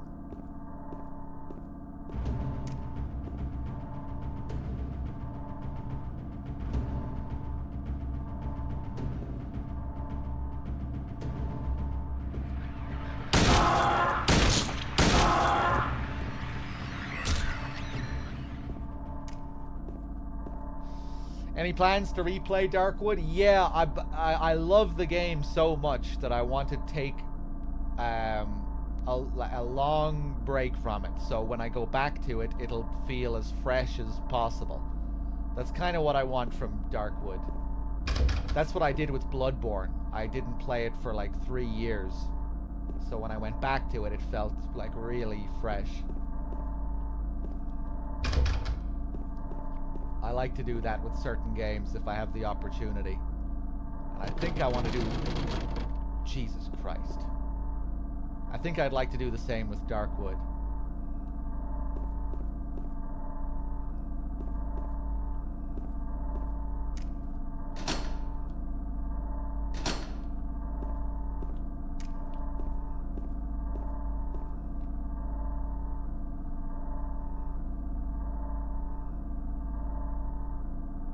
Ah, okay, JK, my pleasure. I'm glad you've been having fun.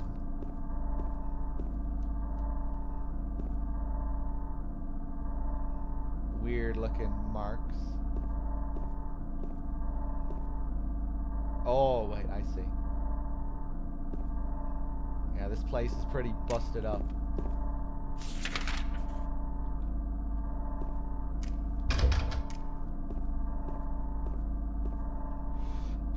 Definitely HT Zone. Yeah. I'm okay with streaming stuff that does, you know, that doesn't bring in the most amount of viewers. I just need to be careful to balance it, you know. Sometimes I'll do that and I'll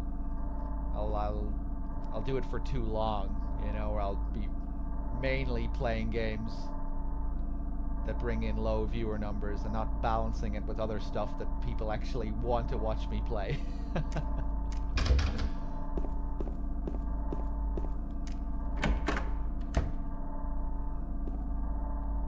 Like a month or so back, I was barely doing anything that was bringing in viewers. Doing loads of Tekken streams and shit. Which was fun, but, you know, sometimes I don't balance it too well.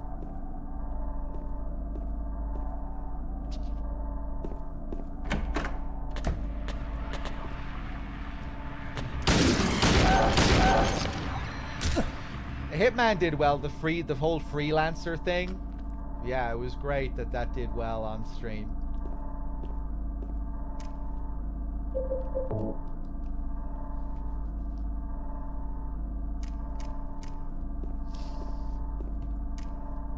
I mean, I would have had a great time with that regardless. Although, I mean, if I was only getting, you know, if I was getting a really low amount of viewers, I wouldn't have done a month and a half straight of Hitman, freelancer.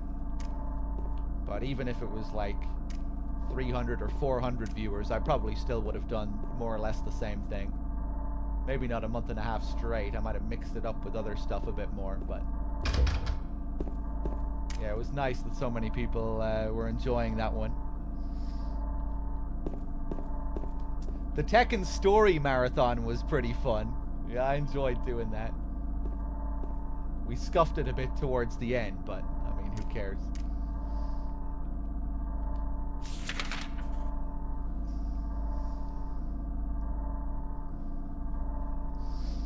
The Shenmue streams are on my YouTube channel. They've all been archived. exclamation mark YT2. There's the channel. A load of playthroughs are up there. So many playthroughs. Like over 100 playthroughs, I think.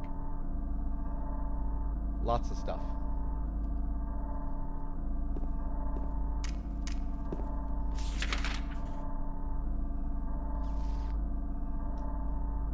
Any new games you want to check out? There's a lot of stuff I need to check out.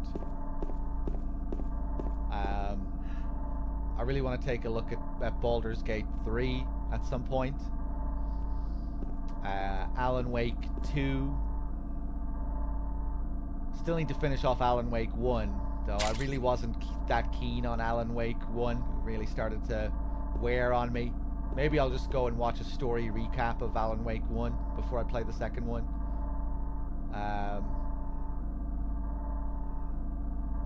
There's lots of other stuff as well. Just can't think of off the top of my head. Parasite Eve is really cool. I did a playthrough of that a few years back. I think that should be on the YouTube channel as well. Stellar Blade. I've been hearing about this game. Demo is solid. Combat looks like it'll have some nice depth. Maybe, yeah, I might take a look.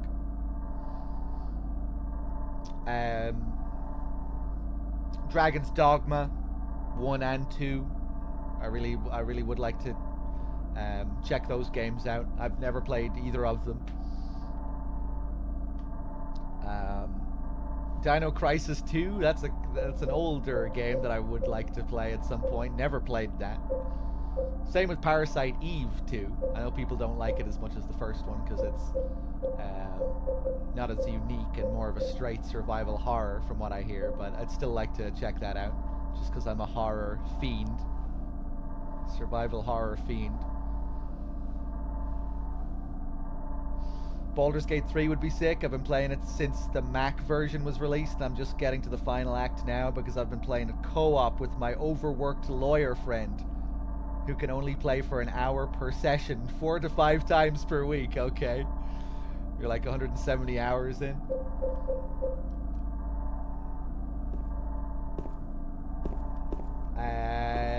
Okay, I'm wasting a lot of time here.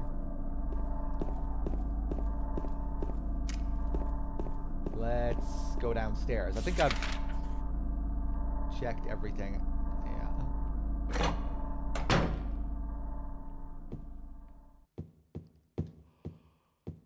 Parasite Eve 2 is the sickest OST. It's better than the first one. Parasite Eve 1 has a banger of an OST. Looks like the lock is broken.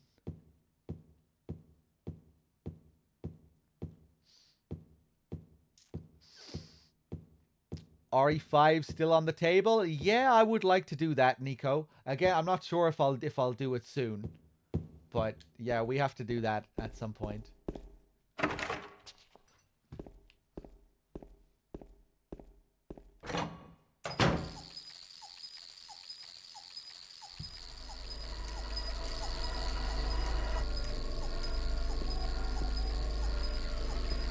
These unicyclists. Get him. Nice.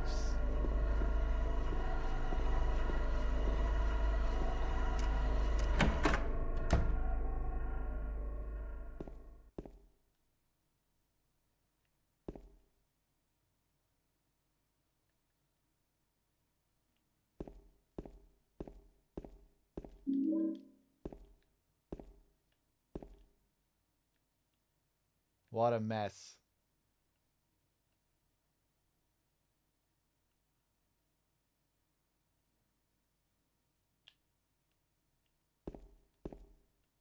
Always really stands out how white this door is. Feels remarkably clean to compared to everything else you see. Even though it's not particularly clean. Guess you just don't see too many white doors like this. I don't know, it stands out. A stuffed animal. It probably belonged to the kid that used to live here.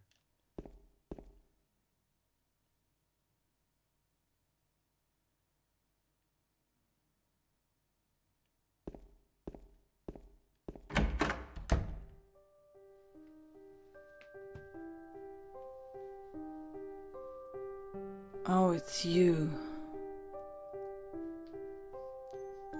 Yeah, I'm James.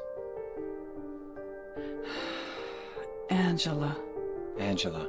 Okay. I don't know what you're planning, but there's always another way. Really? But you're the same as me. It's easier just to run. Besides, is what we deserve. No, I'm not like you. Are you afraid? I'm sorry. It's okay. Did you find your mother? Not yet. She's not anywhere. Did she live in this apartment building? I don't know. So, all you know is she lived in this town. What did you say?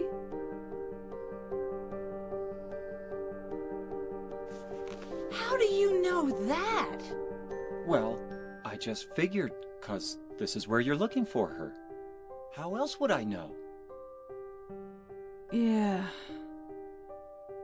Am I right? I'm so tired. So, why did you come to this town anyway? I... I'm sorry.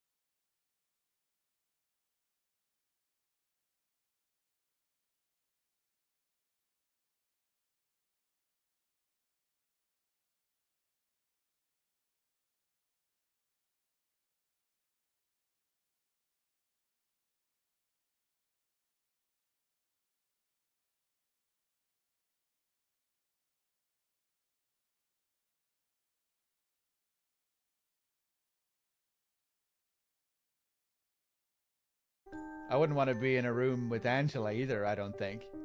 Although I think I might feel safer with Angela.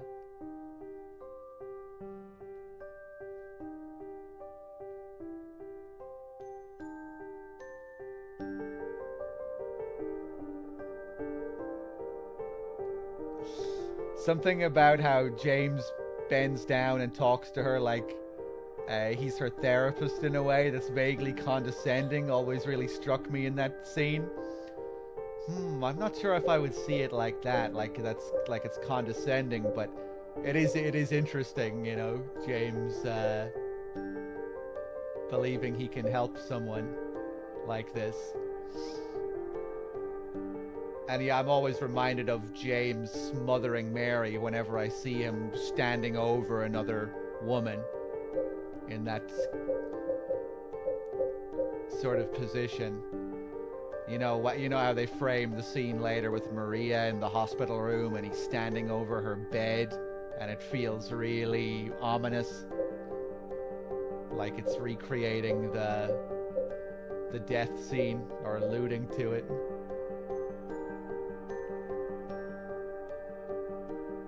But yeah, the scenes with Angela and the scenes they all share, James and Angela, are interesting. With James taking on the threatening male role to Angela. And then in their final scene, you know, she flat out states it, you know, it's always the same. You're only after one thing. You disgusting pig. I know about you. I know about you and your wife. You probably didn't want her around anymore. It's always the same. And I think right from their first meeting, she's having those feelings.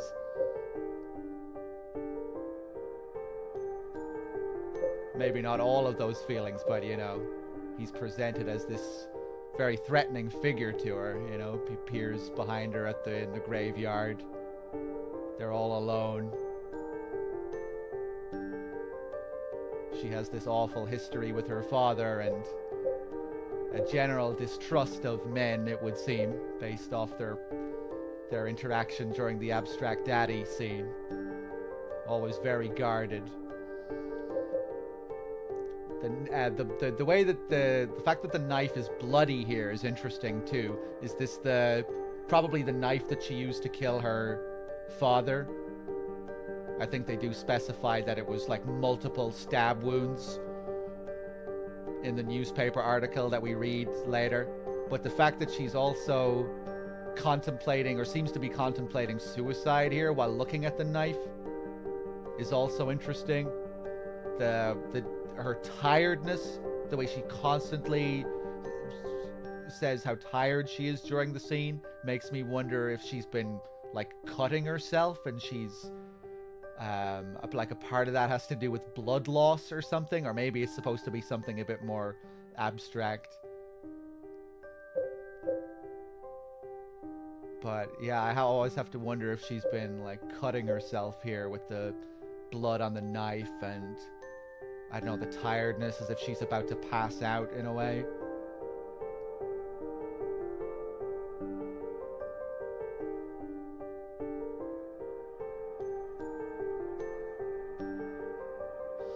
It's not condescending like smug, it's just how he immediately assumes the savior kind of role, especially with how he says, no, I'm not like you, yeah. Yeah, it's interesting that Angela seems to know why she's here. She figures it out early on. Same with Eddie.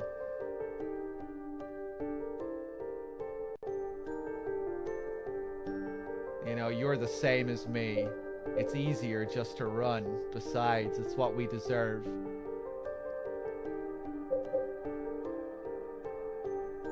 But James can't acknowledge or really think about what she's saying there. He has to brush it aside as soon as possible. His delivery of that line isn't the best, but it's interesting. No, I'm not like you.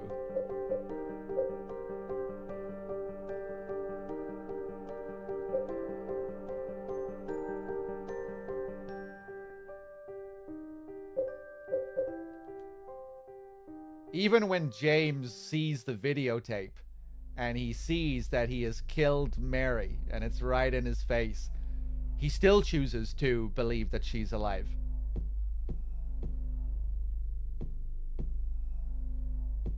But, yeah, that's how deep his delusions go.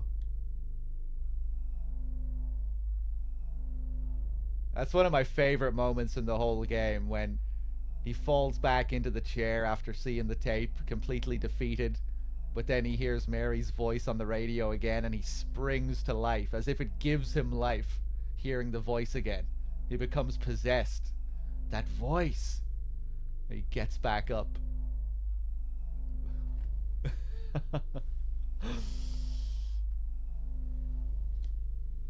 A photo. Here in the middle of the room. Easy to miss this, but here we have a family photo. You would think Angela's. With the mother and the daughter together, happy. The father cut out of the picture. And I think there's another figure with the father there, but you can barely even see him the way it's covered. But the brother.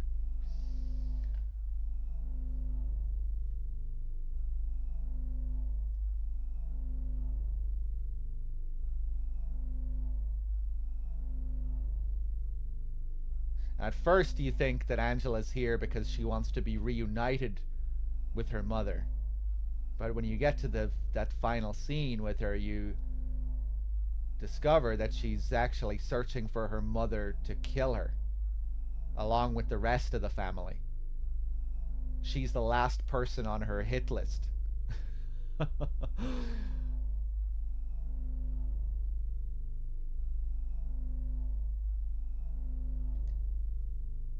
Maybe then I can rest. She says. If I get rid of the mother, if I get rid of the whole family. Even Mama said it.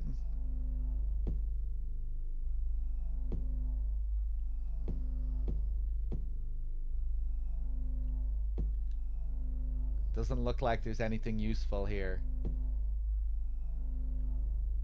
Yeah, that's the most brutal line in the game. One of the most hard-hitting. Even Mama said it. I deserved what happened. Even Mama. You know, how much that says with so little that, man, if Mama said it, it has to be true. It couldn't be a lie. If Mama said I deserved all this abuse, then I did.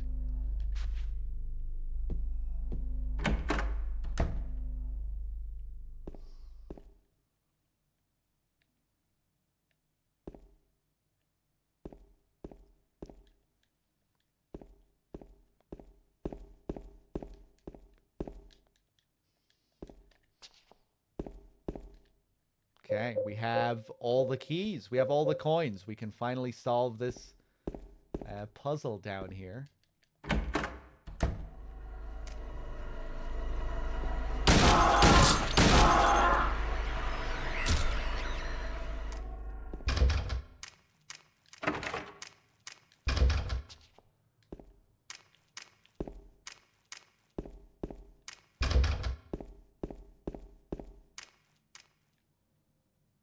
I'm just trying to think if there's anything else I want to do.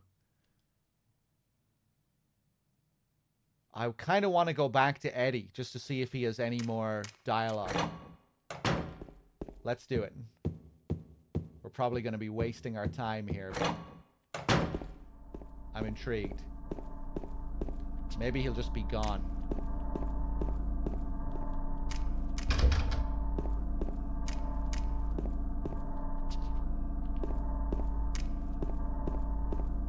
Hey, thank you for the happy anniversaries.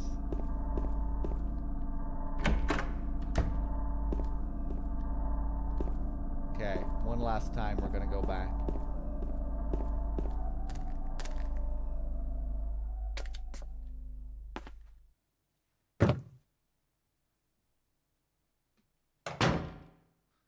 Oh, hey, Martian gifted a sub to Nico. Thank you.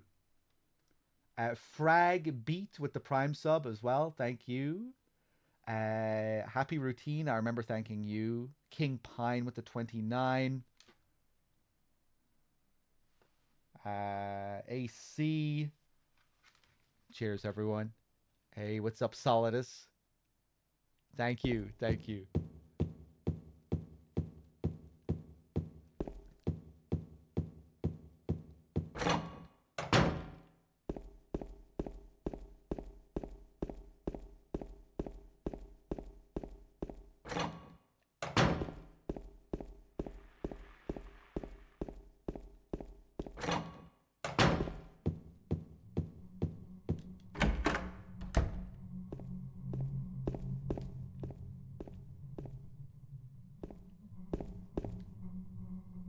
Eddie, are you here? Oh, he is. Are you still here? Same guy. Yeah. I feel kind of sick. I'll be okay soon. You should get out of this town when you can. Yeah, I know, but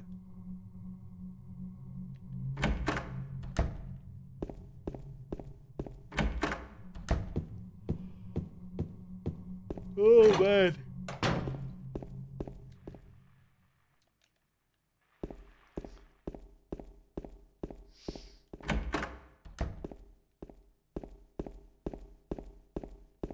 But what, Eddie? But what? It's always the same.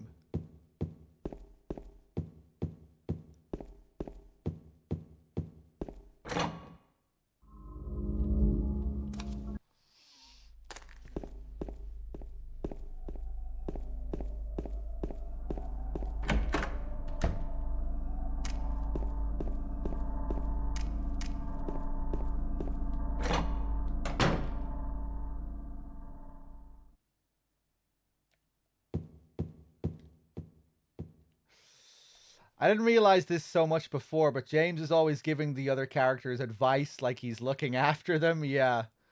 And Maria plays into that delusion, saying he's supposed to take care of her. But James is just as fucked up as they are, if not worse. Yeah, yeah, good point.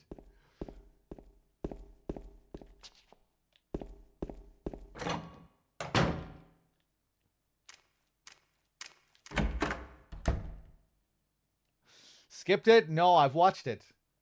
That isn't my first time going through that window. Yeah,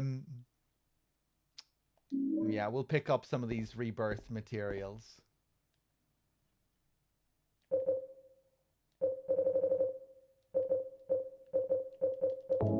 That's my third time going through that window now in this playthrough. A white chrism. Glass bottle containing milky white anointing oil.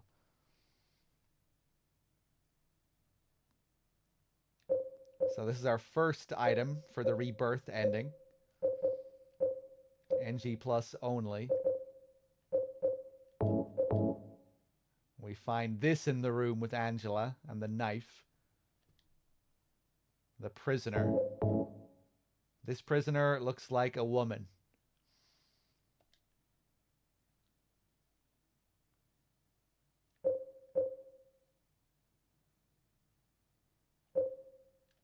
Okay, let's take a look at the puzzle here, shall we? There's something written on the desk. To the right is the lady. To the left is the old one. In the center crawls the other. Now just 2 spaces remain, but fear not for now. The puzzle is done. The puzzle is done. Yeah, that's pretty easy compared to the hard version and even the normal version. The right is the lady, the left is the old one.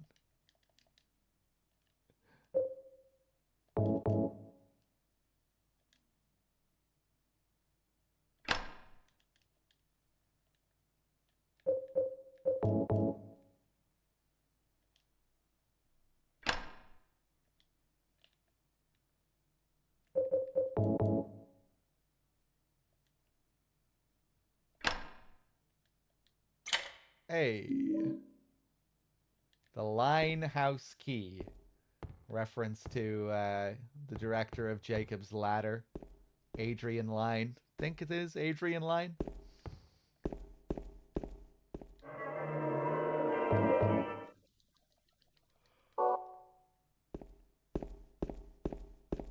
Oh man, I'm looking forward to seeing the other puzzles.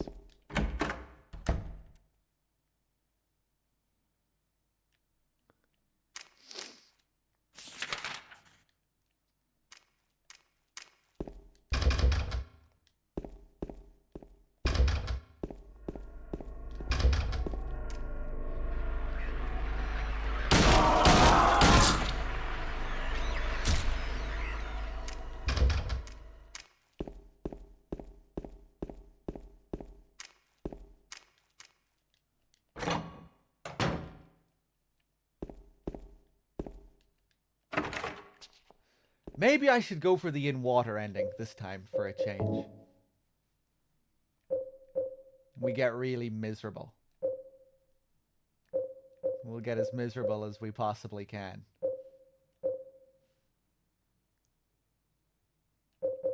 I've been really taking care of my health up until this point, but maybe now I'll stop. We'll start examining the knife and all that stuff. Go for the revival ending.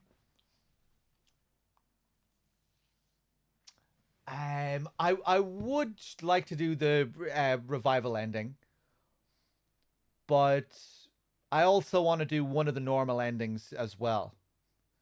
I might do both of them, and the UFO ending and the dog ending. I think we might go crazy and do 4 of the endings. But I want one of the normal endings because I want to, you know, we miss out on the letter and all of that if we only do the rebirth ending. At least I think the letter doesn't play during the rebirth ending, does it? It doesn't. You get the final scene with James riding out onto the over to the island with the church, and then it fades to black, and then you get the credits.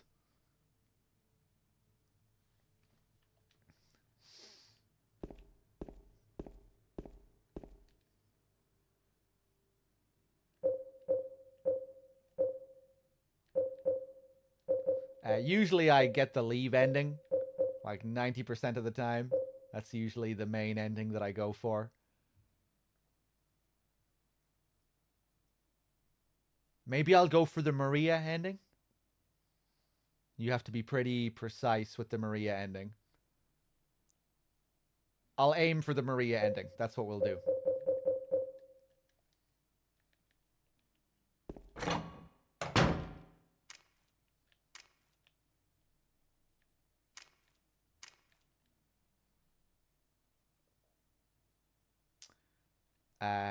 Where the hell am I going? What floor am I on? Does the letter go blank after meeting Laura in the hotel? No, the letter goes blank after you kill Eddie.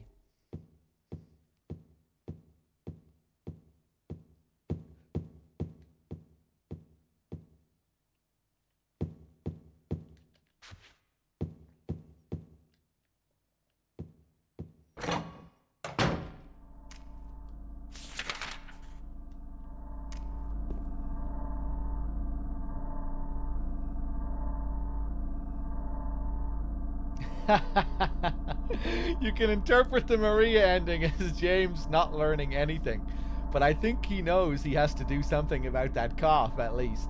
That is true. He's definitely going to do something about that cough. The Maria ending is brutal. It's almost like the worst. It almost feels like the worst ending in the game.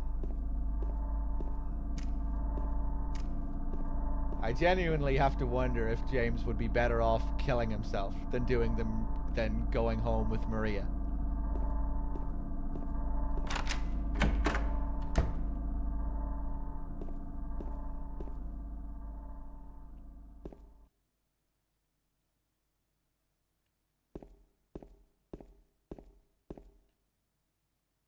Oh, we didn't get it.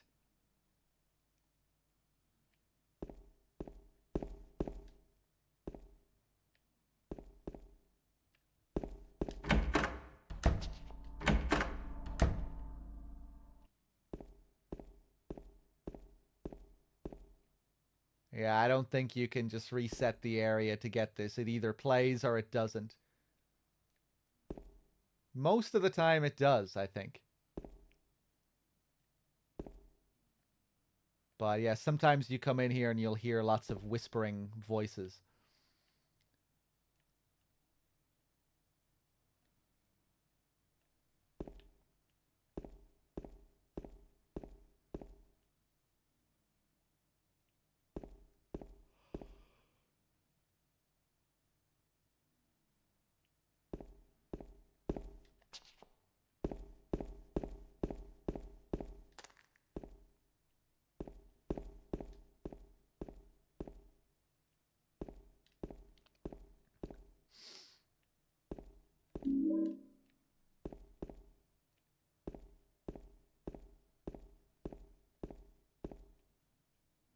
Yeah, I love that foreboding final moment in the Maria ending. It almost feels like it shouldn't work, like that it's too jokey, like James's final line. We better do something about that cough. It's almost like, oh, really? Did they really say that? But it works. It really works. It's like really darkly humorous.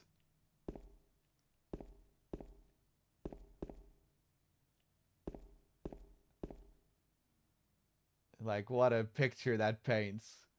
It's like the same thing is going to happen again. It's very ominous. James is going to go fucking crazy again and kill his fake wife this time, who's not even a real person, who's some kind of monster. It's probably going to be even worse than before.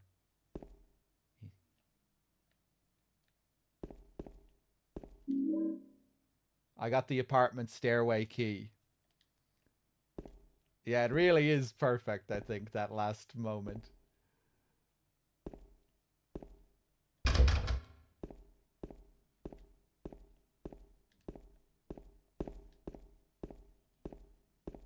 Okay, let's save. What happens? Yeah, like what even happens? Mary is in the back seat of the fucking car as well. They're gonna drive back to James's house. This monster up front in the passenger seat and his dead wife in the back seat.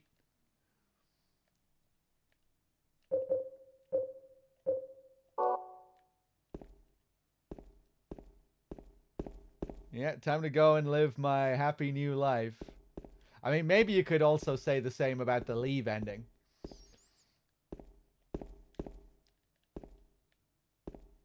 How is he really gonna move on now when he goes back?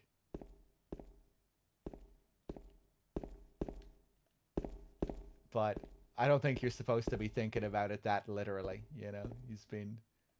Spiritually, he has moved on.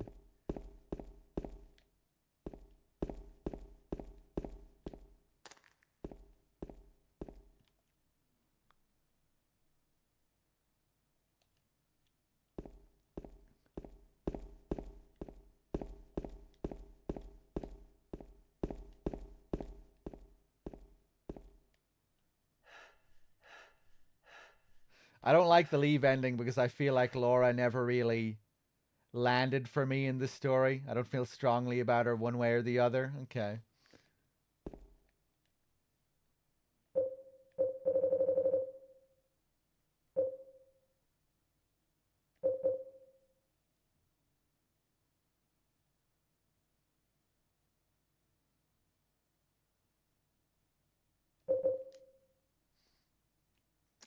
Okay, I think we're ready to go and fight Pyramid Head.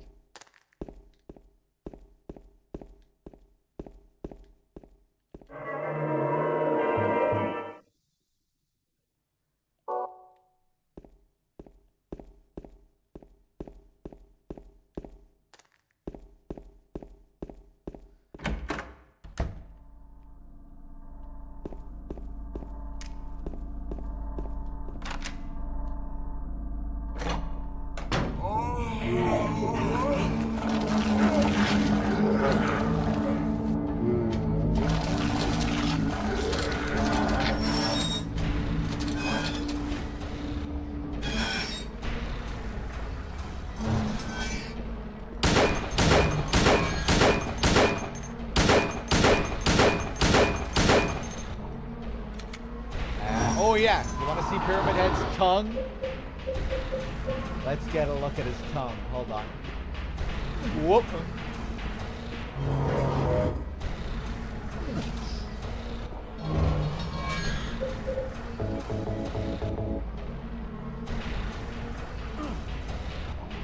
There it is. Ah, we can get a better look at it. Hold on.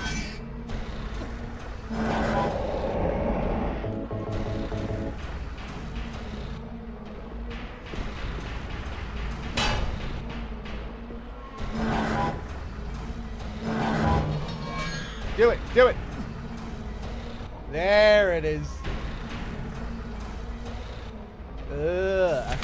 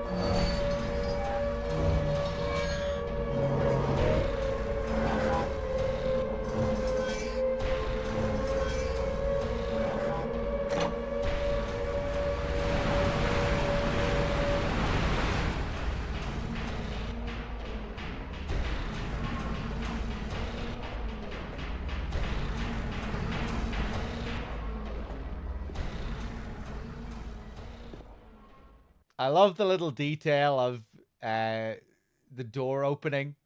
You know, you hear him opening the door down here, and assuming that's the reason for why the water disappears.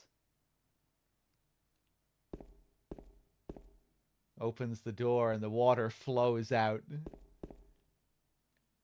Love how you can really see the effect of the water down here on the walls and the door.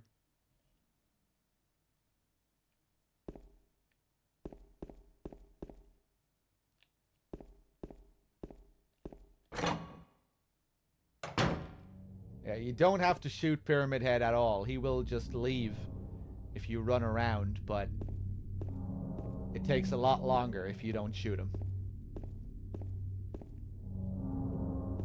The more you shoot him, the less time it takes.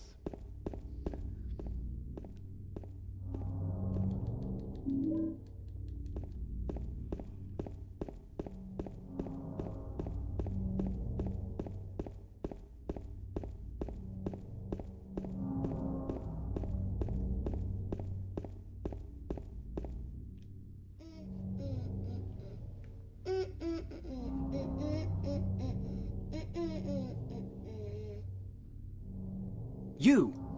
It was you, wasn't it? You're the one who stepped on my hand.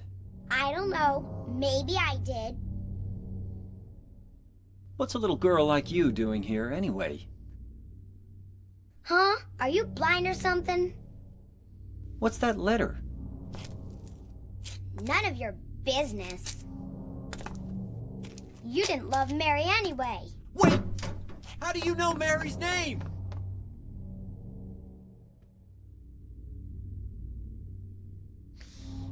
Alright, we have our first proper interaction with Laura here. And we're finally done with the apartments. My god, I spent a long time there. I don't think I usually spend nearly that long in the apartments. We took that very slow. But I think some people get confused by the exchange they have there when Laura says, "Are you blind or something?" People think, wait, is she not really here? Is she like some kind of ghost? What's a little girl like you doing here? Are you blind or something? Like, oh, you mean I'm not a little girl? You mean you're not a little girl, rather? But no, I think it's more that, you know, James is implying that there's something wrong about this place. You're like, what are you doing hanging around here? As if there should be something strange in that.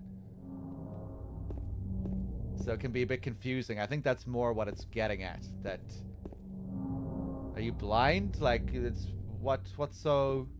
There's nothing wrong about this place. Kind of tying in with the idea later of Laura not being able to see any of the monsters or anything that's going wrong in this town.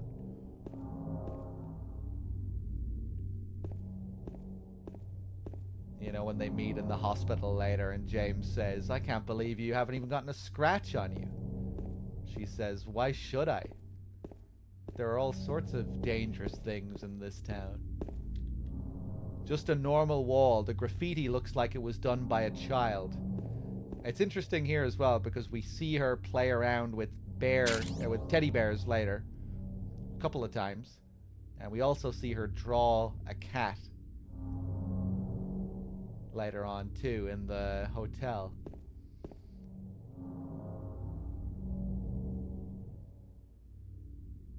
One thing I really like about Laura is just how she's always one step ahead of us, how we're always on her tail, always running around out of sight, just out of reach, with the crucial bit of info that we need.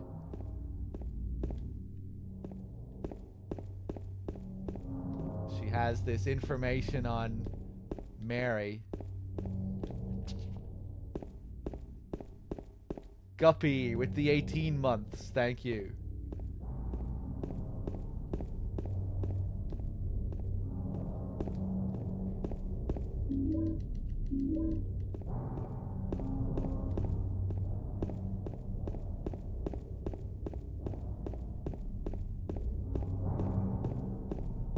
Okay, we have arrived.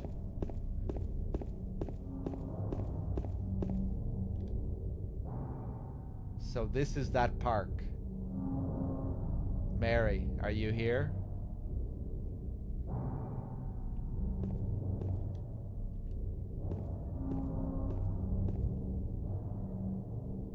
Slippery when wet, or frosty. Love the park.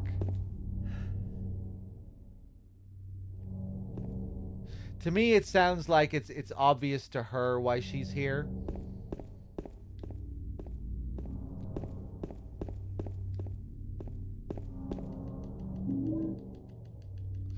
But she implies that James should also be able to see clearly also why she's here.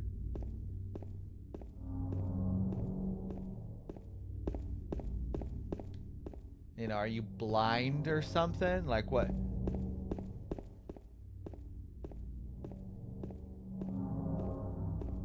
You know, that it's that clear. So clear that he needs to be mocked.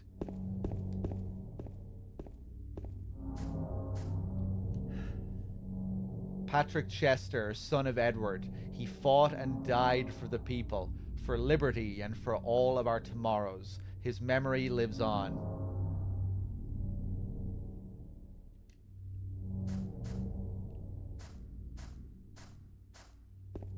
Isn't she referring to her drawing? The picture on the wall? I never thought of it that way. But I kinda like that idea. Are you blind? I'm drawing a cat. You don't see her drawing though. Oh, you mean when she's right, just yeah, not that you're seeing the picture, but yeah, you see her on the wall and she's like, yeah, you see her like drawing on a sketchbook. Yeah, I guess that could be it too.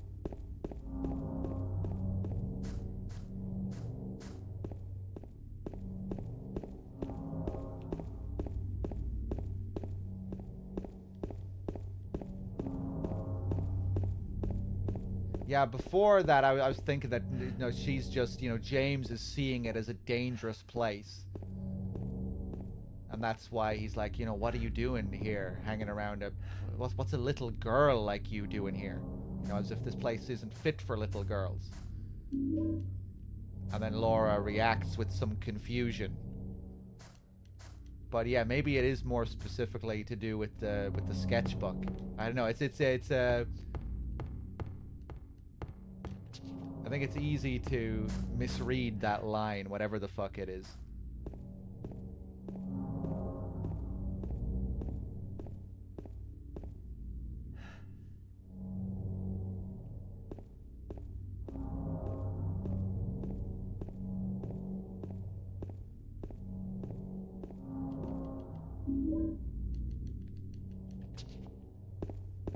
Yeah, Vlad, I think that might be my favorite reading of the line. That she is just referring to her own drawing. I think so, young Snow, yeah.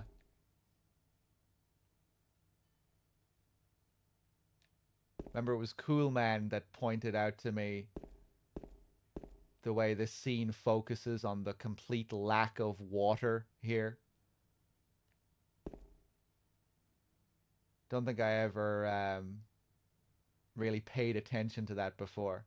Feels significant as well because, you know, he thinks this is his special place. This is our ultimate goal at the start of the game, to reach Rosewater Park. Because he believes this is their special place. They spent the whole day here staring at the water. And especially when you think of water as this symbol of reflection and being able to see clearly, to be able to look at your own reflection and, you know, see the truth, feels very significant. You know, we don't meet Mary here. She's not here. And James has to conjure up this other version to keep on going. If he can't see Mary here, he has to come up with some other bullshit in his mind to keep himself going. He can't reflect. There is no water to be found. And this fake Mary waits for him.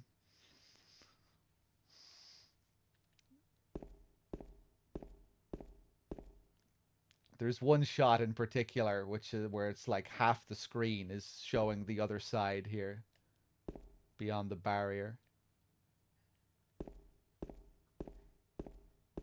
Mary?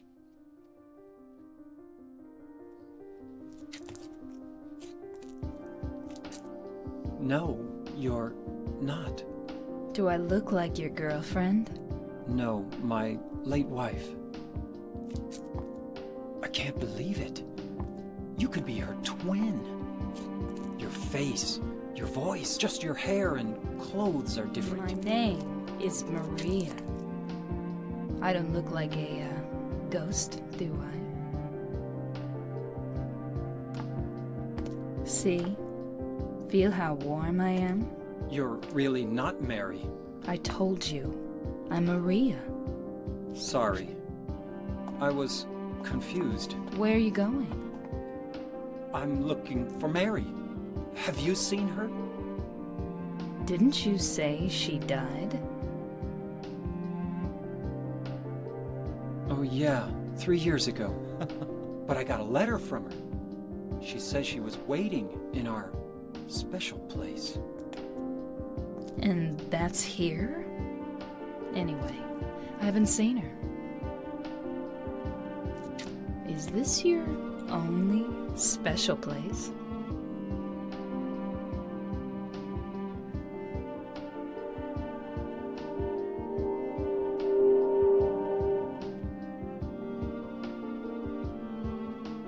Well, there's the hotel too, I guess. The one on the lake? I wonder if it's still there. The Lakeview Hotel? Yeah, it's still there. So, the hotel was your special place, huh? I'll bet it was. Don't get so mad. I was just joking. Anyway, it's not that way. It's this way.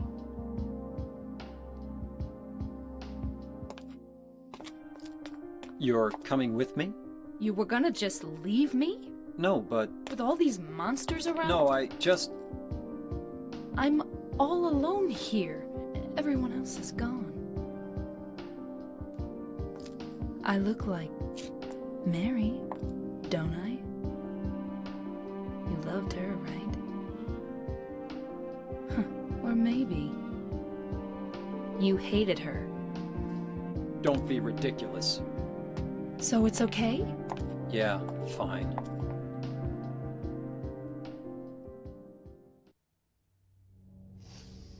All right. Here's Maria. Hold on 1 second.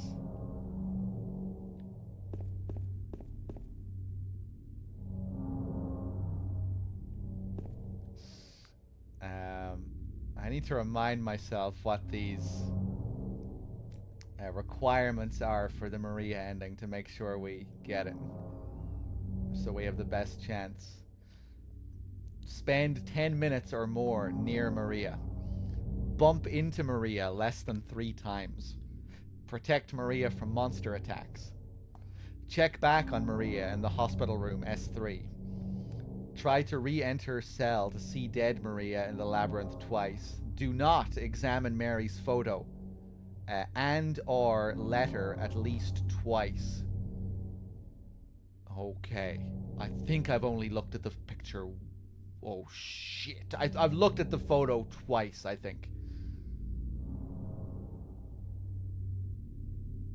Oh no. I think we can still get it though. As long as we play our cards right. Spend 5 minutes. Do not spend 5 minutes or more far from Maria. You can mostly only do this when you're running outside, so don't run too far away. Do not attack Maria, allowing her to take significant damage. Do not bump into Maria 30 times or more. And do not go to Nathan Avenue instead of chasing Laura and have Maria remind you.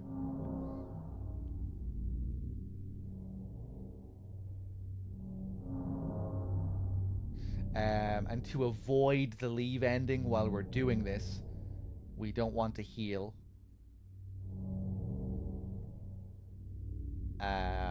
Go east after meeting Maria in Rosewater Park and have her remind you the way to the hotel.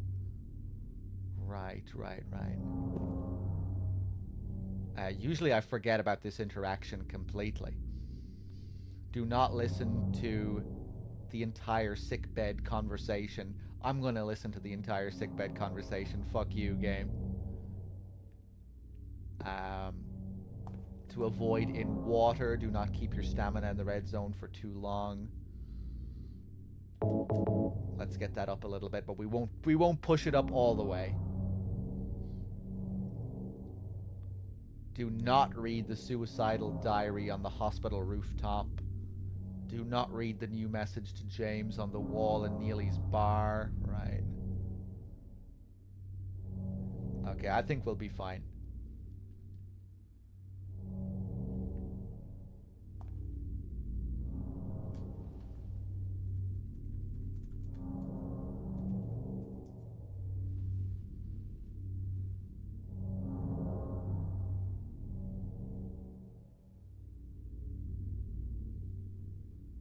We good? The stream is here?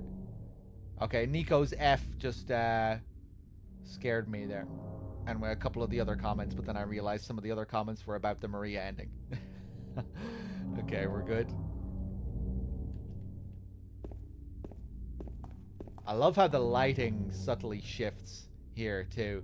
It starts to have this dusky kind of glow to it, the light. Starts to get a little bit darker.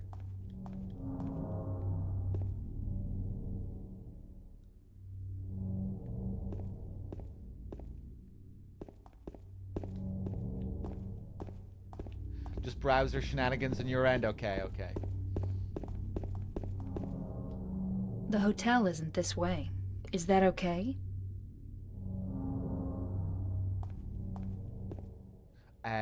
Please tell me I did that correctly. Maybe I wasn't supposed to do that. But I think I should have done that. That, if we do that, it'll really help us avoid the leave ending, I think. Significant.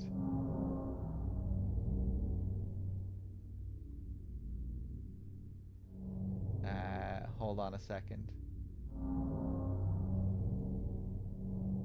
Yeah, to avoid the leave ending, we go east. Here, okay. Apparently that's like a major interaction for avoiding the leave ending. That one right there.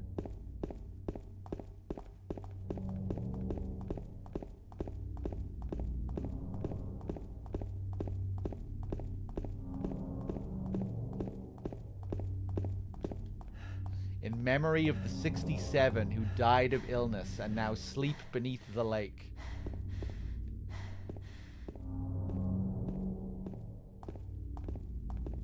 So we come here hoping to find Mary, but of course that can't happen, so James needs to conjure up this other being. Maria, this sultry, healthy replacement here on offer. On sale in Silent Hill.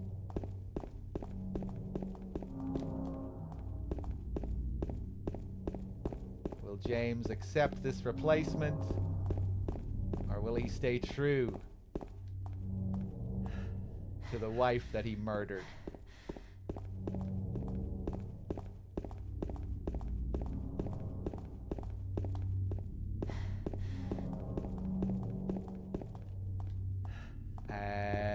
I thought the Jennifer statue was down here.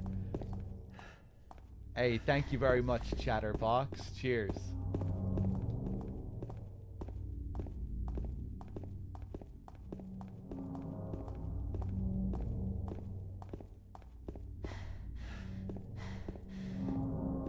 I love when you see Maria dart back and forth between her, like, her provocative Maria side and then her Mary side, her sick Mary side in Need for Love. You know, one minute she's accusing James of secretly hating Mary, provoking him, and the next second she's kind of cowering, but I'm all alone here. I've nowhere else to go, and it's dangerous. I need someone to protect me. Really playing up to that side of Mary that desired love and affection from James when she was at her worst.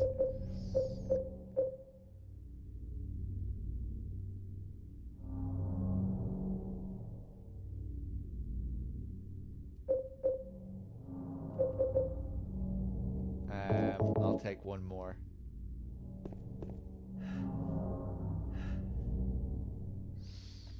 The Maria ending is wild. It kind of implies a cyclical loop with James's grief for snapping. Yeah, it kind of feels like the same thing is just going to happen again. Except it just feels worse because now he's, you know, because it's already happened. And he's going to do it again. But this time when he goes through with the same thing again, it's not even going to be his real wife. It's going to be this monster. I kind of feel bad for calling Maria a monster because she's kind of a sad character in her own right, I think, but yeah. Victim of persecution by the Christians, I think this is supposed to be.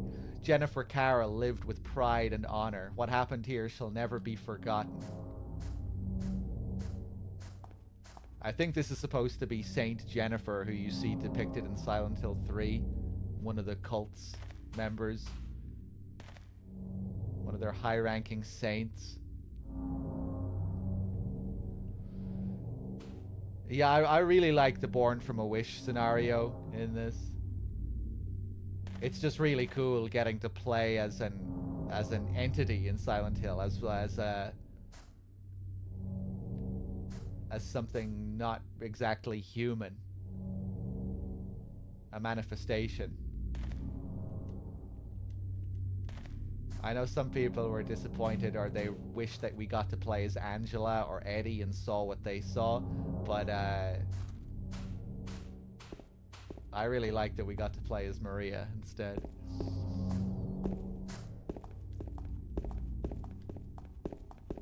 There are just so many interesting, ambiguous little moments in Born from a Wish. Some of those weird interactions with Ernest.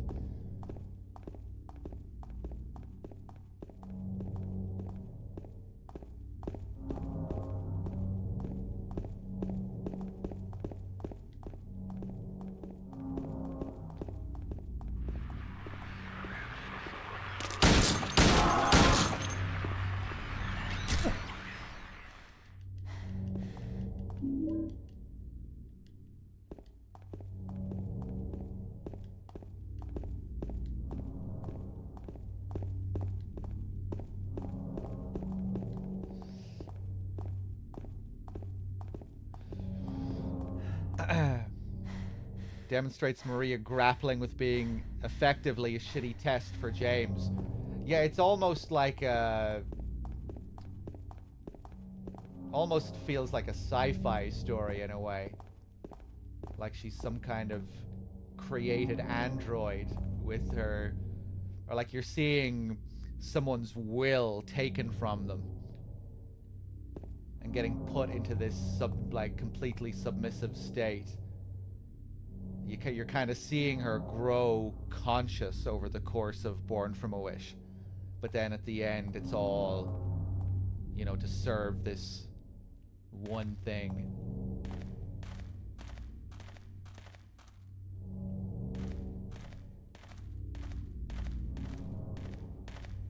All of her own individuality is kind of taken from her.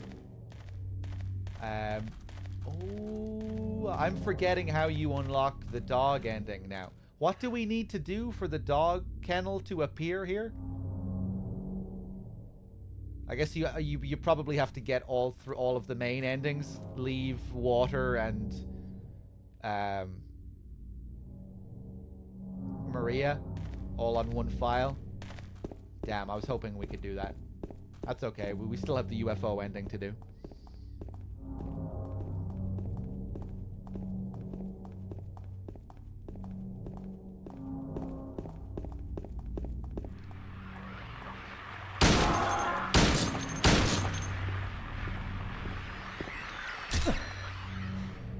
I'm playing on NG+, but yeah, it's more than NG+. I thought it was just NG+, but no, there's more to it. I think you have to have all the main endings completed.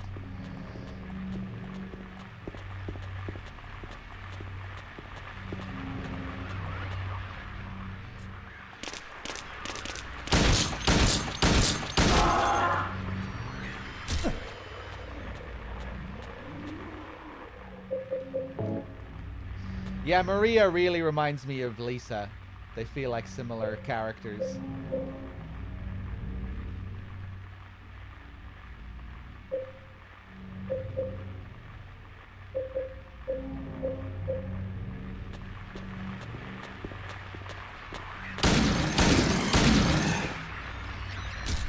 Similar sort of entities.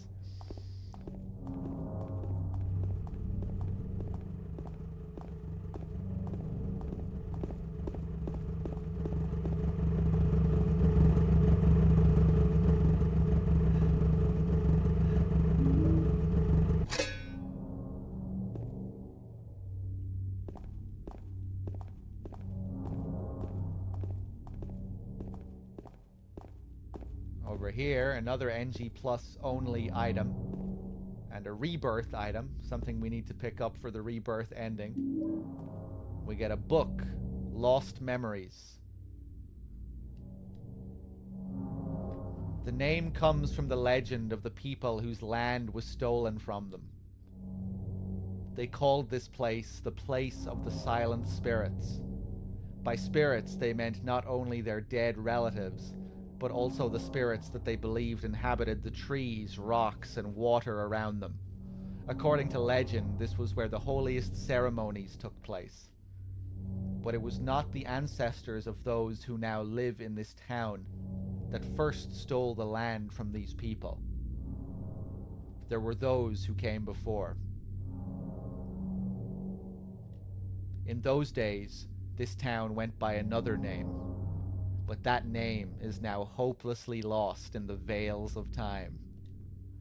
All we know is that there was another name, and that for some reason, the town was once abandoned by its residents.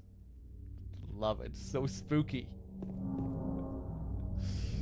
I love when we get this ancient history. Why are they telling us about this name that was lost? Of course, it feels significant that we're finding it at a Texan gas station with this Native American symbol on it.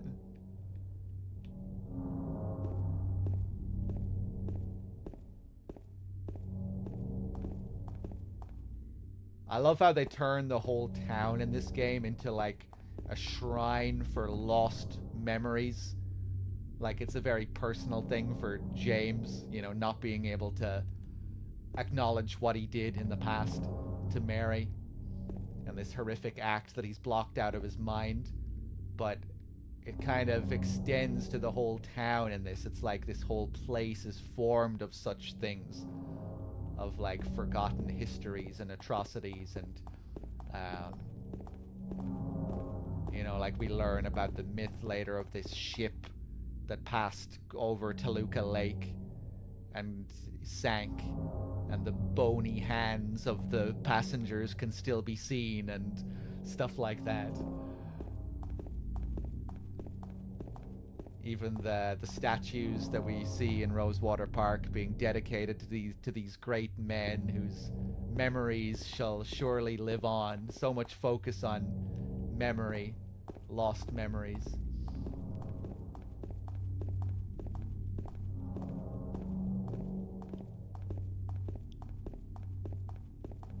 Okay, we ready to go bowling? Actually, let's not go bowling yet. Let's take a little trip up Nathan Avenue. Let's grab this first.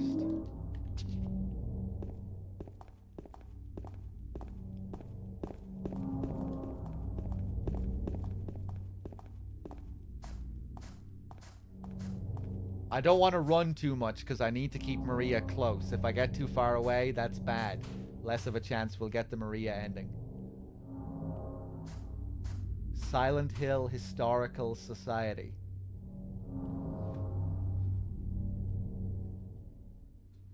The early days of Toluca, it says underneath. And underneath that at the bottom, the stories of the truth, I think. Yeah. Oh shit.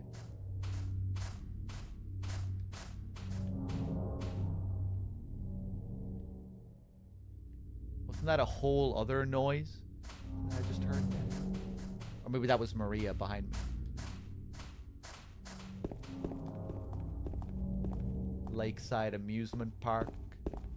I really like just looking at all the ads here. Toluca Lake. Keep the nature.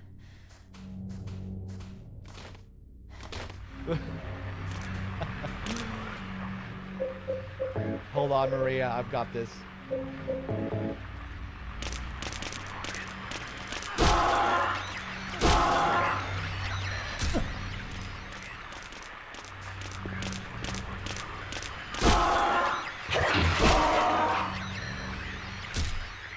I have never been bowling in real life. I should go one of these days.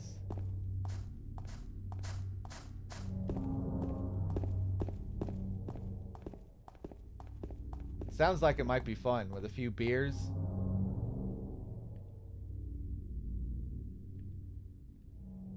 Your ad. I should edit the enhanced version and actually put my own ad there.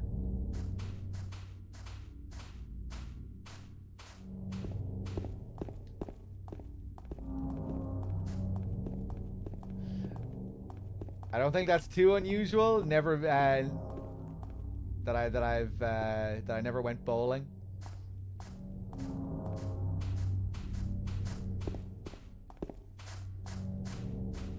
Quiet cocktails.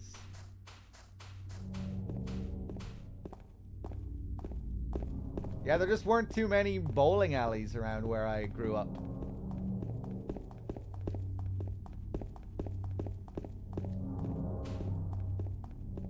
wasn't much of a thing.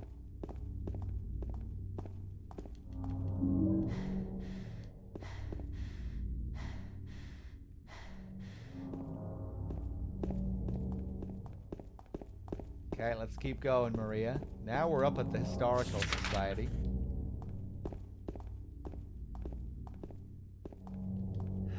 Silent Hill Historical Society. Locked.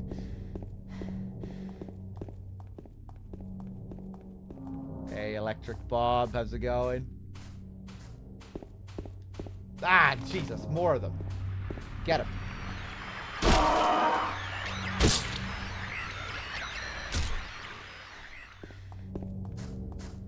Okay, stick close, Maria. Giga computer. For lease?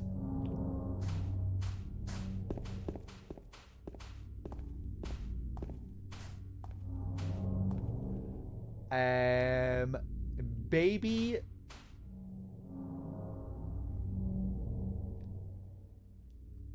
Baby add kids? I think I remember misreading this the last time I played, too. Baby and kids. Superstore. Discount prices. Baby gift registry. Parking in rear. Rear entrance.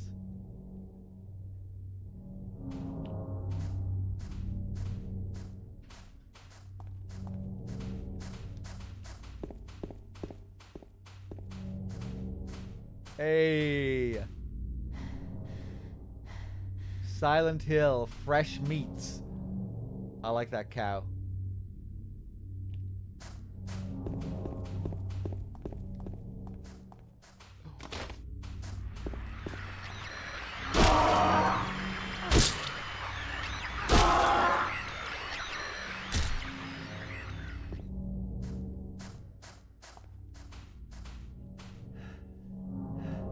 Here we have a sign for the Lakeview Hotel. This one we can actually inspect here, because it's on the ground. That's where we'll be going. That's the final area of the game.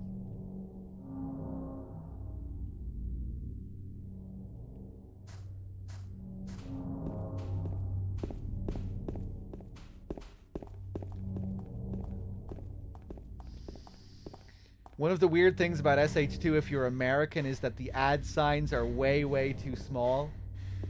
Yeah, and none of them seem to be advertising lawyers either. There should be at least 5 lawyer advertisements.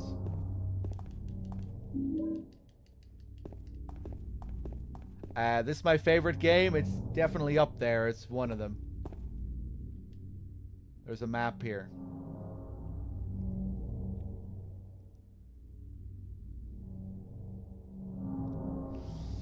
Alright, that's what really stood out to me anyway when I was over in New York. Just the amount of billboards advertising lawyers. But yeah, billboards in general, I guess.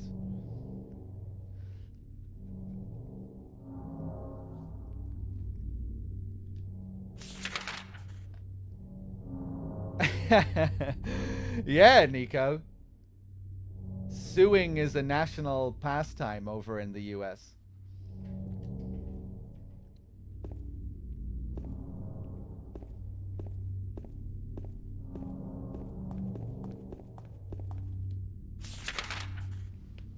Better Call Saul is real. It's true.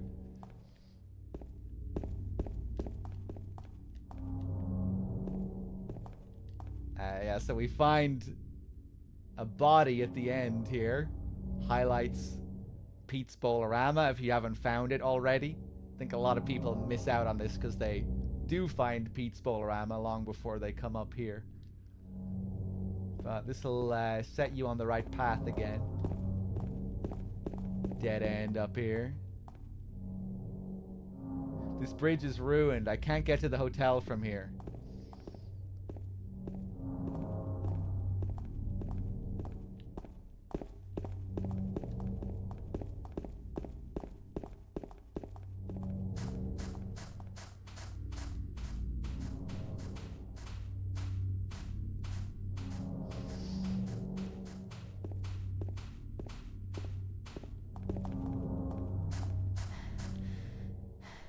Cool. Heaven's Night. Ooh, what does the text say? We've been...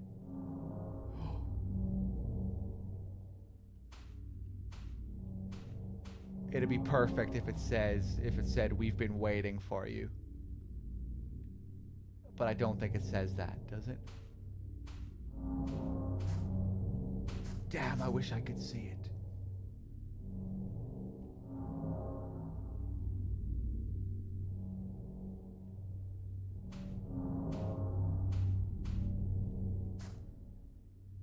We've been... Damn, someone needs to get a better look at this. We've been undergoing renovations. Yeah, at the bottom it definitely says RE, something RE.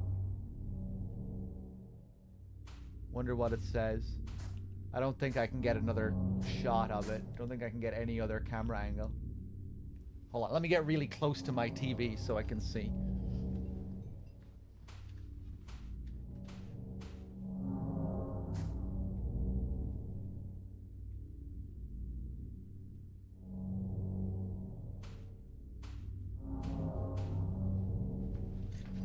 I think that is what it says, but I think it also might be a bit of a typo where it says we've undergoing. Anyway, let's keep going.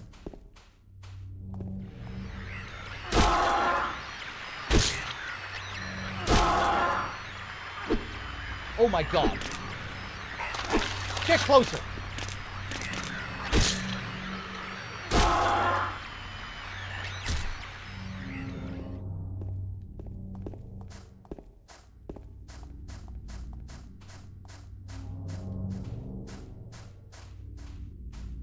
I hope I'm not running too far away from Maria. I should be good.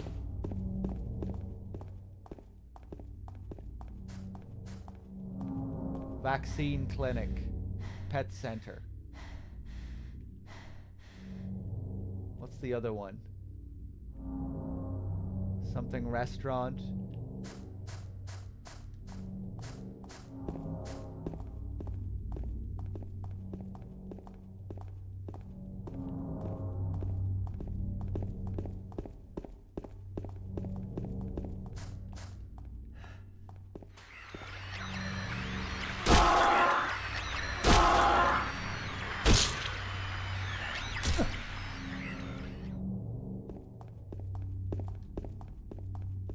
Jack's in.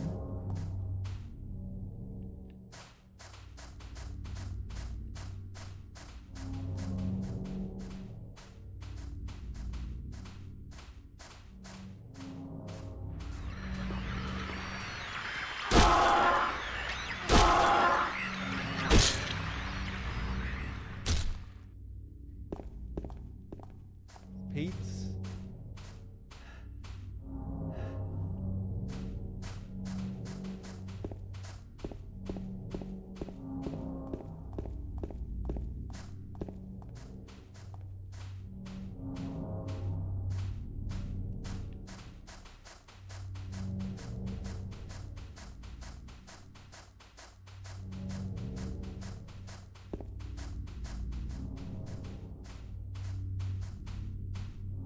SHT.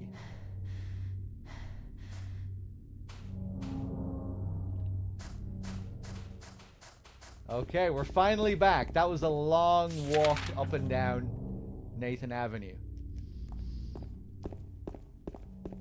Let's go check out the bowling alley.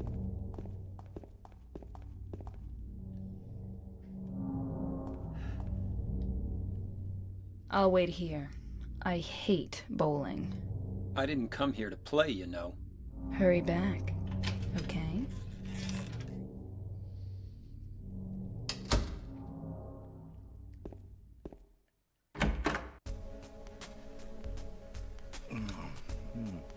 So what'd you do? Robbery? Murder? Nah, nothing like that. Huh, you're just a gutless fatso. What'd you have to say that for? I thought you said the cops were after you.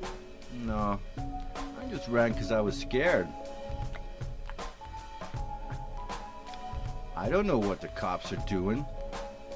But if you did something bad, why don't you just say you were sorry? Well, I guess I run away a lot too. It's no good. They wouldn't listen. Nobody will ever forgive me. Did you find the lady you're looking for? What's her name? Mary?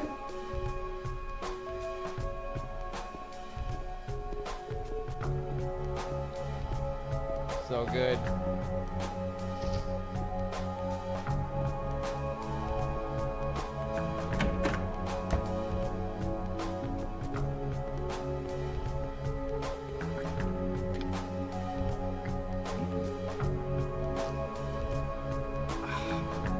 Eddie?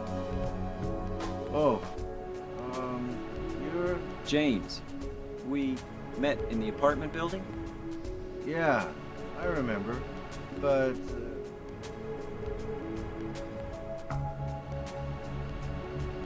Are you alone here, Eddie? No.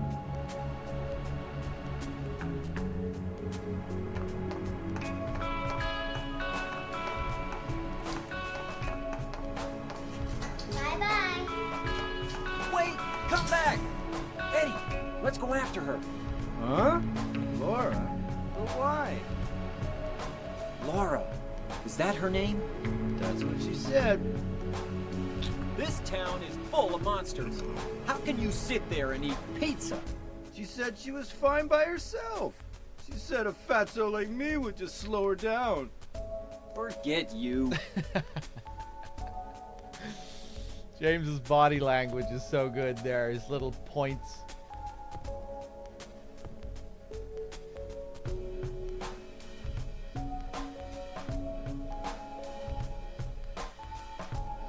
If you did something bad, why don't you just say you were sorry? It's no use. Nobody will listen. Nobody will forgive me. Who is that girl, anyhow? I don't know. All I know is her name. I swear. You always sound like you're hiding something, though, Eddie. With that cadence. With that little sing-song in your voice.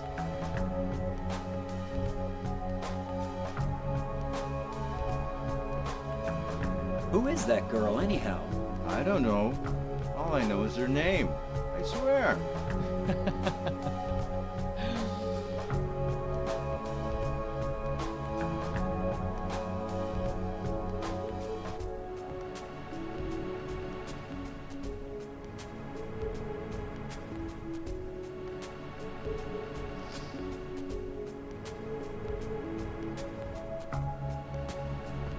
So yeah, the town has to be creating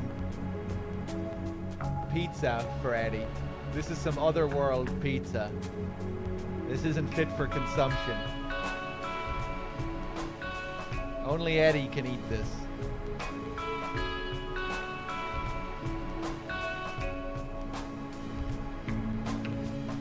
Maybe it's not even a pizza from Eddie's perspective. Maybe James is seeing it as a pizza.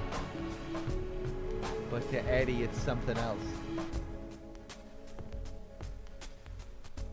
Probably not, though. Eddie didn't correct him or seem perplexed when James said it was pizza, so nah.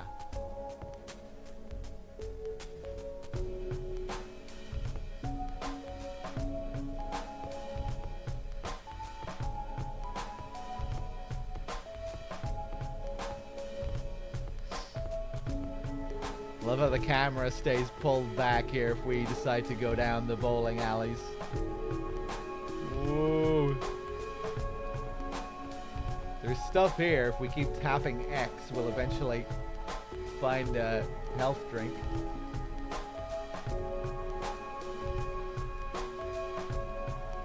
Nice. Or handgun bullets.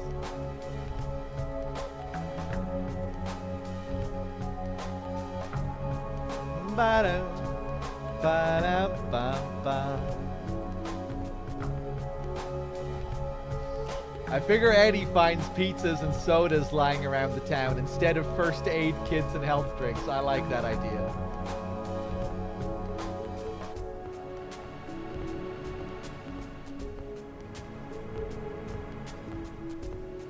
All the fast food places are open, ready for business in Eddie's version of Silent Hill.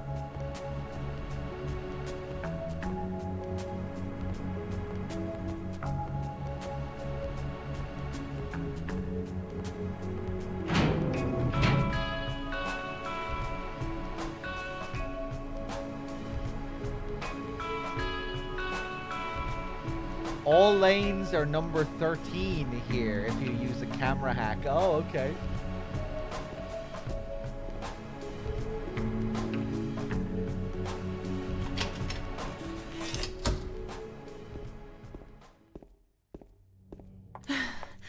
Did a little girl run out of here?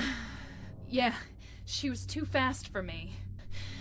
Aren't you gonna go after her?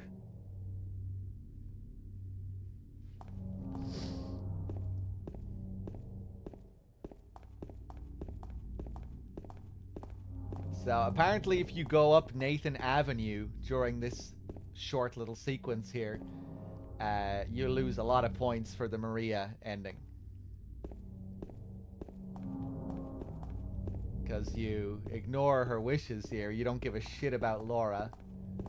Maria loves Laura. So ignoring Laura is not what you want to do.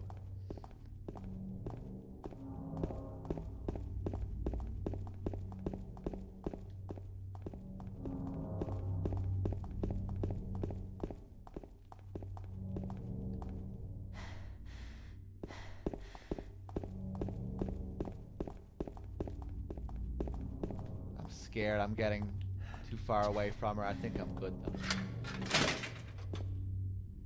Hey, what's up, Genome? Good morning. Yeah, it's getting early here. It's like 7 a.m., half 7.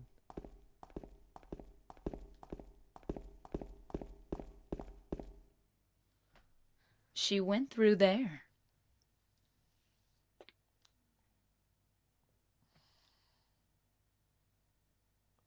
Is there any other way? Yeah, there is. Right through there.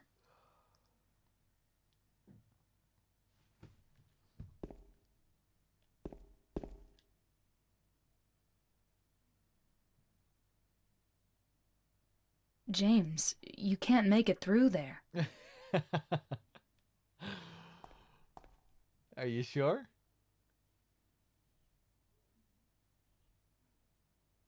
James, you can't make it through there.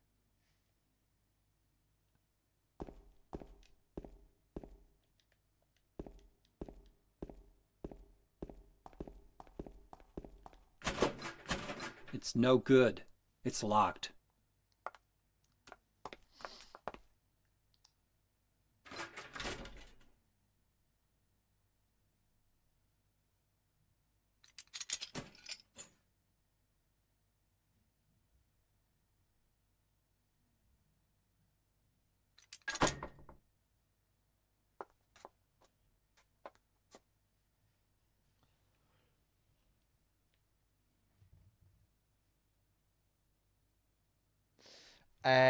Oh, thank you very much, Laser. It's a 5 meter of separation from Maria, and the separation distance is fairly significant. You can tap run every few seconds, I think. Okay, I've been doing more running than that. I've been holding run for many seconds. But I think it still should be okay.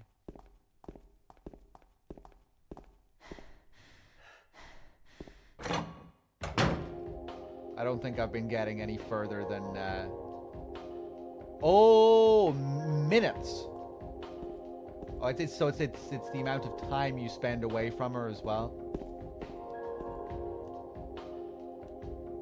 Empty can, sink, cardboard box. None of them will be of any use.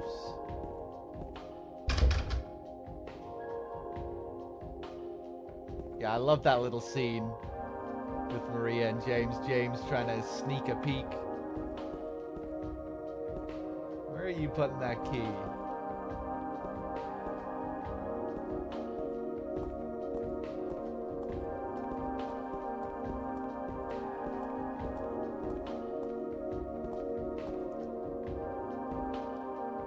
Liquor bottles. I don't need that right now. It's not that I don't drink. In fact, I drink a fair bit to get away from the pain, the loneliness. But the drinking never changes anything. Anyway, I don't need it now. There's something I have to do.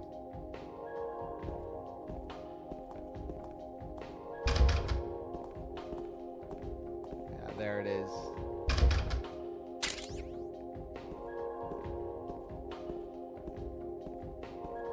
Interesting to consider as well when you find out that James only killed Mary a few days ago.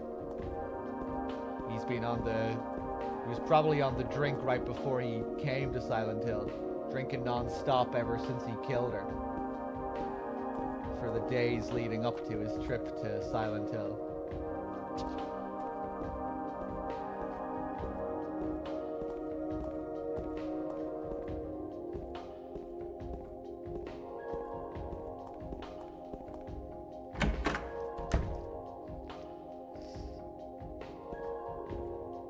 Hey, Saparod, with the 4 years, the 48 months. Thank you. Hold on 1 second, guys.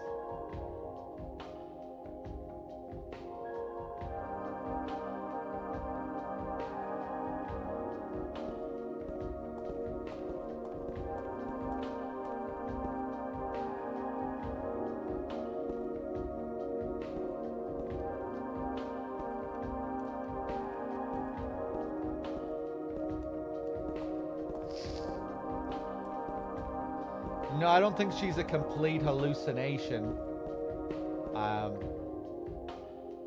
But she is something born from James's mind. Created by the town. The town, the spiritual power of the town, using James's mind as a catalyst to create this entity.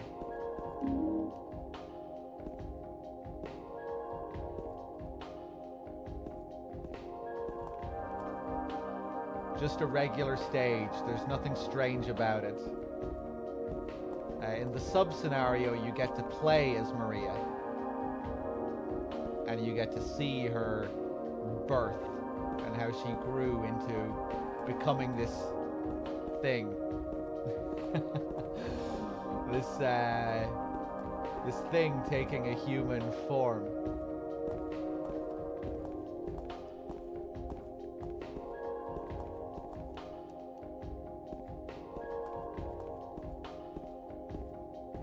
The title of the sub-scenario is quite revealing. Born from a wish. Maria, born from James's wish. Heaven's Night.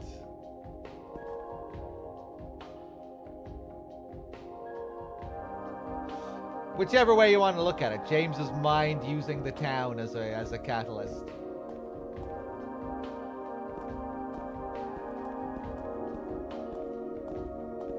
I don't know, they both kind of mean the same thing to me.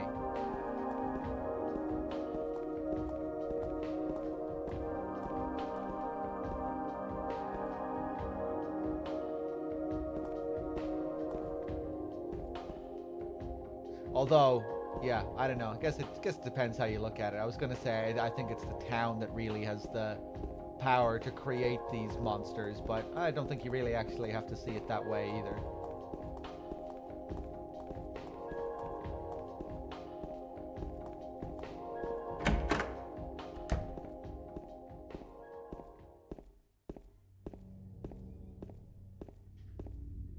Love this shot here.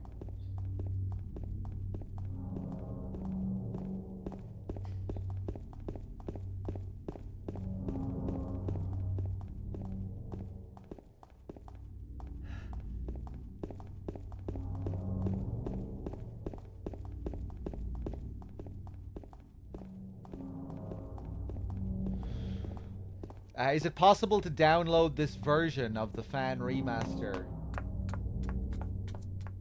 Yeah. Over there!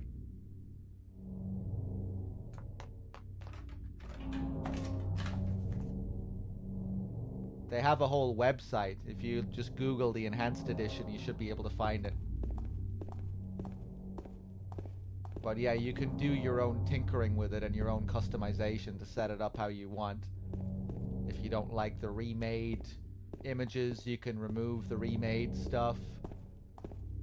Like I changed the Brahms signpost at the start of the game so it would mirror the original version, things like that.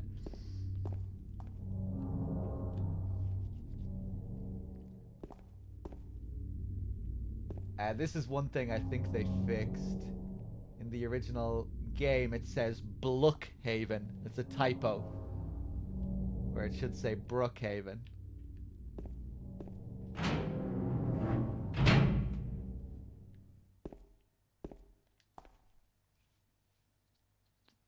Okay, we're here. Brookhaven Hospital.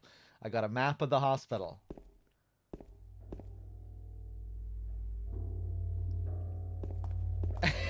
Nico.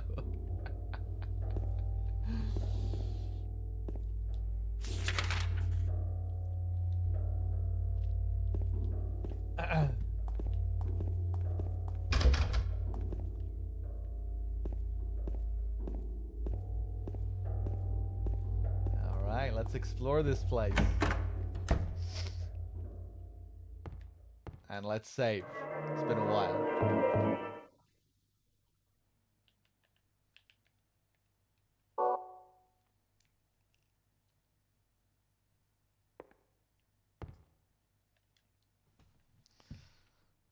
It seems to be about the patients hospitalized here. Jack Davis. He has attempted suicide 3 times in the past for reasons unknown. Although he's normally a model patient who follows doctors' and nurses' orders, he must be watched closely due to his past pattern of sudden and violent suicide attempts. Joseph Barkin. His illness seems to be rooted in the fact that he believes he is guilty of causing his daughter's death. His symptoms suggest a psychotic break and paranoid delusions, normally calm, but has a tendency towards violence when excited. And Joshua Lewis. History of hospitalization, as well as numerous assault, battery, and other violent offenses. He has a strong persecution complex and a tendency to solve things through violence. Extreme caution necessary.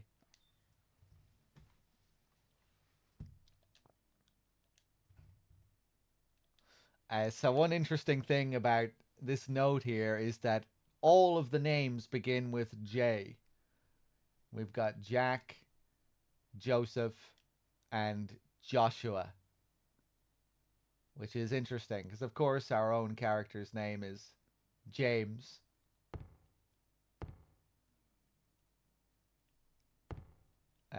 We also, of course, have the posters of Jack Torrance in the game, plastered all over the town from The Shining.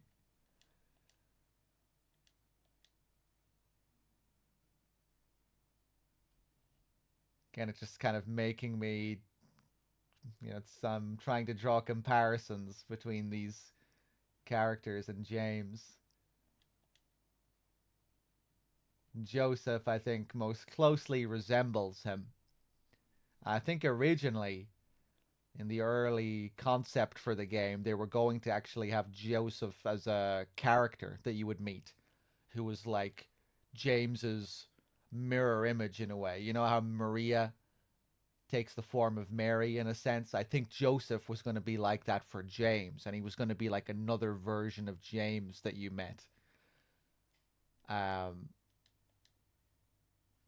Which I think is still kind of the idea here with this Joseph figure. But yeah, just here it's regarding a character that we never actually meet.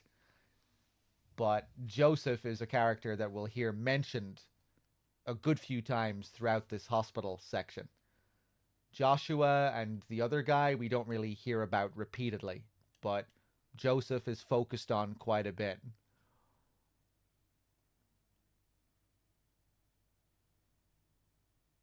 And I think out of the three of them here, you could probably compare him to James the most.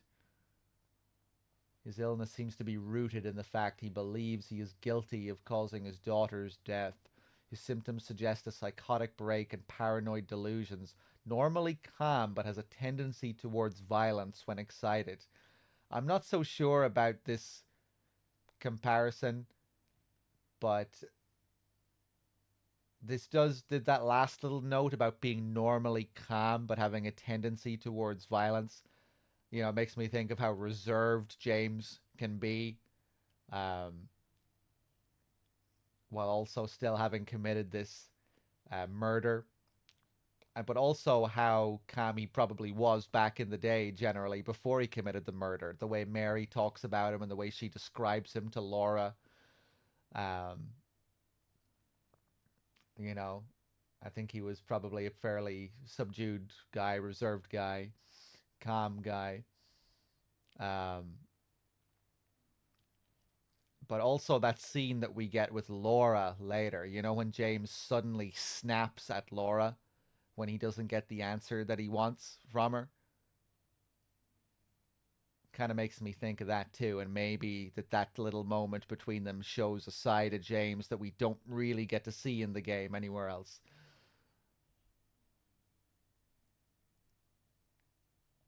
You know, when she says that thing that kind of conflicts with James's timeline about Mary and when Laura last saw Mary. She says, I saw her last year, even though James says she died 3 years ago. You liar! He snaps at her.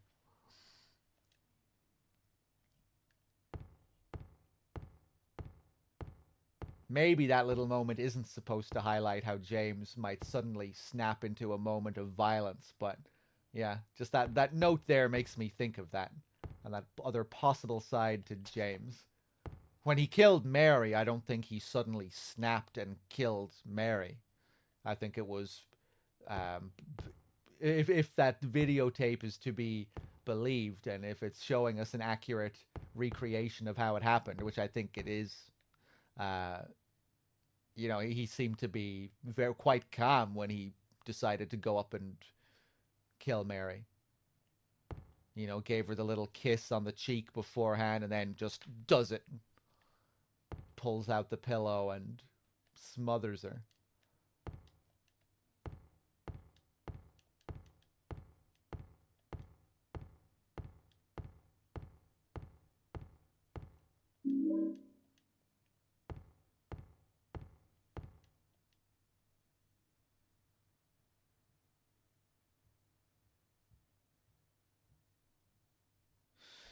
I think that's the whole origin of Silent Hill 2. It's an interesting thought experiment. But what if a good, peaceful person has a good enough reason to kill?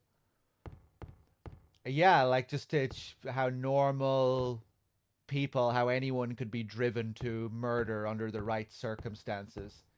How even normal, good people are capable of horrific things. It's definitely a big part of it.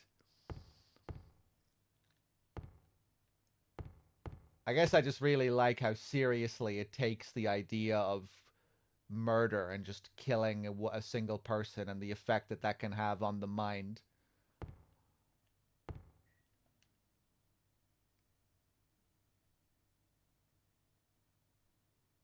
All of the guilt and different feelings that it comes with.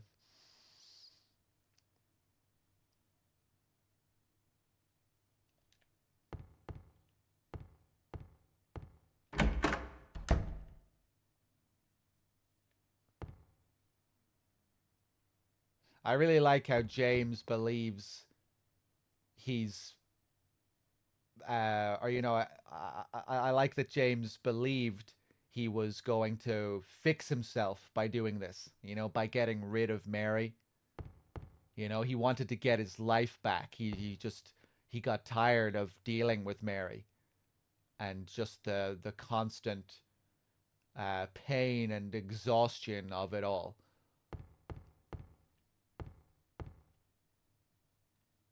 And he thought, you know, if I could get rid of her, that's it. I could get my life back. I could breathe again. But the opposite happens. It just fucking destroys him even more. It's one of the best lines in the game, I think, at the end. You know, when he's admitting the truth to Mary about what happened.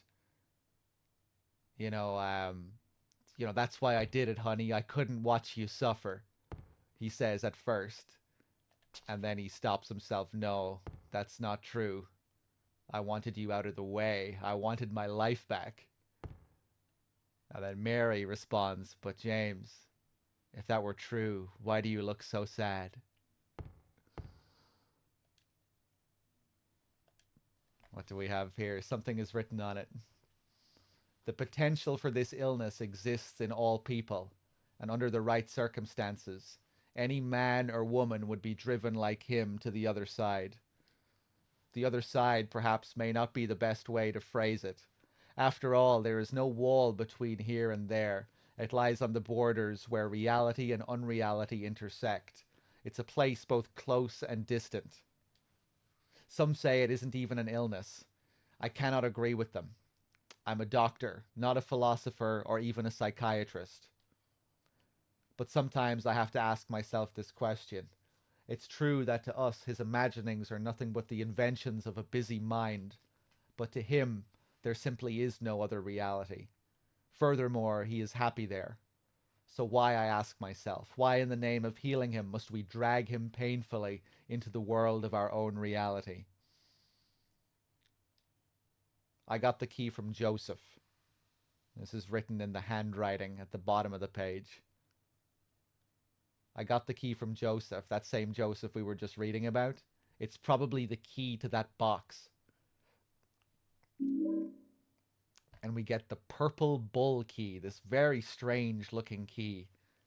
I have no idea what the purple bull is supposed to be alluding to. What that's supposed to mean, if it's supposed to mean anything.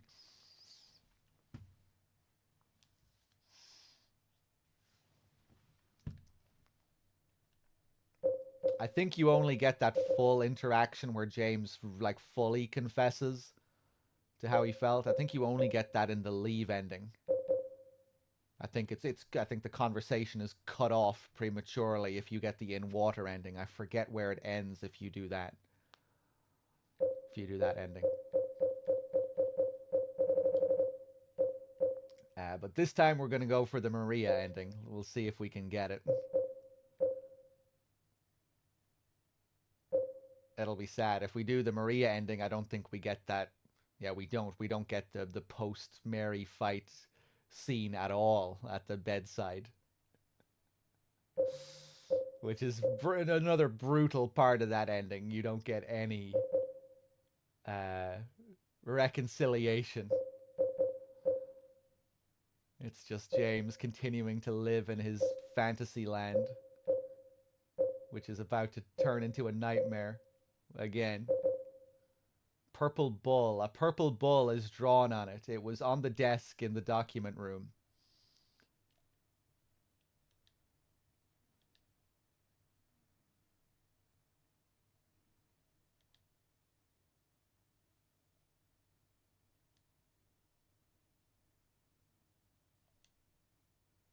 But sometimes I have to ask myself this question. It's true that to us his imaginings are nothing but the inventions of a busy mind.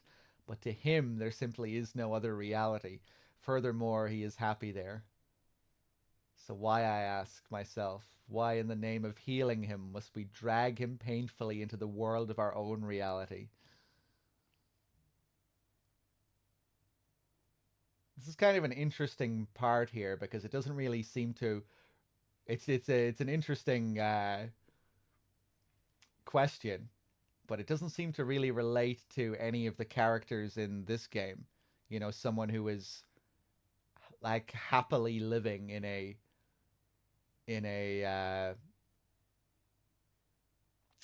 unreal world, you know, living in a delusional state. Maybe you could compare it to what happens with James and Maria, I guess, but when I read this, I'm thinking of someone who is more genuinely happy in their alternate world.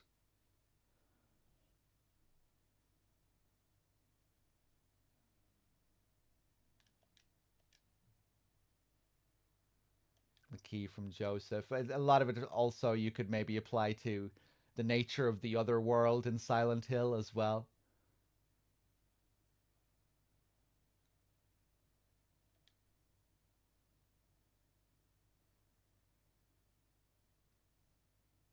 There is no wall between here and there. It lies on the borders where reality and unreality intersect.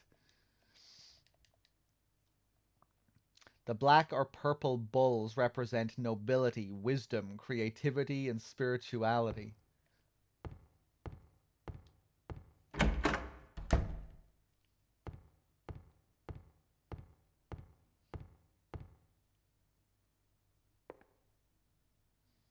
Related to Peruvian Pucara bulls. Quick Google. Yeah, I remember Googling it before and I didn't really find much.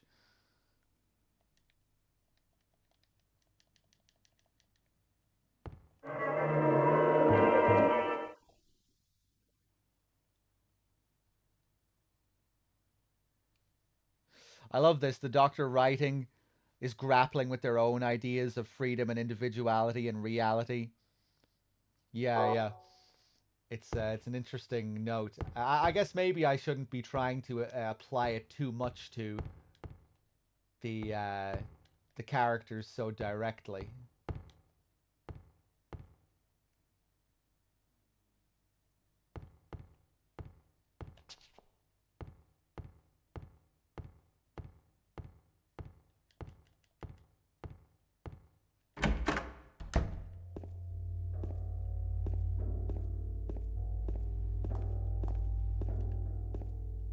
But yeah, I really like that idea, just the ethics of fixing someone who is happy in their own delusional world.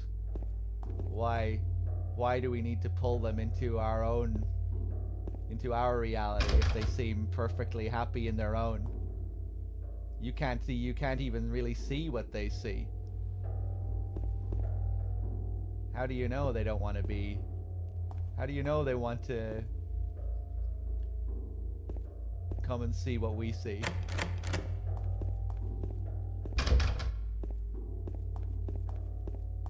You can only imagine.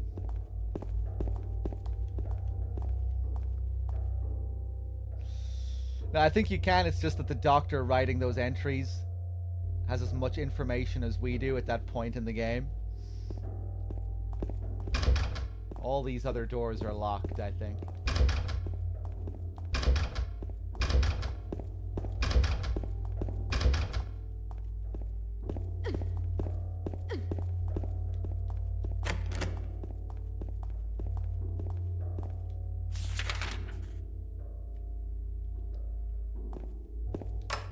Locked. Everything is locked here.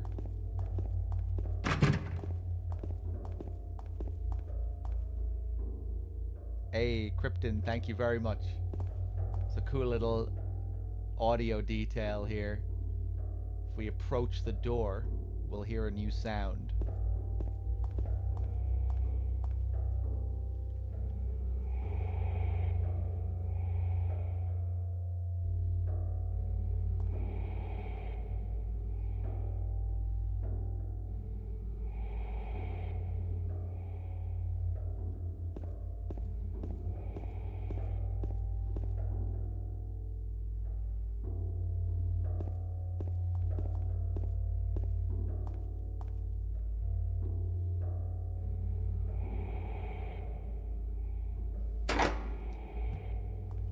Locked.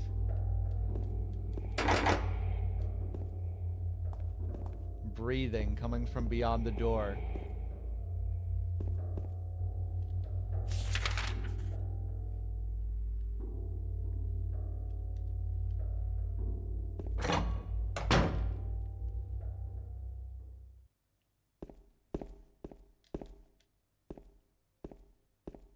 I love the way they place Maria in some of these areas. Once we load into a new area, she's just creepily standing beside you, staring at you.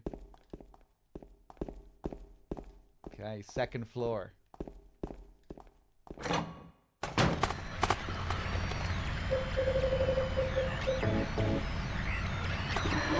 Ah!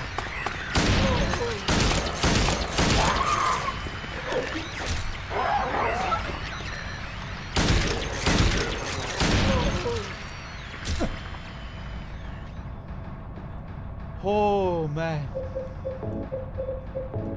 Sorry if I'm starting to sound a little bit low energy. But, yeah, I've been streaming for a while. Getting tired.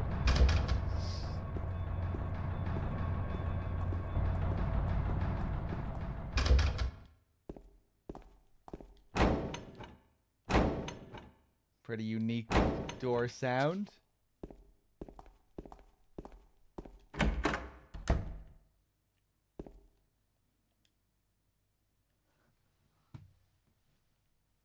Ow! What's wrong? I just pricked myself. Are you okay? Yeah.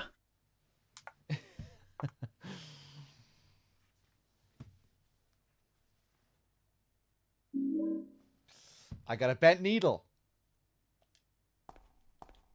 Just a normal stuffed animal. There's nothing else. It was Laura. Laura placed this here specifically to catch James with that needle. Jack. Look at this guy up here. Looking very James-like with his hair. And even his face. His face looks pretty James-like too.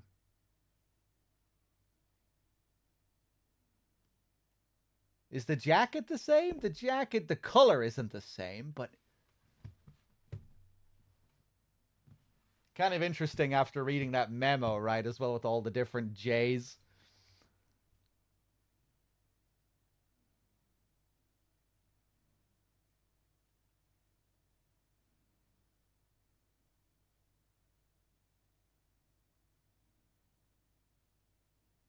Looks like a square patterned shirt. Yeah, I don't think it's that similar.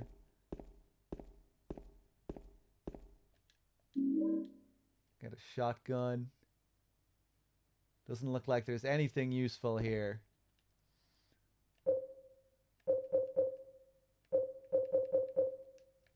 Okay.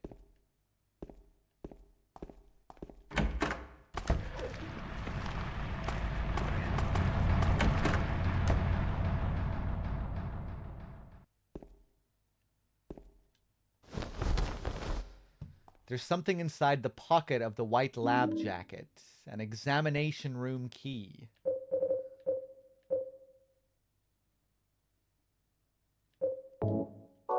Examination room is written on the tag. Found it in the pocket of the white lab jacket in the men's locker room. Anything else? There's a magazine here. That won't do me any good right now.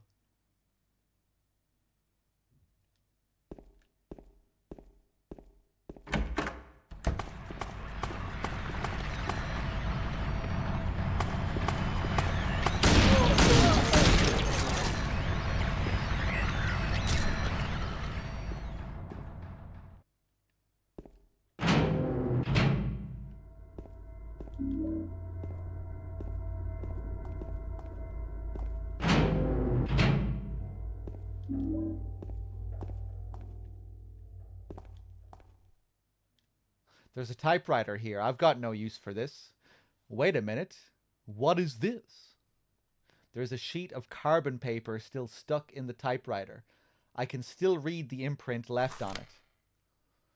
I know it. I know the number of the box. 2967. It can't help him anymore. The button key doesn't scare me, so nobody can stop who I am. I don't know who I am is who I am is who I am is. That's cool. It's slightly different to how it is in later riddle difficulties. Even though it's not a riddle that you even have to figure out on any difficulty, they still change the writing slightly. Although I guess this one does like flat out just tell you it's for the box. Yeah, it's clearer, I think. than the higher difficulties. Not that you ever even really needed to figure that out on any difficulty, but yeah. Bifrost, thank you very much.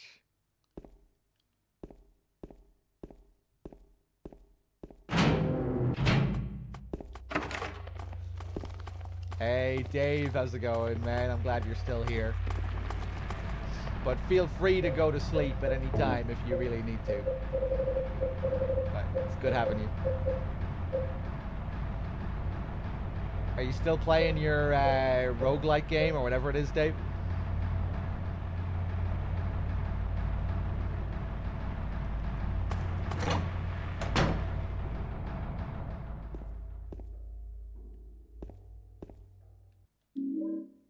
We get the Lapis Eye key.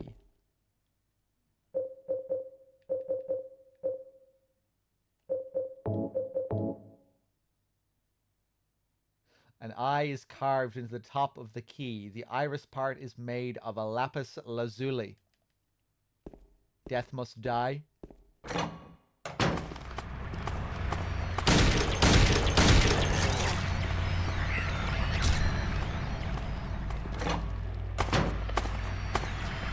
Nope.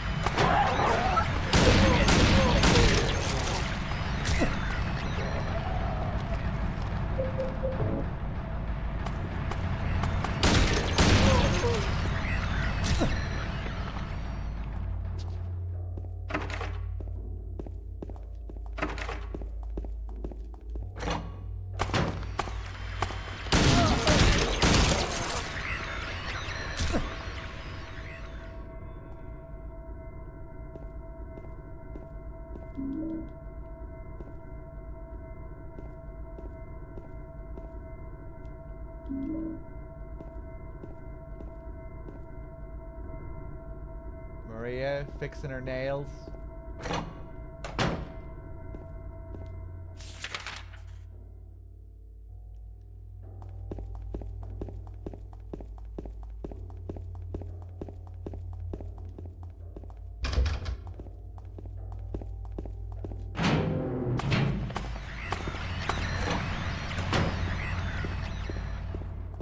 Okay, back down to the first floor with our examination room key, which I think is for this place.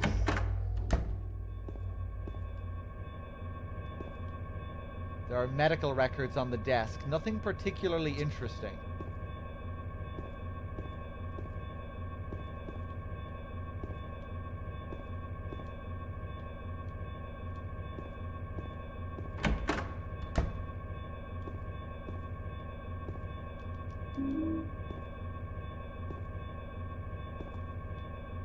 Third floor patient wing hall, 7335.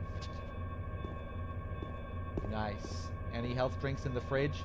There's a memo hanging on the refrigerator. Food only. Do not store drugs. Damn it. In Silent Hill 3 you can get some health drinks.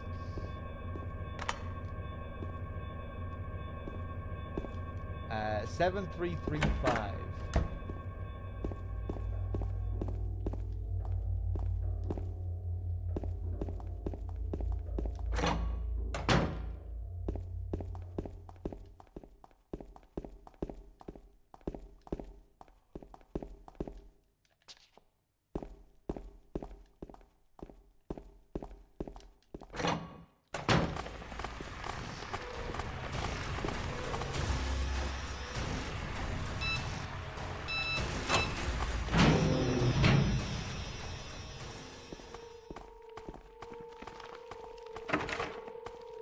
Love this sound.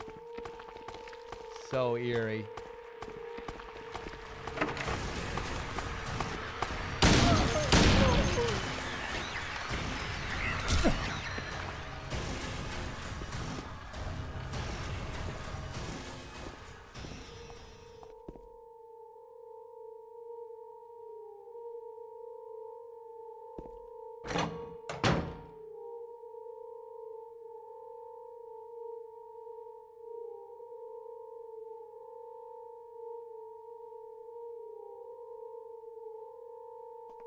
James.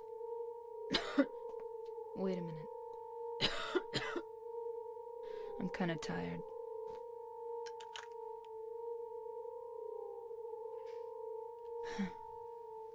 It's just a hangover. You should rest.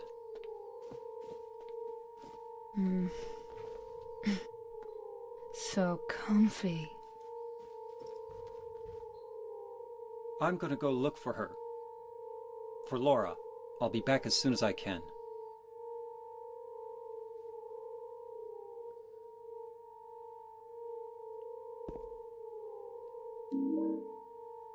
And we get the roof key just sitting here in this pool of blood.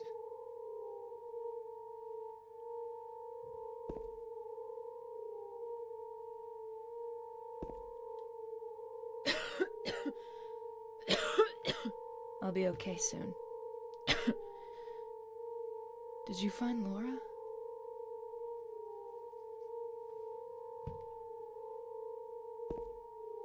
Really disturbing here, this scene. I think just the allusions to Mary's sickness, followed by an allusion to her death in a subtle way. I think just seeing James standing over the bed like this, the way he puts her down, sets her down.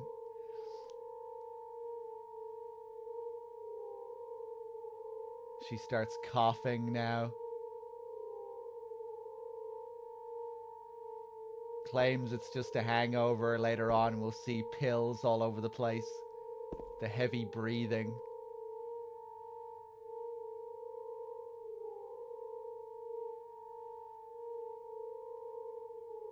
Very eerie.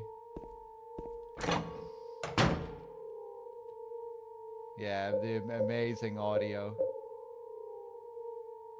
It's great what they do with the audio in that room later too, with the breathing and how they tie that into Mary's sickness, or that's how it feels. Let's go back in and say hello again, because we really want to try and get the Maria ending this time. That's what we're going for. James, I want to ask you something. What if you can't find Mary? What will you do? I haven't thought about that.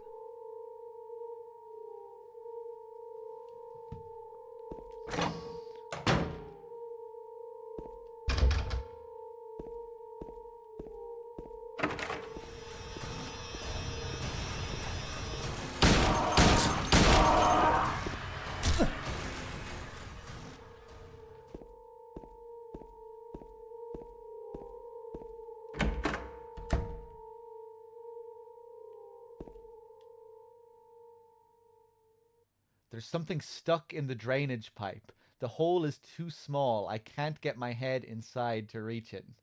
Maybe if I had a long, narrow tool of some kind. And here we have the brightest color in the whole game. This green here really stands out.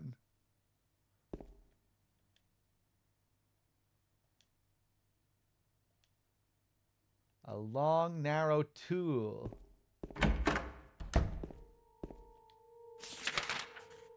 A lot of rooms to check here.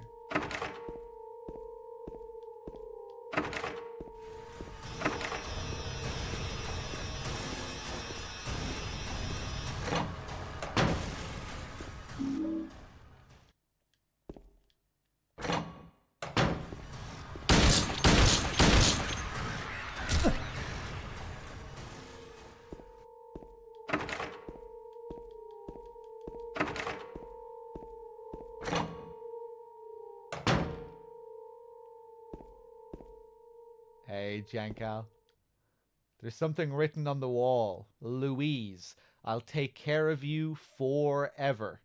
It's my destiny.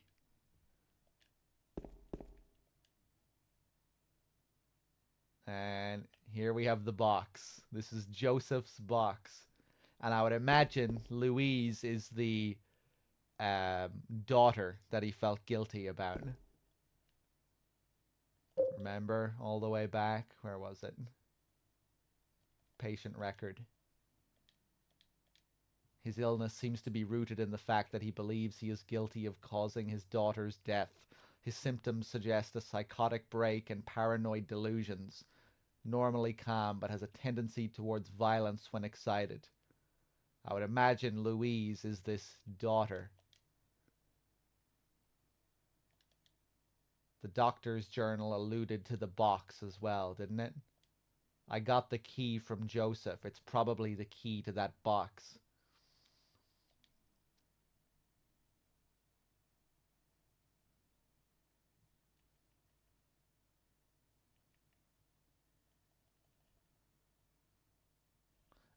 The carbon paper. What did that say exactly?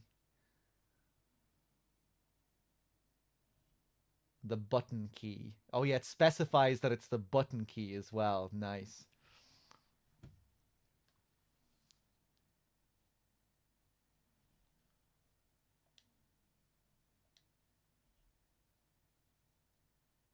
$2967.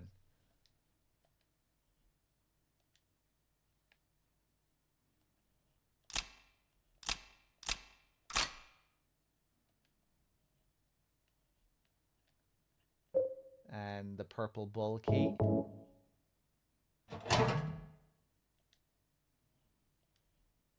And the lapis lazuli.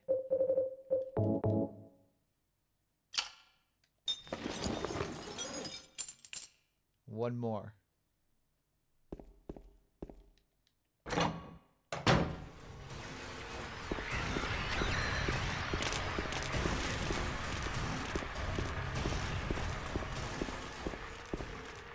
Maria, how are you holding up? I'll be okay soon. Did you find Laura?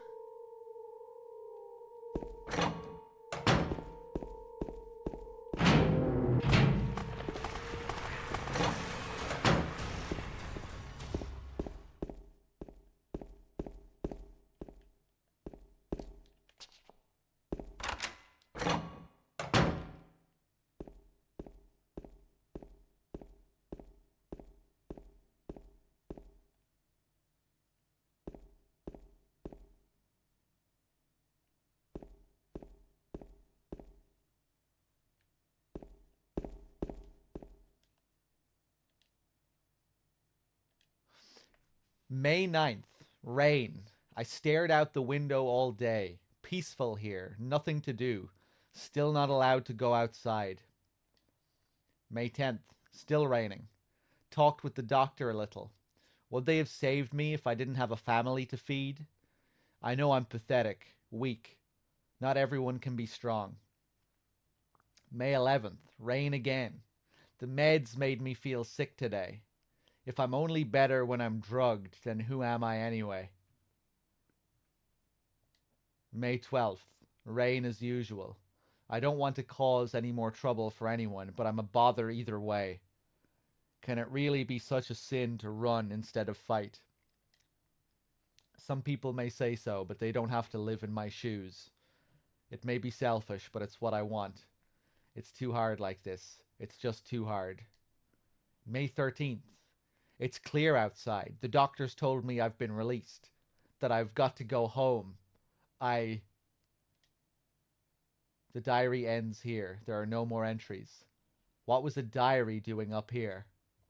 And if you look at the page, you can see that after that last I, it just splinters off into mad squiggles.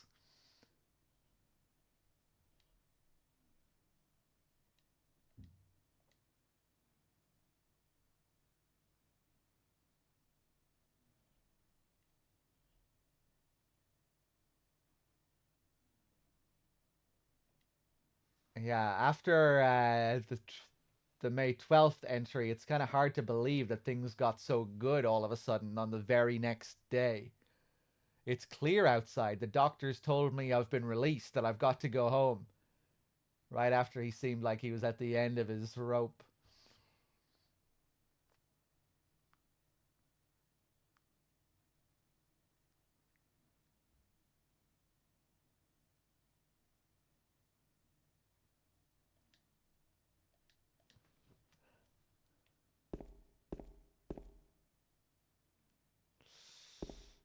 The aggressive scribble, yeah, as if that was really just some sort of fantasy at the end. I'm not sure if any doctors were telling him he was free to go. Interesting right up here too with this barrier. I'm assuming this barrier on the roof is supposed to allude to suicidal patients. You know, this as a means of preventing people from jumping off the roof here. That's what it always makes me think of.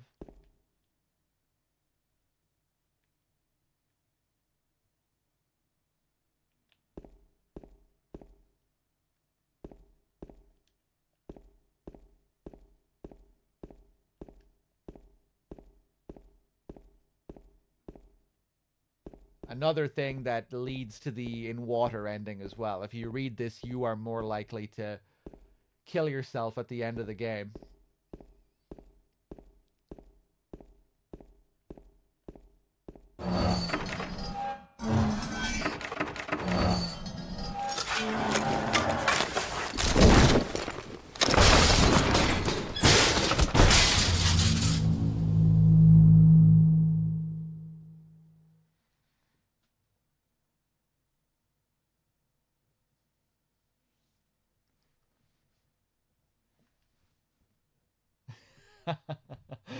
Pretty fitting for Pyramid Head to knock us through one of those barriers too, almost killing us.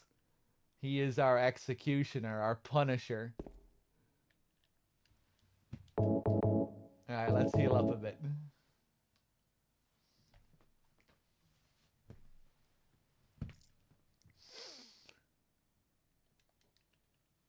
I lost my control again.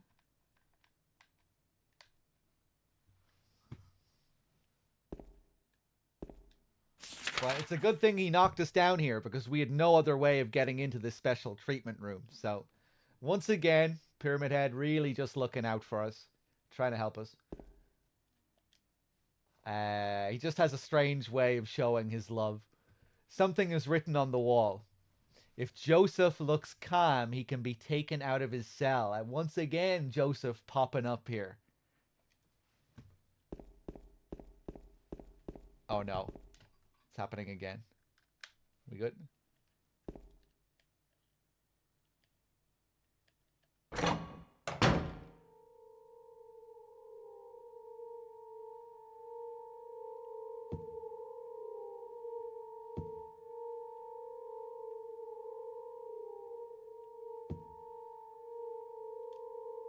There's something written on the wall.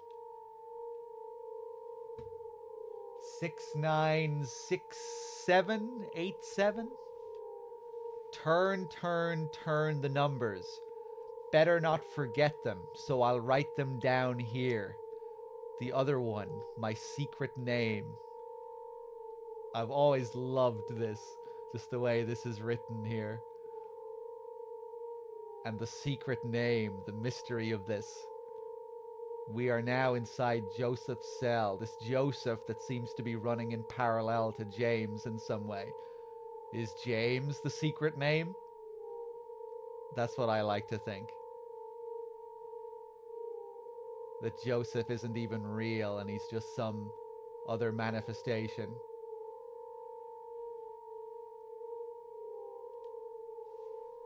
Especially when you come in here, supposedly Joseph's cell, just seeing James in here like it's his own cell. Like we're the ones trapped in here.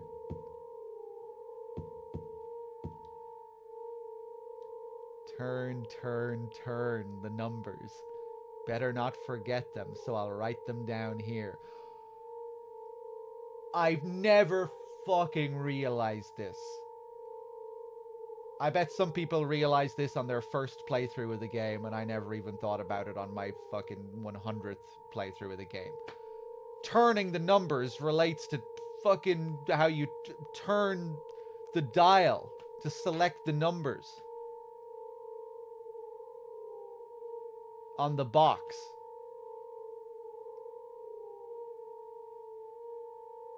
I never thought of that.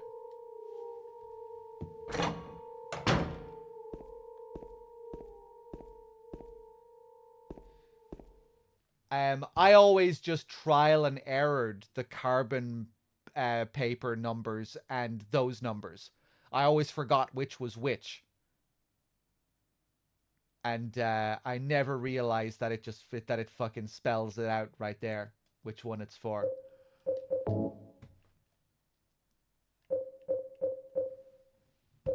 That's crazy.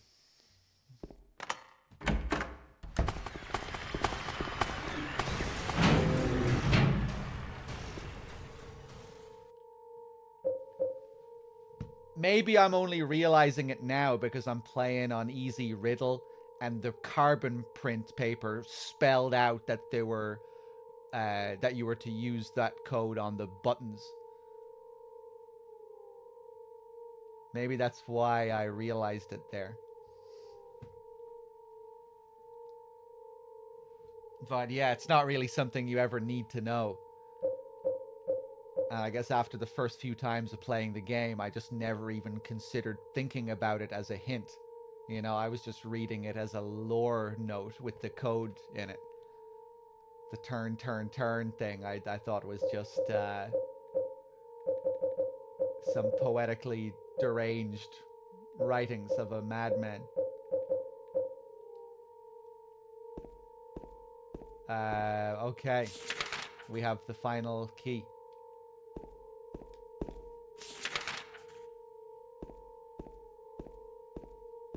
And maybe actually another reason why it clicked this time is because I left it until last and did all the other keys. Usually I wait and do all of the keys together at the same time. But I had that turning one in mind when I looked at it this time, so maybe that was it.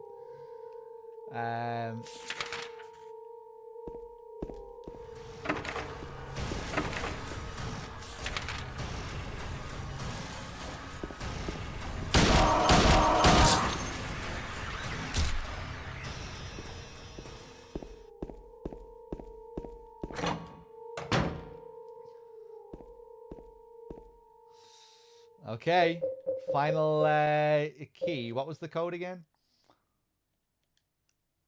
67 something 7. 6767 we'll go with.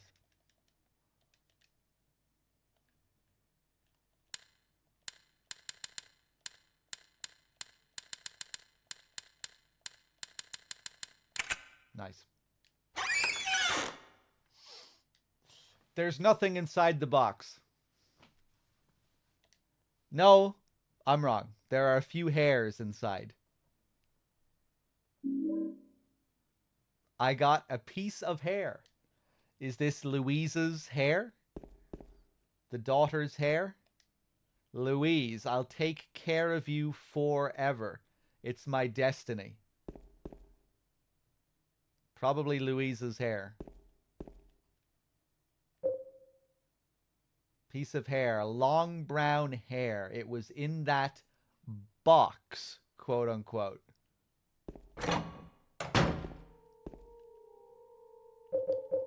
That so-called box.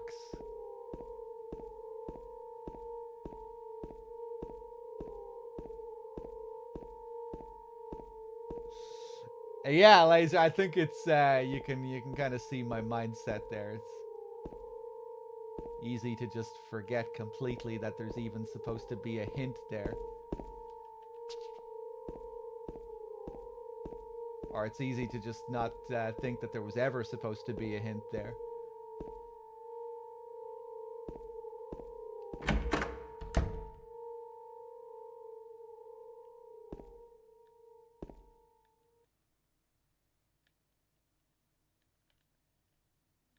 Yeah, I always thought you were just supposed to trial and error the two codes.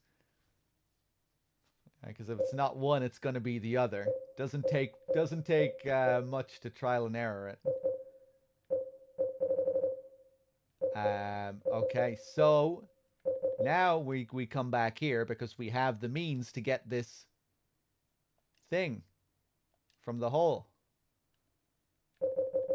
with our piece of hair, which we will combine with our bent needle.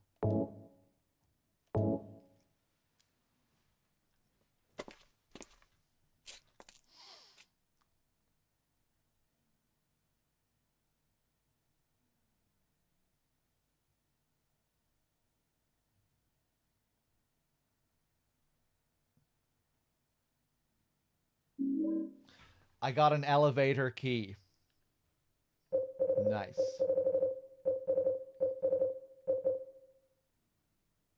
Patient wing elevator is written on the tag. It was stuck in the bath pipe with an ear attached to it.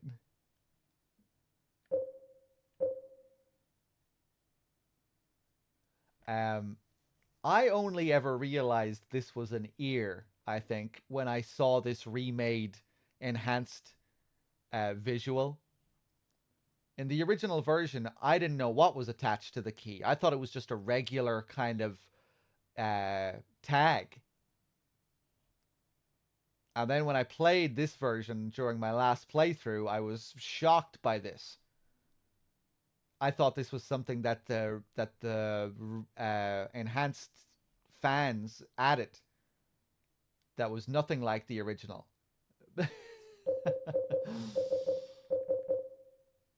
Speaking of things that I missed for years and years. Yeah, for some reason in the original version it never looked like an ear to me, but yeah. It apparently was an ear.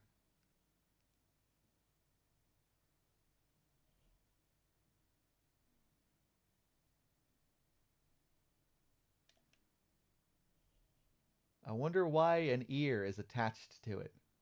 Because we get a quiz and we have to listen to audio while we're on the elevator? While we have to listen to that guy and his quiz show? That's probably not why.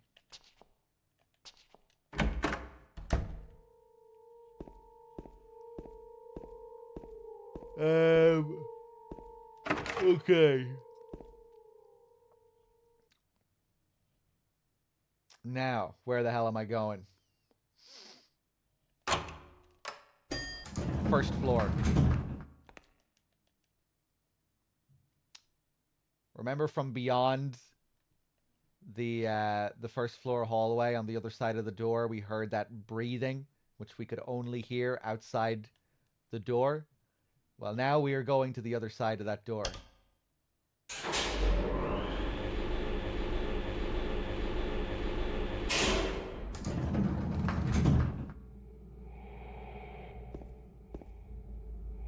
And what do we have? The breathing again. Now we're just completely surrounded by it. Throughout the whole hallway. Really cool.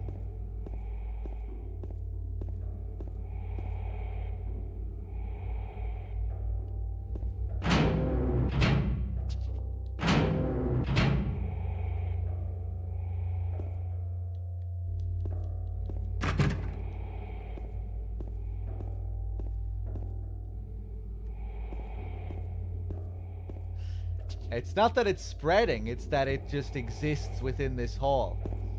You know, before we were only hearing it here. We were hearing it coming from this hallway. But we couldn't get through to it.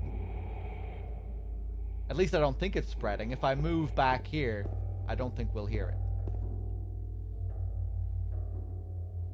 Yeah, we only hear it when we get close to the door because we're approaching it. We're hearing it from beyond the door.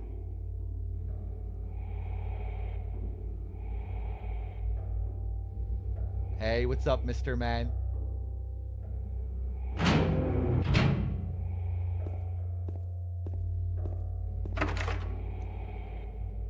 How am I feeling now? I'm pretty tired, Mr. Man, but I'm still having a good time. It's a pretty nice game to be playing in a sleepy state, I think.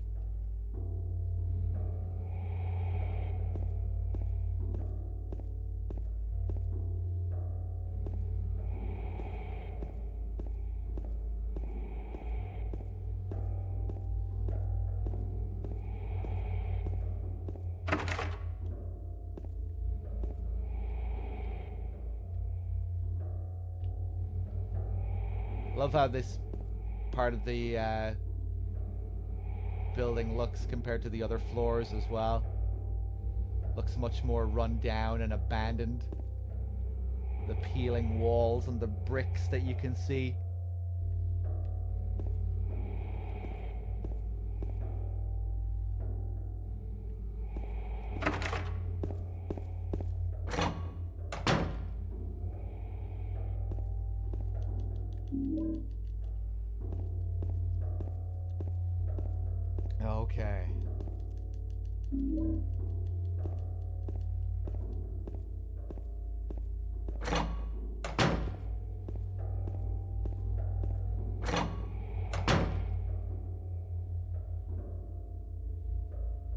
There's one really cool moment during this next scene that I like. Again, when Laura says something that conflicts with James's timeline of events. You know, when she alludes to Mary being alive like a week ago or like a year ago. You get that, I forget when it happens, but you get that moment where James just kind of freezes. Looks like he just freezes in time, and you can almost see him just like push the memories away.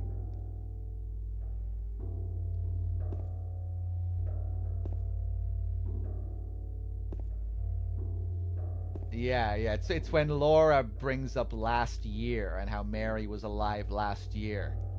And he says, but last year Mary was already... And then he pauses for like 5 seconds. And then he just moves on, pushes it away. I've always just really liked that little moment. Where he just completely freezes.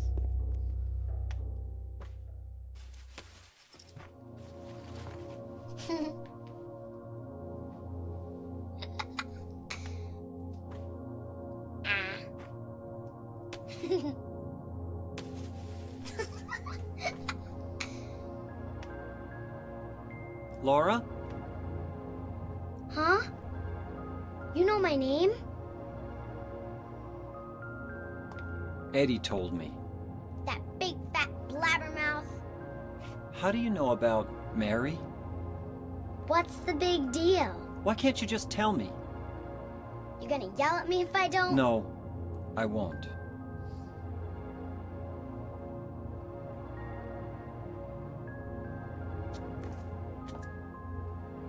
I was friends with Mary. We met at the hospital. It was last year. You liar! Laura, Fine, don't believe me. But last year, Mary was already...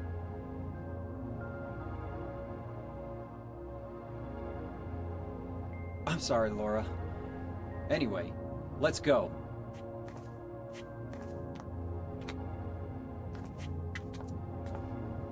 We can talk about this later. This is no place for a kid.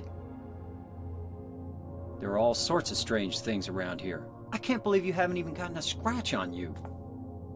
Why should I? Love how he promises that he won't shout at her. Wait! There's something I gotta get. Later, okay? But it's really important. What is it? A letter from Mary. Huh? I wanna go get it. Is that okay? Yes! Anything that leads to Mary. Now I've changed my mind.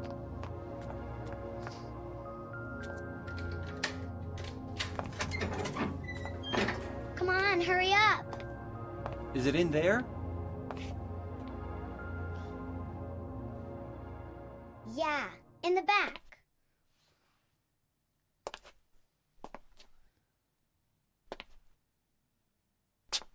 What are you doing, Laura?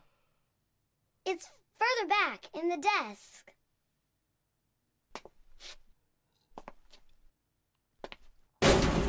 Laura! What are you doing?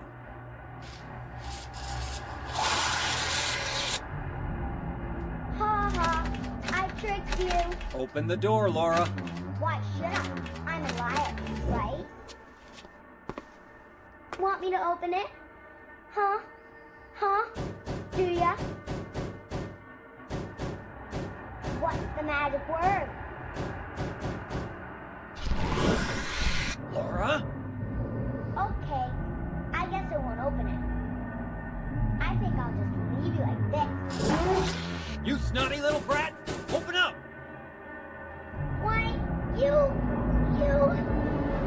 Laura? You fuckers! There's no coming back from that, James. You gotta do it.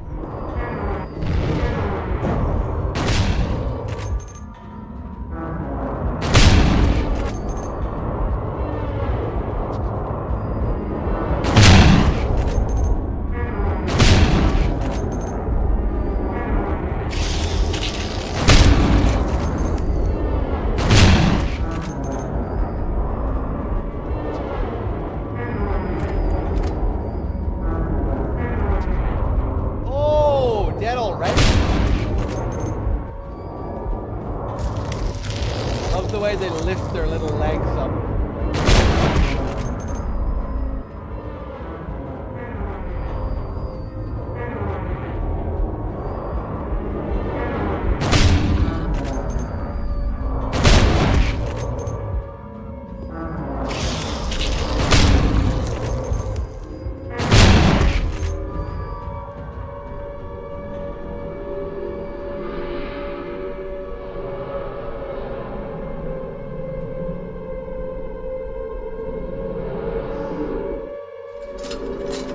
James. James. James.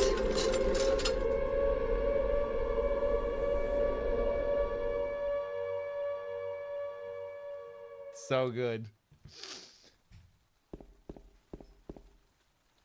I love how shit just gets wild there out of nowhere. When the fight ends and suddenly the camera is pulling you up into the ceiling and you're passing through walls. And suddenly you seem to be in first person view and you're on a hospital gurney looking up at the ceiling. And now we've teleported into another part of the hospital. We're listening to Mary calling out for us. It's a crazy little 10-second sequence. It's such a vibe. And yeah, now we are out in the garden, supposedly. We've been taken from the examining room over here. Actually, that did make sense in a way, you know. We were fighting the flesh lips here, and then we were pulled in this direction. However, this garden is a bit of a lie. On the map, it's this big. But it's just this tiny little square. I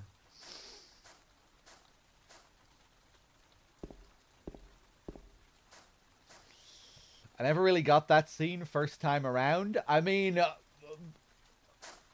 I still don't really know what to make of it now, or if there's even really much to get about it. It's very much inspired by Jacob's Ladder. I think they're kind of recreating a scene from Jacob's Ladder where we're looking from the character's perspective as he's being pushed on a hospital gurney through this hellish landscape. Although that scene doesn't really mimic that all that much. It's you know, it's definitely not as clear as in Jacob's Ladder with what's happening. But I'd imagine that's what it's referencing in a way. The monster Flesh Lips, it's called, that boss, is supposed to symbolize Mary's abuse of James when she was in her hospitalized state. You know how Mary could be quite abusive towards James, hurling insults at him, telling him to fuck off and leave her alone, and then like 2 seconds later she'd be desperately calling out for him, telling him to come back and that she didn't mean what she said, and she would just have these you know, she would go on these insane swings back and forth between lashing out at him with vitriol and then desperately calling for love the next second. And that's what that monster is supposed to represent, that side of Mary. That really sort of vicious side.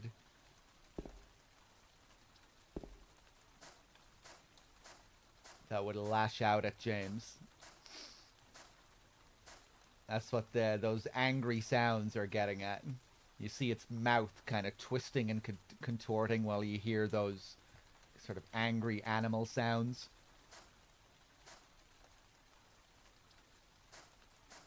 So maybe the Mary voice we hear after that is supposed to tie into that too.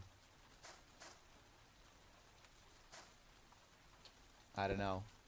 But now it's time for aliens.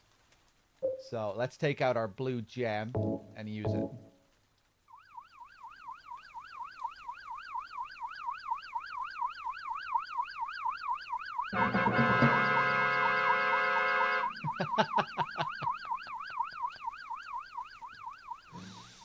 I told you. I didn't lie.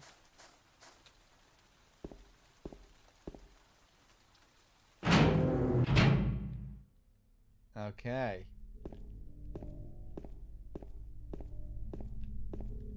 Moving on.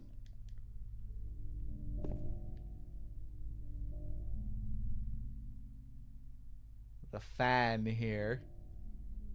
Reminding me of Silent Hill 1. Except here, the fan isn't spinning and everything feels dead.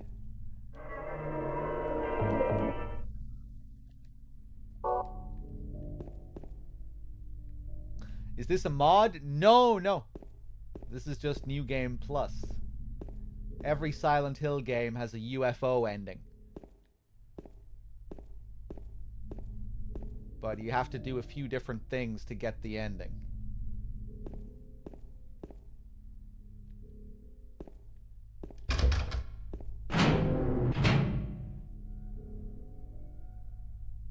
Oh yeah, of course, another significant thing about the gurney sequence is that you could also view it as a transitional scene leading to the otherworld version of the hospital. Because now when we come back through the hospital, things have changed.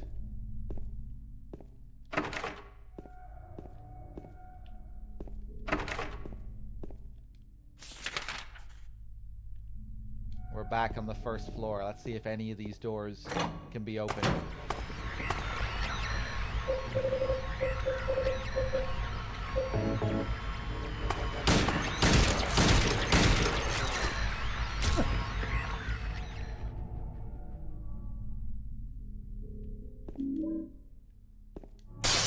Jesus Christ.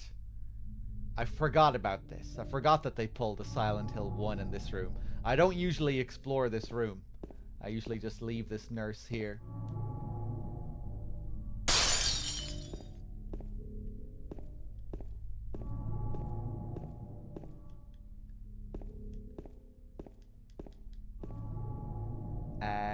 One second, guys.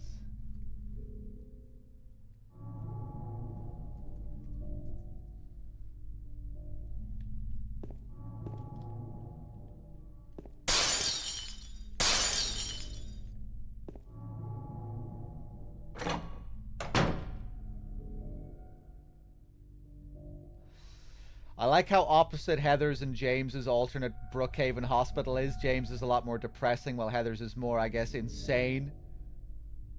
Both fitting for an insane asylum, yeah.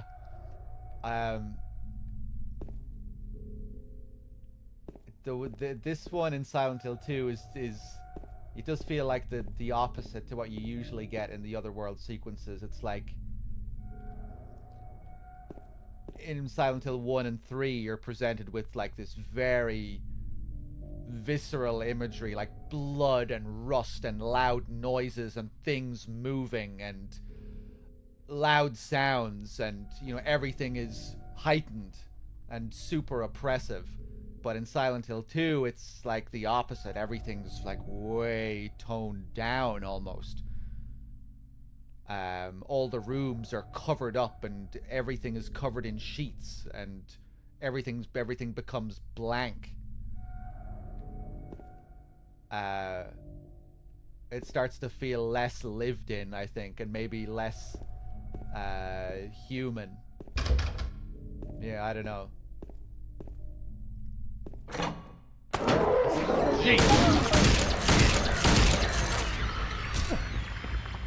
I really like how some of the areas look later on in the hospital. These ones are, everything's sheeted up here, but it's still kind of bloody and a bit dirty. Some of the rooms later are like completely clean, spotless, and it's just white sheets everywhere. This is the kind of setup you would have in a building if you were to like fumigate it or something, right? Wouldn't you? Isn't this what they do with like large buildings if they're performing some kind of fumigation or something like that, where they would have everything sheeted up like this.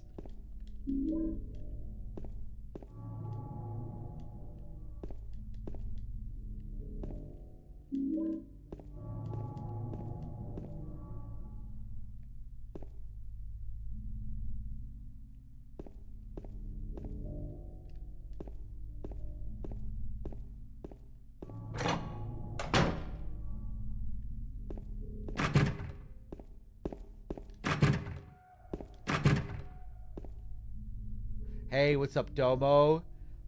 Been a long while since I've come by the channel. Hope you're well. Hey, thank you, man. I'm doing good.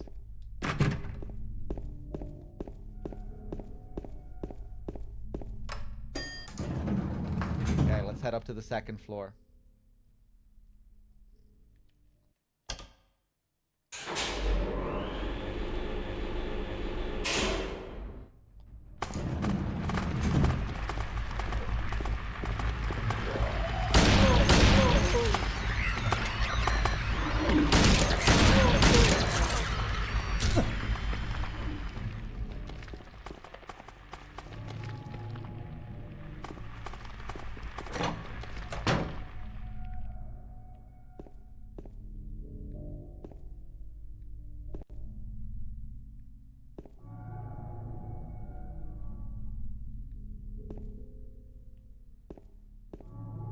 Yeah, everything's just stripped. The life has been removed from this place.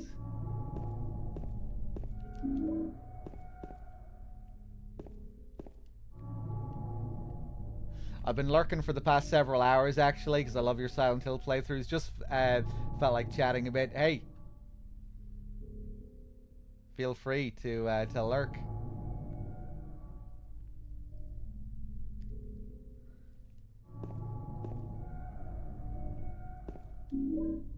I got the dry cell battery and the basement storeroom key.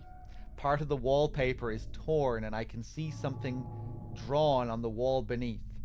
Are those hands searching for something? Or are they just a sign of pain?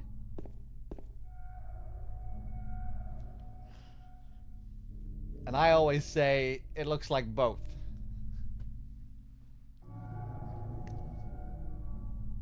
But probably a sign of pain, if I had to choose one over the other.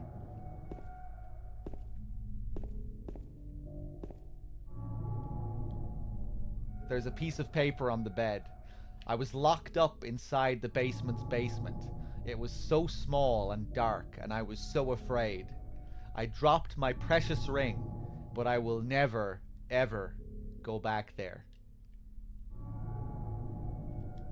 My precious ring, eh?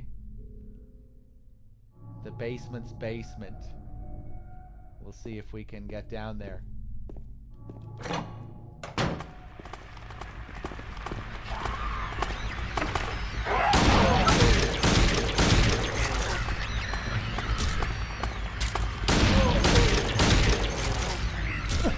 Oh, Joffy with the 9 months. Thank you. Ah! Turn around.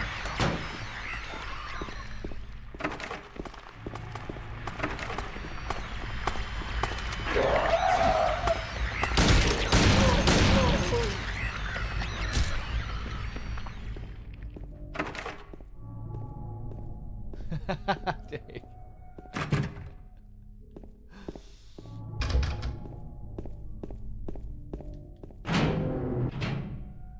Love this room here.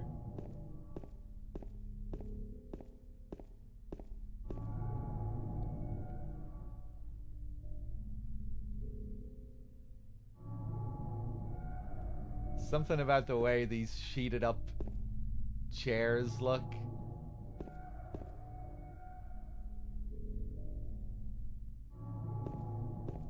And this big fridge lying in the middle of the room. See some cable coming out of it too. There's something that looks like a refrigerator. Will you open it?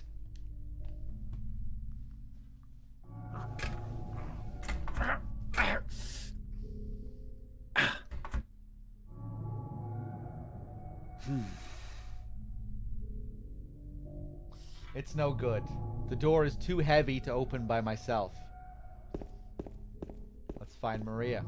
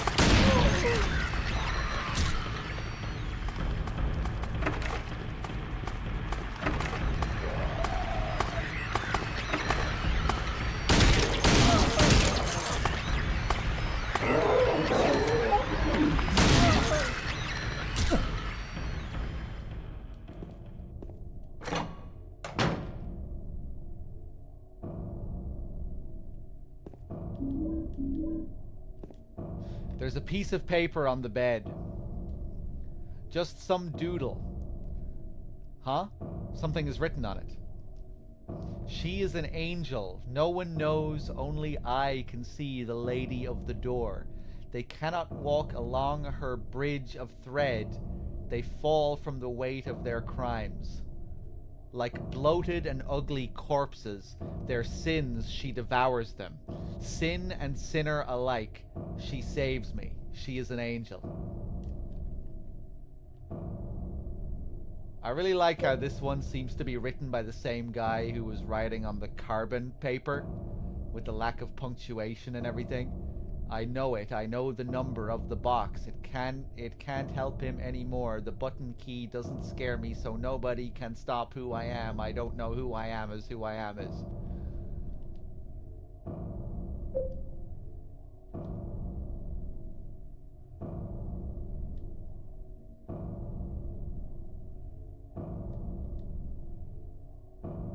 Only I can see the lady of the door. Well, that's not true, because look at this.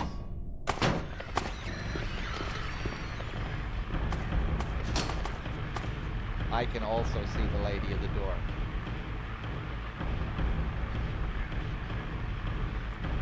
There's a painting of a woman on the door. Oddly enough, the hand part of the painting is actually 3D and sticks out.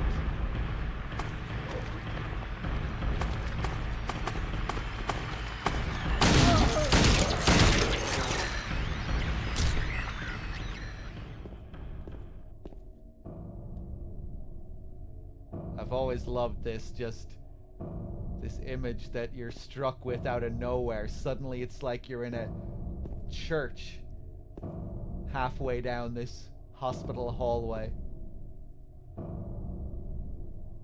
What a strange little place to find such an image.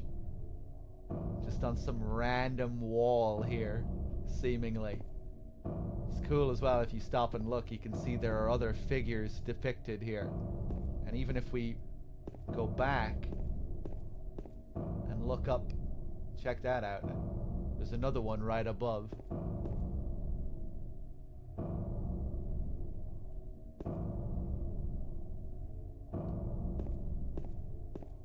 A whole ass mural here.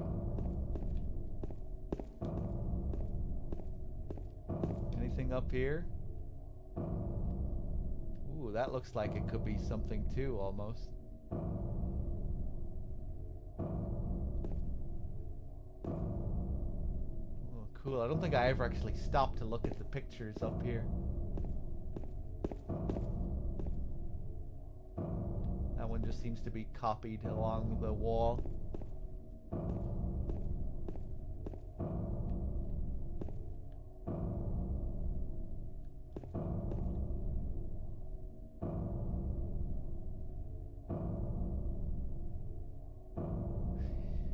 Yeah, I wonder who did this, who on the team.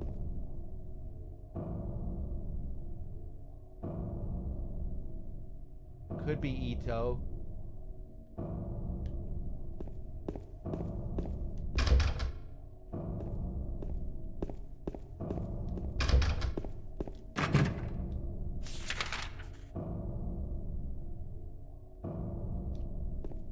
Now, we're back on the 3rd floor. This is where we left Maria. If you remember, we left Maria in S3, the 3rd room here. Is she going to be here waiting for us?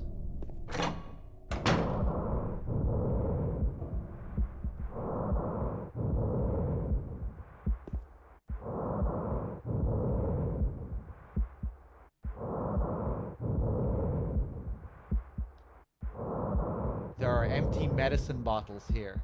Is this what Maria was taking? Is Maria sick now too?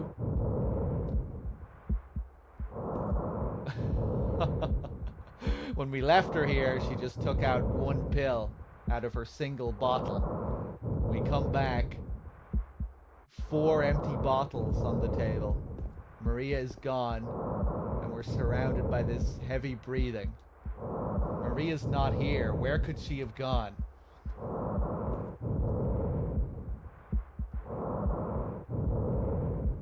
What's crazy is, if you come back here after you get Maria back, the breathing will disappear.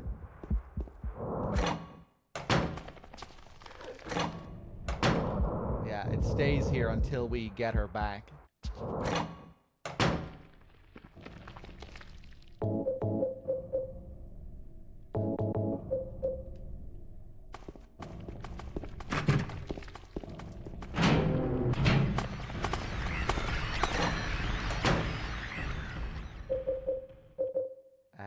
Okay, to the basement. Let's save.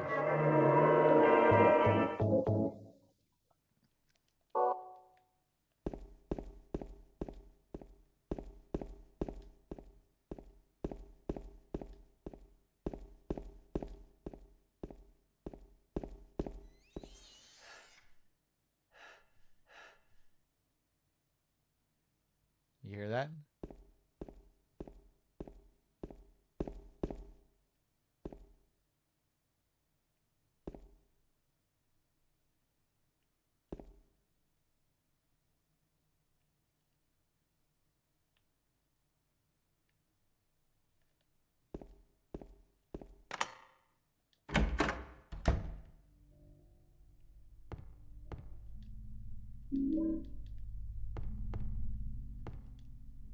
There's a shelf. There are red handprints on the shelf. Move the shelf.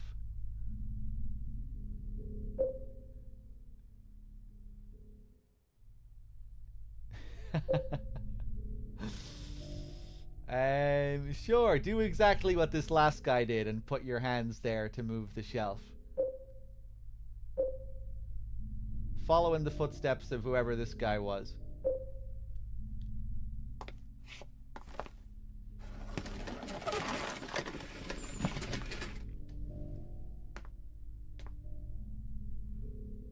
James! Mary? Oh, Maria. It's you. I thought you were... Sorry. Anyway, I'm glad you're alive. Anyway? What do you mean, anyway? You don't sound very happy to see me. I was almost killed back there. Why didn't you try to save me? All you care about is that dead wife of yours. I've never been so scared in my whole life. You couldn't care less about me, could you? No, I just... Then stay with me. Don't ever leave me alone. You're supposed to take care of me. So, what about Laura? Did you find her? Yeah, but... she ran away. We've got to find her. You really seem to care about her. Do you know her? I've never met her before. I just feel sorry for her. She's all alone. And for some reason, I feel like it's up to me to protect her.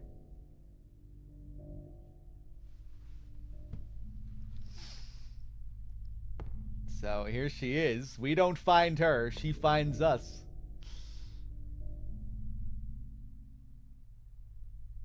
again, we see her dart dramatically between the multiple sides of Mary.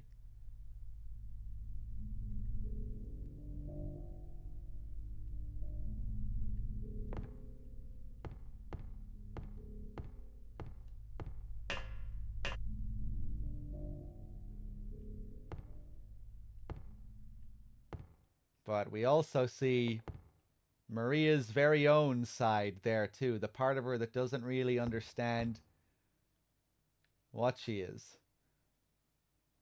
She cares for Laura, but she doesn't understand why she cares for Laura. She cares for Laura because she has Mary's feelings and experiences, and Mary's history with Laura, Mary's memories of Laura, or maybe not even Mary's memories, because she can't consciously recall those memories, but she can sense that she knows Laura somehow, and that's why, because Mary knew Laura.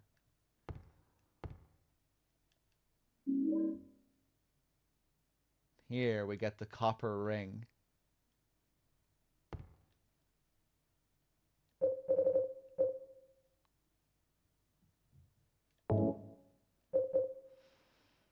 Lucidia, well, this isn't Mary, this is Maria. Maria isn't real. Or, you know, she's not a real human being. I found it in the basement of the hospital. It's engraved with a picture of a spider.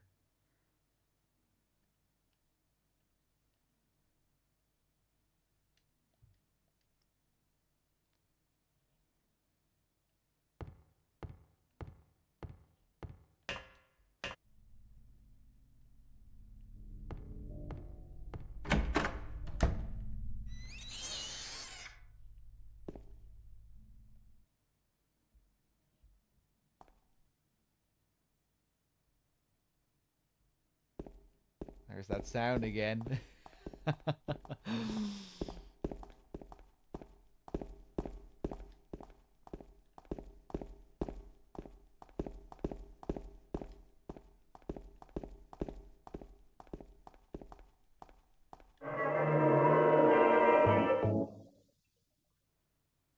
But yeah, I think I'll do the Maria sub-scenario after this. I'll probably only have a couple of hours to spare after I finish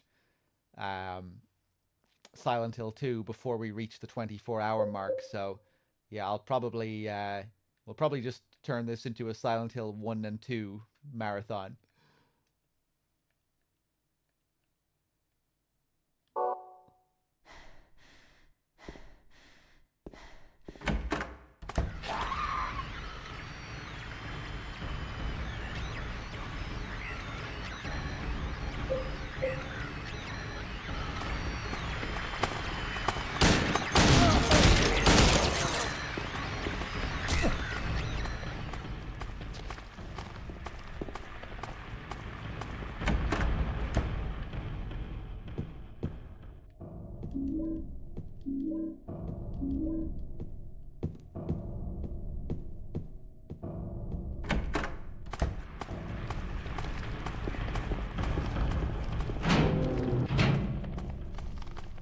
Okay.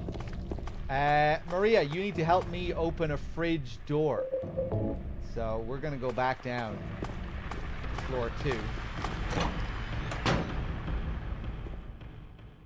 And see, now that we're back in her room, we no longer get the breathing. Pretty cool.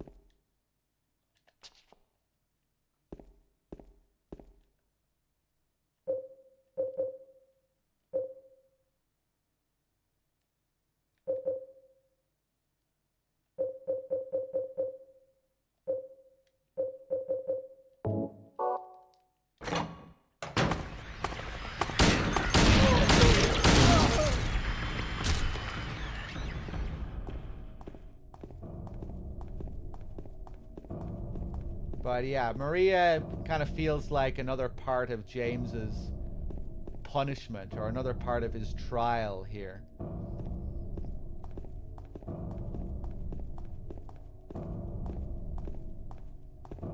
Will he accept this recreation of his wife that isn't real? Or will he face up to the truth of what he's done and try to accept it in some way and move past it?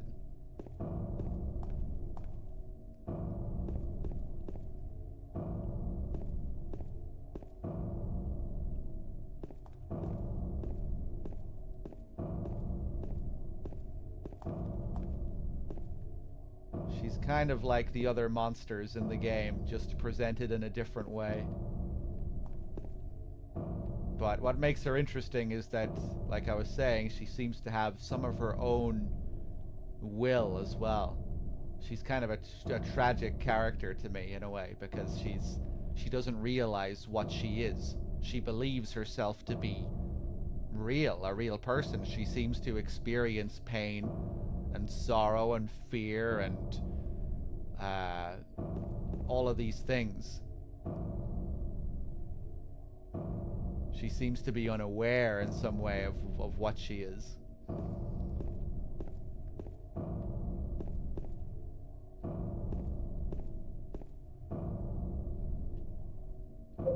Let's place the copper ring on the finger.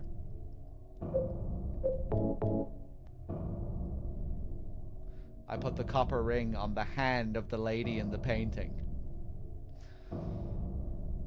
Does the breathing room represent something? Well, it's the whole scene there that's kind of alluding to a lot of different things.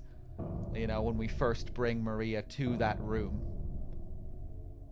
she starts to get sick, which makes James think of Mary.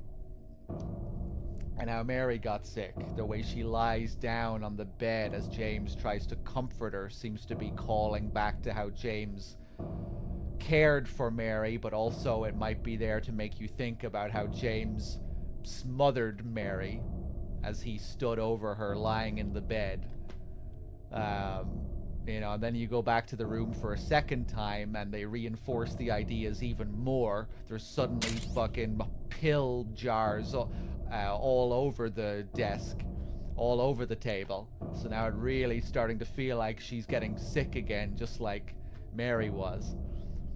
And then you're hearing the heavy breathing, which might make you think of Mary in her, like, on her deathbed, in her hospitalized state. So it's just all of these different feelings about what happened.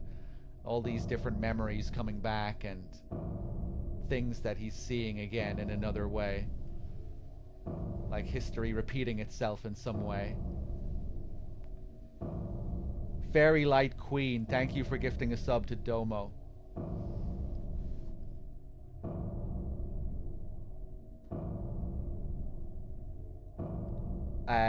Nub Zombie, how's it going, man? You're back. Earlier it got asked who the artist was for the Lady of the Door painting. I believe it was Tomoko Morohoshi. Hey, cool. Isn't he also referenced on the radio in Silent Hill 4?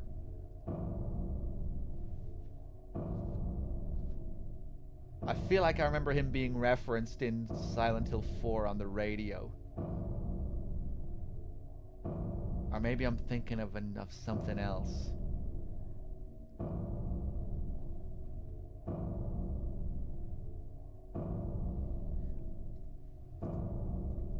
Actually, I think I'm probably thinking of Morokoshi. That's who I'm thinking of. Yeah, just as you said it, the director. The director urinating on the roof. Suguru, yeah. Wasn't he the art director for Silent Hill 2 as well? Didn't he also have a pretty significant role in Silent Hill 2?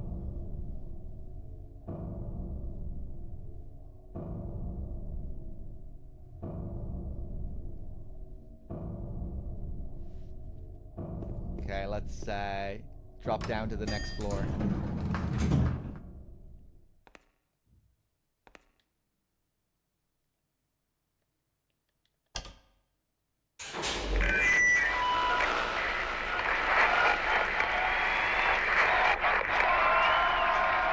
Hi there, everybody!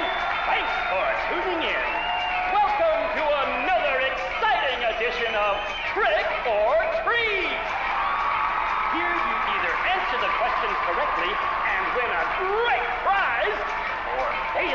answer correctly and receive the punishment.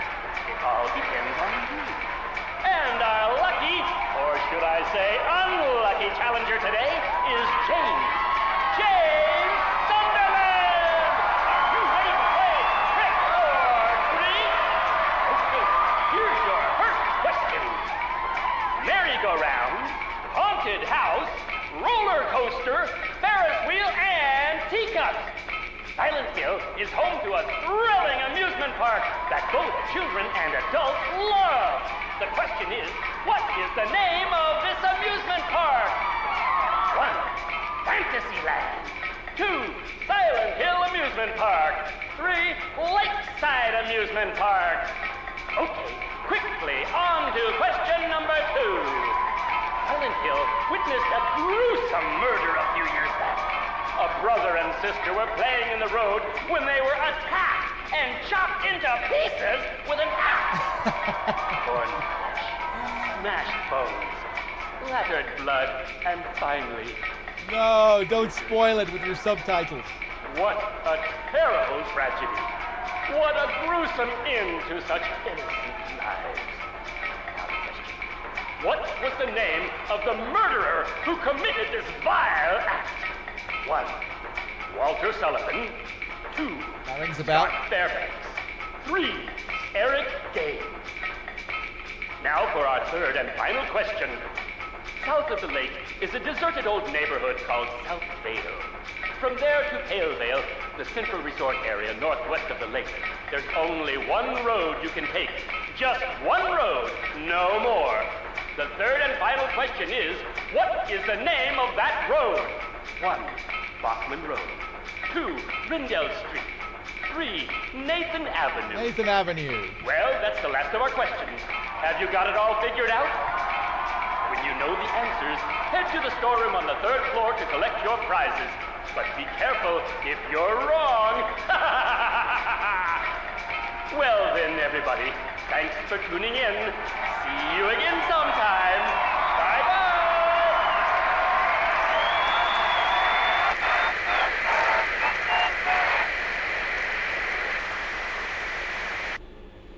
What was that?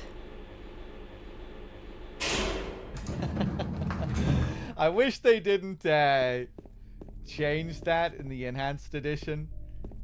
I wonder if it's possible to switch it back to how it was before, to customize it. There's a moment during the dialogue there where he gets really quiet and you can barely hear what he's saying. But it's supposed to be like that. He's like just whispering, mumbling the dialogue. And in the original version of the game, you don't get subtitles. The subtitles don't tell you what he says, so you have to just carefully listen for it. In the enhanced edition, they added subtitles, which kind of ruins the mystique of it. Because it's hard to even hear what you're, if you're even supposed to be hearing something. It's so quiet in the original. So I'm not the biggest fan of that creative change. I wonder if you can change it back.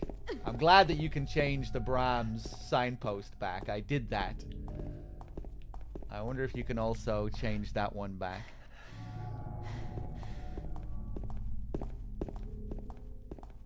Let's go and open up this fridge.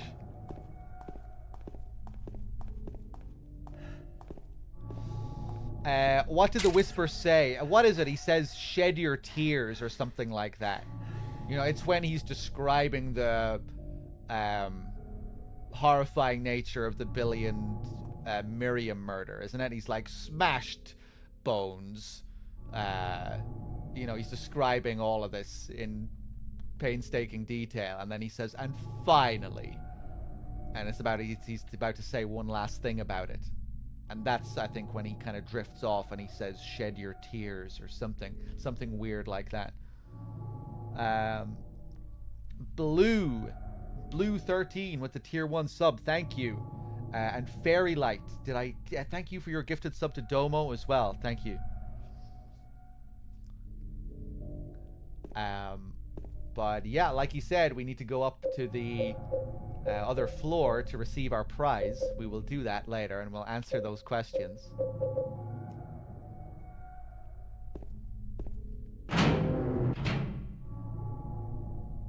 The first one being Silent Hill Amusement Park. The second one being Walter Sullivan, of course, who we read about, the murderer of Billy and Miriam. And then finally, Nathan Avenue, which we took a long stroll down earlier. Okay, you ready, Maria? Let's do it. One of the greatest scenes in the history of video games right here. You can't open it? Yeah, Maria, give me a hand here. Come on. You're supposed to be the big man around here. How's a little girl like me supposed to help?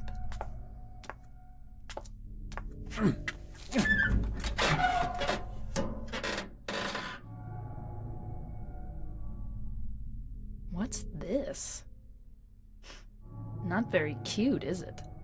Here, James. You take it. Thanks. Oh, thanks. Oh, thanks. Yeah. Oh, yeah. Oh, Maria. Oh, yeah, thanks. So we finally get our second ring for the door here. Our lead ring. Ring from the refrigerator. It's engraved with a disgusting, bloated face. I love James's reaction there. I wonder, was he really like specifically directed to respond that way?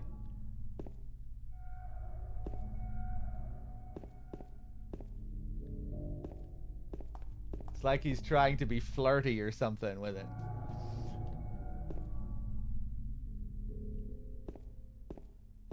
You're supposed to be the big man around here. How's a little girl like me supposed to help?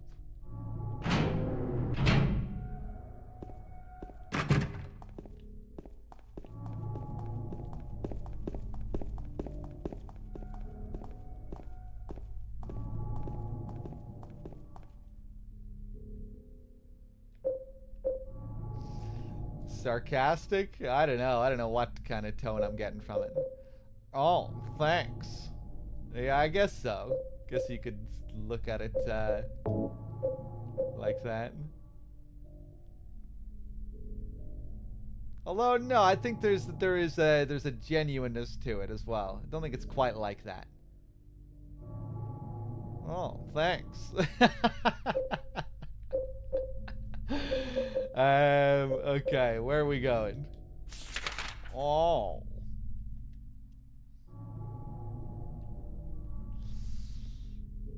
We're going to the storeroom on the 3rd floor.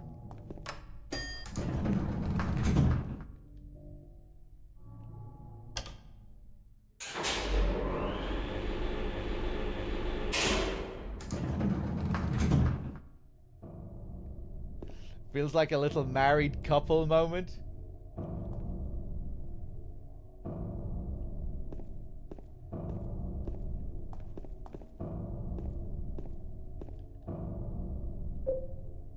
We're not going to go through the door just yet.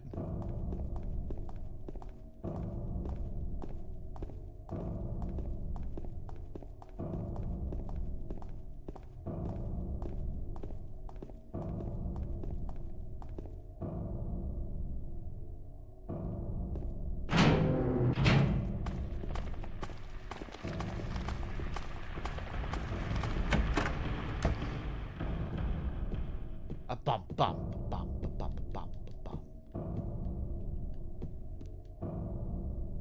And look at this box. This is definitely a quiz show magical box. Question number 1. We have our 3 options here. Number 3, number 1, number 3. And a load of goodies. Nice.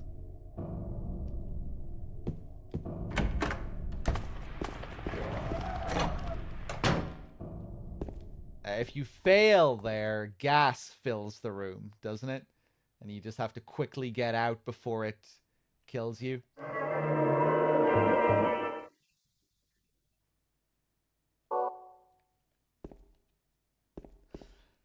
Oh yeah, someone was asking before. Sorry, I forgot to answer when I saw it in chat.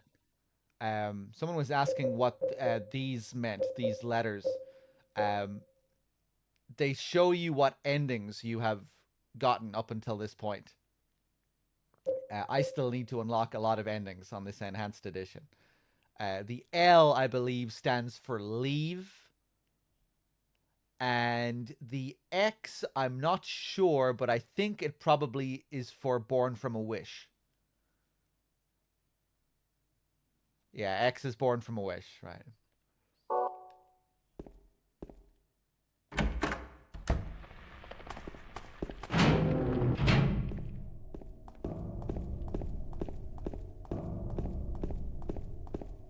Okay. Love how you can actually see the hands sticking out here of the door.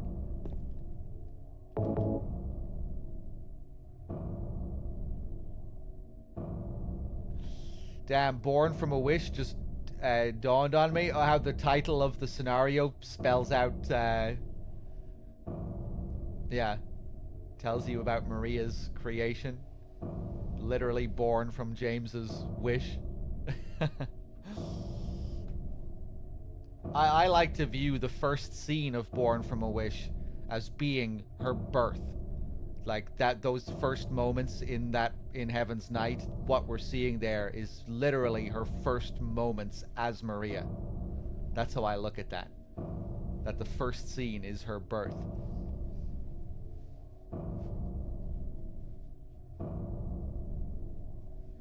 That she just appears there in that room.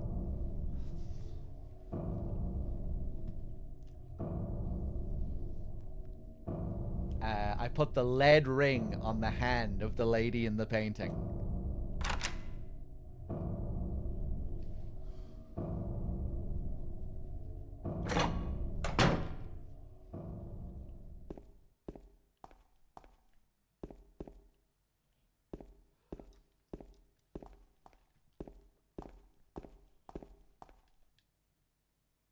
There's a note on the ground. The handwriting is hard to read. I took the director's key, the one to the museum. I hid it behind the praying woman when I went out for the day trip. I picked it up, but I did not steal it. I'm not a criminal.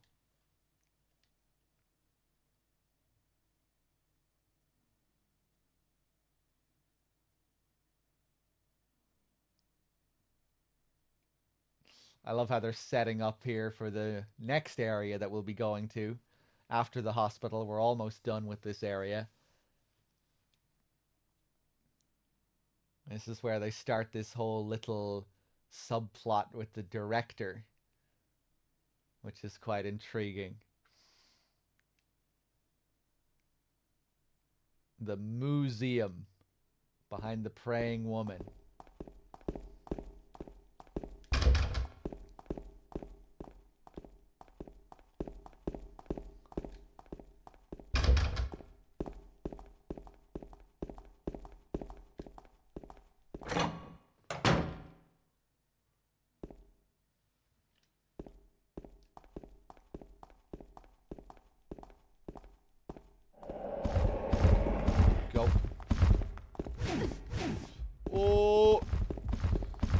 Okay, we'll be okay.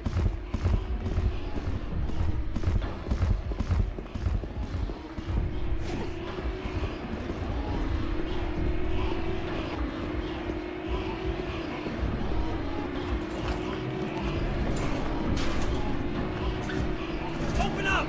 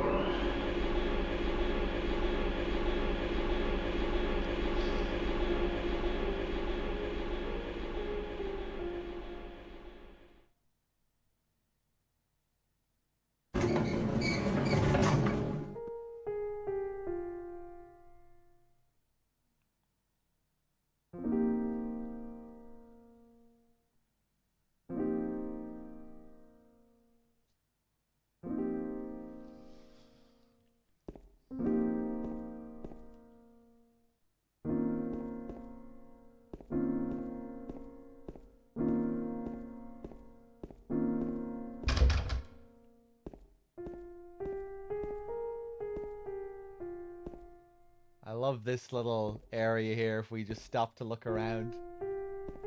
Again, we can see how everything's been stripped away here. These tiles on the ground. The music keeps playing. And guess where we have to go? Based off that last note that we read. The director's room. I think it's the only place that's open at this point. I don't think any other room is open.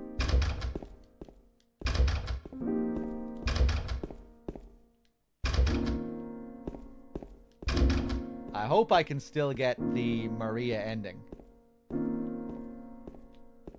Because she got hit a couple of times there, but I think we should still be good. I don't think she took any hits before that point. So I hope we're okay still. Prison area is still coming up? Yeah, the prison is the next major area. We'll be coming up to that in like... I don't know when, but soon. It's the next main area after we're done exploring the town again.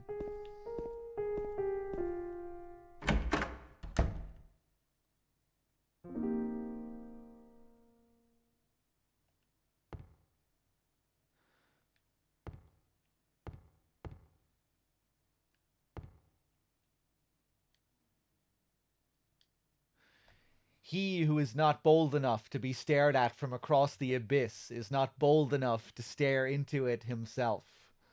The truth can only be learned by marching forward. Follow the map. There is a letter and a wrench. Okay, Nietzsche. Take it easy.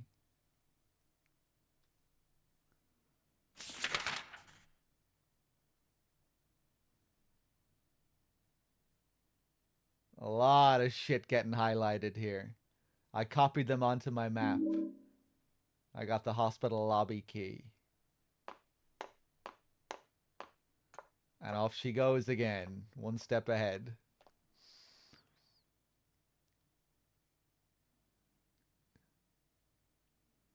The scariest part of Silent Hill 2 is the boat controls on hard mode. Yeah, I remember being very confused when I got to that section on hard mode for the first time, thinking I knew exactly what to do after playing the game on normal.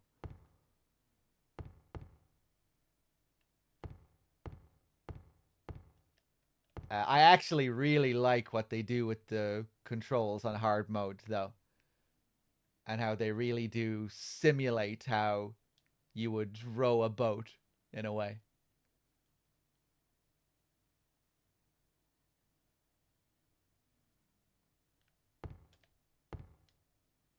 Books about medicine. The town and the region are lined up here. I don't have the time to stand around reading all this.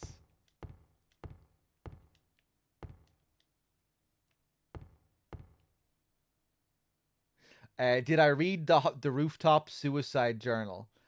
I did, yeah, but I'm pretty sure you can read it and still get the Maria ending.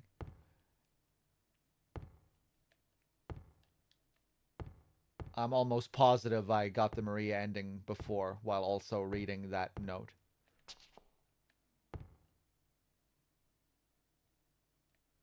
No, it won't. I read that note all the time and I get leave, and when I get the leave ending. I'm just very careful to ignore most of the other stuff that leads to in water.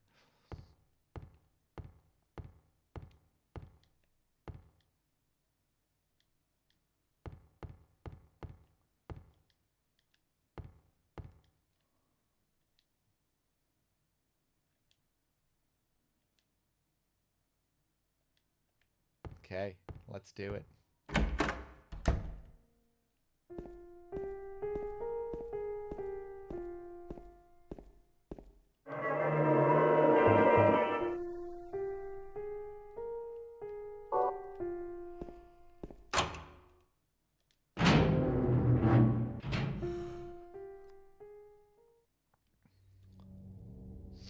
Maria's dead. I couldn't protect her, and Laura has run off somewhere. Once again, I couldn't do anything to help. Mary, What should I do? Are you really waiting somewhere for me? Or is this your way of taking... I'm going to find Mary. It's the only thing I've left to hope for. Taking what was he about to say there? Taking revenge? It's the only word I can think of.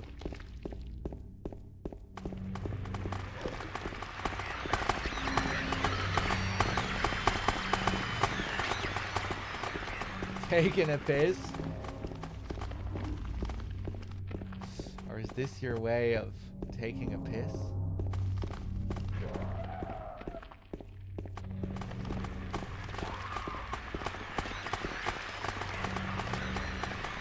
Grab all this stuff. Quick, quick, quick, quick, quick.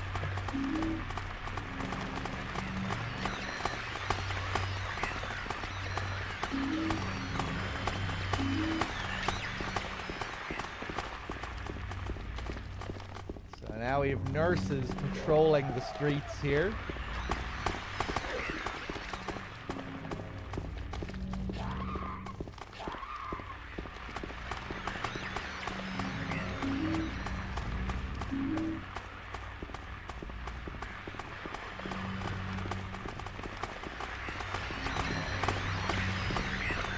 Oh, man.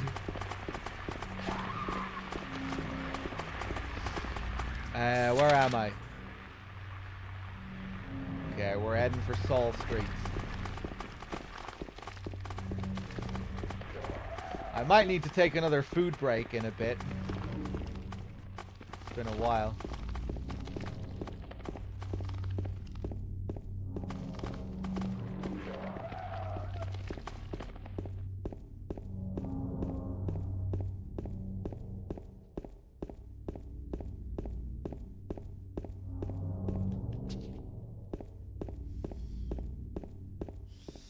Yeah, Lydia, I'm used to staying up for crazy amounts of time. I've done a lot of these sorts of marathons in the past as well.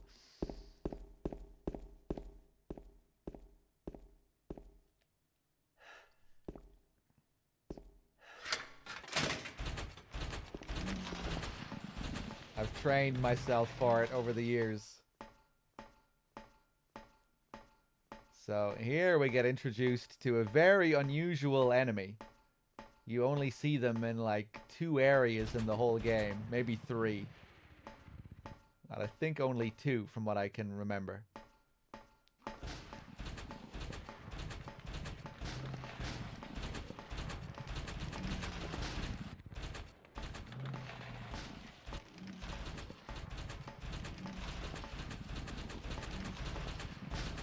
Come on, where are you?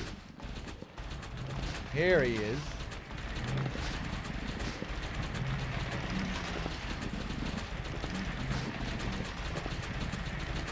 Whoa, I think they're being kind of janky at the moment.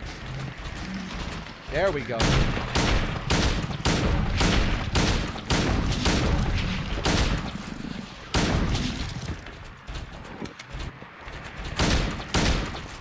Oh, he's gonna drop. He's gonna drop. There he goes. Whoa, get away from me. See those little spikes shooting out of their arms? That's what they attack you with. Those little tendrils that shoot up out of their arms. These guys are like little closer prototypes. You know the big closer enemy from Silent Hill 3 with the big long droopy arms? This is like the early test version for those guys.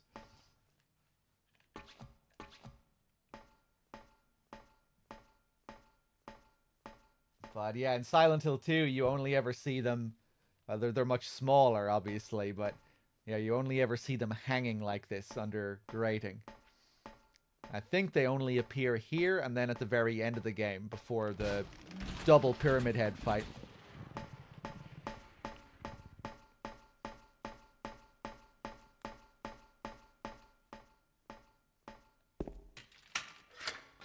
Hey, Storm, welcome back.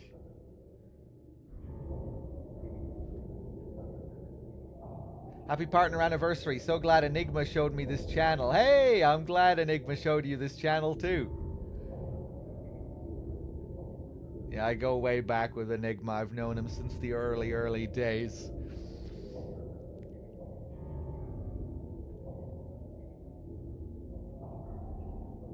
It's good to have you.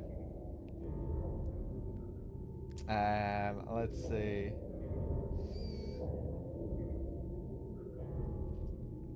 A break would be cool. I need to take out the trash and get some food myself. I don't want to miss anything.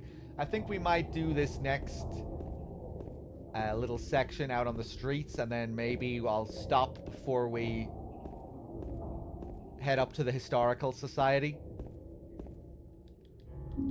Maybe I'll stop for 10 minutes and have a food break. Play some tunes.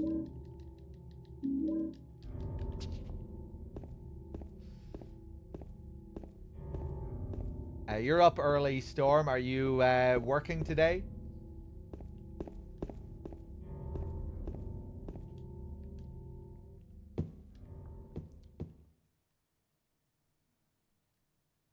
Although, I guess it's not too early. It's almost 10 a.m. Same memo here. Although 10 a.m. for me is still pretty early. Usually a pretty late riser.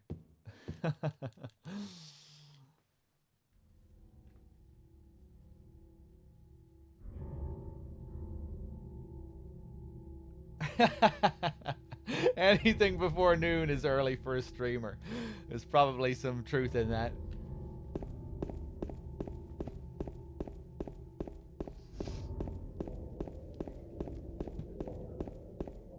Oh, hello there.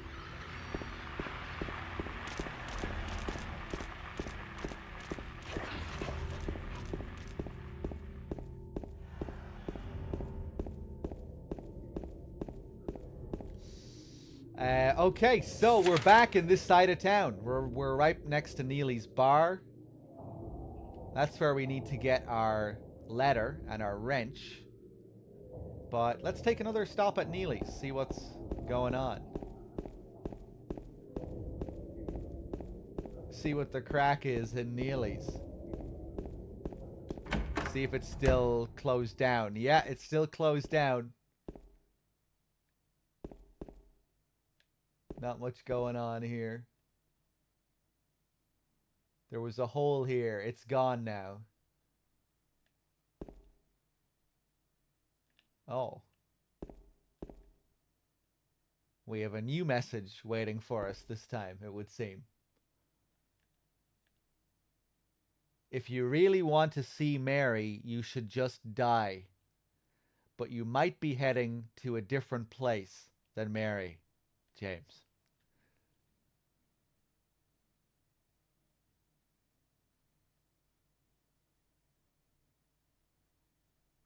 And once again, if we interact with this message and look at it, it will add to the in water ending. We'll be more likely to get the in water ending. James will be more likely to kill himself at the end of the game and really take this message to heart. Yeah, pretty ominous. I love how this one is addressed specifically to James. We'll be reading a letter soon as well, which will also be addressed mysteriously to James, seemingly from the hospital director.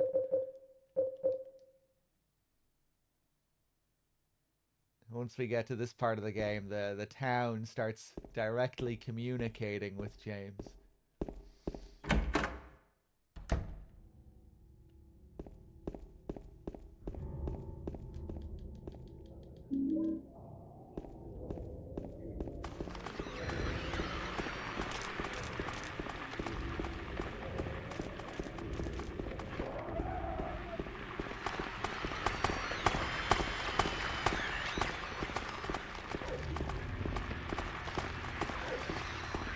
I don't know, Vlad. I think I prefer to just think of it as the town mysteriously communicating with him.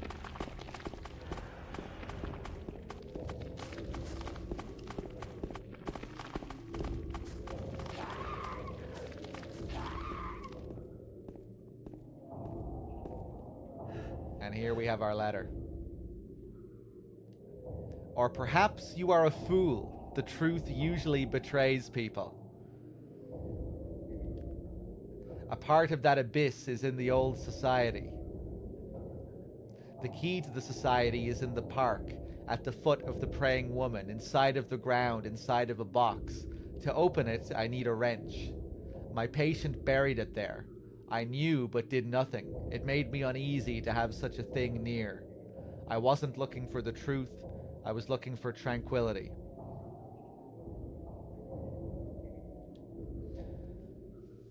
I also saw that thing. I fled, but the museum was sealed as well. Now no one dares to approach that place. If you still do not wish to stop, James, I pray to the Lord to have mercy on your eternal soul.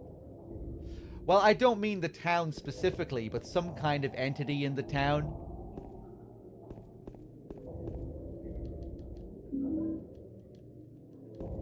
But yeah, I mean, I'm sure that's a good theory.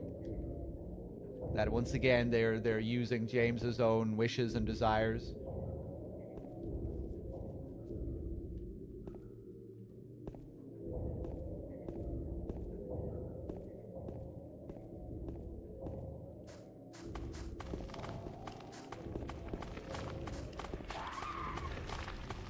I like to imagine that this director figure is actually some kind of spirit, though. Something other than James.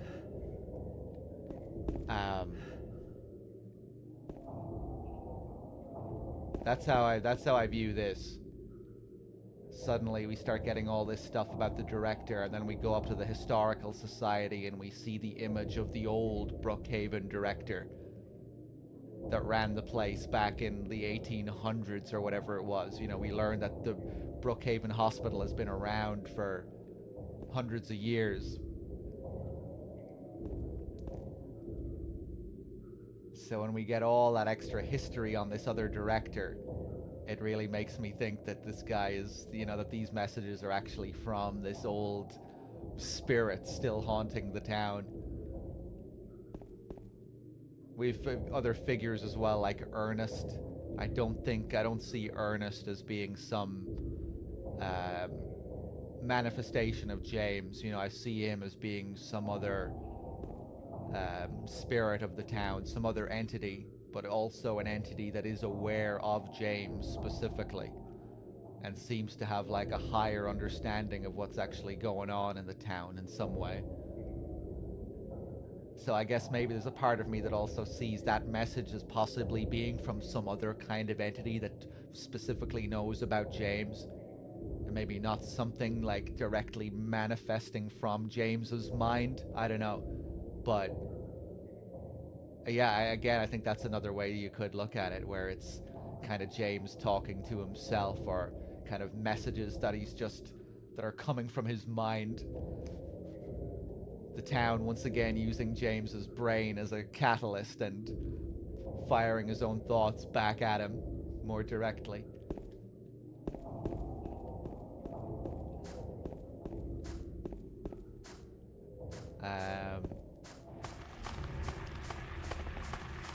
Okay, so now we're gonna go down this way. But the director also clearly demonstrates that he sees... Hold on. That he sees the world as Laura does. So I don't know if it's him communicating with James. Does he clearly demonstrate that he sees the world as Laura does?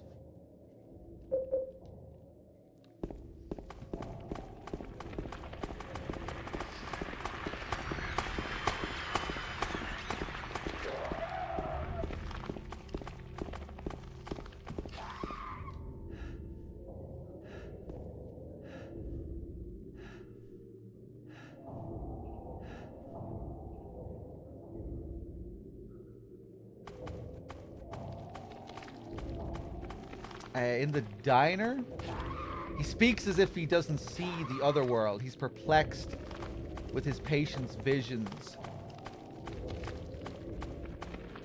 Oh, I never interpreted that as being from the same director, or even from the director. Does it say that's the director's journal? No, that's just a random doctor's journal. And I interpreted this doctor as existing within the modern Brookhaven Hospital. Whereas this other director that we're just recently getting messages from is like the old 1800s doctor that's been dead for decades. I think when you first get the message from the director in the hospital, you assume that it is, that he was like the current director or that he was recently the director. But then you get to the Historical Society and you're presented with this image of this old director, and you learn that the history of the hospital goes way back than you could have ever imagined.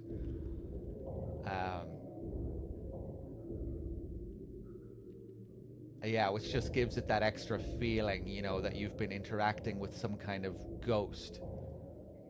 And it doesn't feel the same as...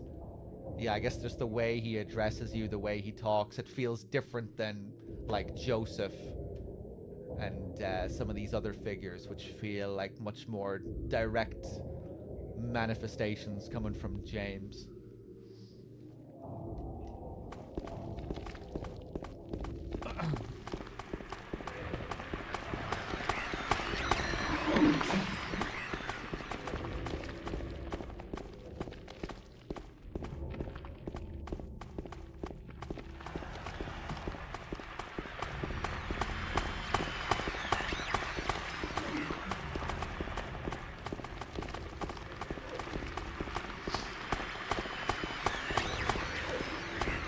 Who is the director again? But the director is just a very minor little character, but still an interesting character in this one part of the game.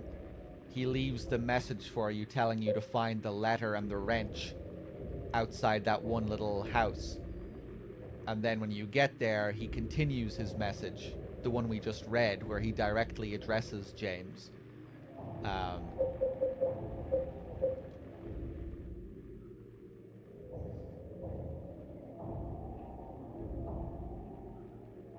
If I can find it again. Yeah. Or perhaps you're a fool. The truth usually betrays people. A part of that abyss is in the old society.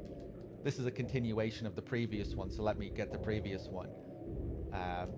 We find this note inside the director's office at the end of the hospital section. He who was not bold enough to be stared at from across the abyss is not bold enough to stare into it himself. Maybe the director is Friedrich Nietzsche. It could be by the looks of it. The truth can only be learned by marching forward. Follow the map. There's a letter and a wrench. And then you get to the letter and a wrench, and he continues his thought.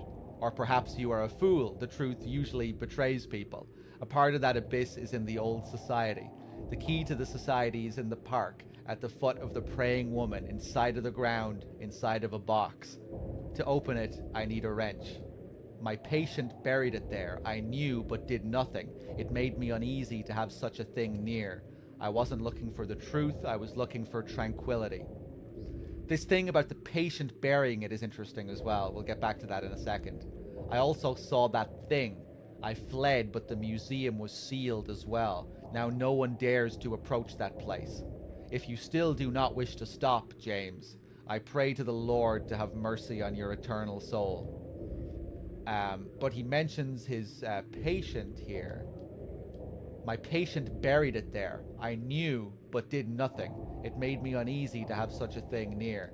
And if we go back to this note that we got right before we entered the director's hospital, the director's room in the hospital, rather, the director's office, which you find down the stairway before you have the Pyramid Head interaction. This also kind of leads into this as well. I took the director's key, the one to the museum. I hid it behind the praying woman when I went out for the day trip.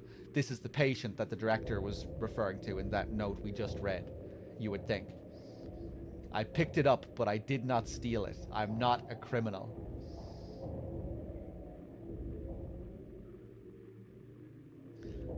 So yeah, you have these three notes which are all very directly connected. And then you have the image of the director himself when we finally do get to the Historical Society, which is where all of this is leading to. It's what it's all building to. Oh boy. I'm going to stop for a food break soon. And now we can cross over. The door that wakes in darkness, opening into nightmares. So now we can open it.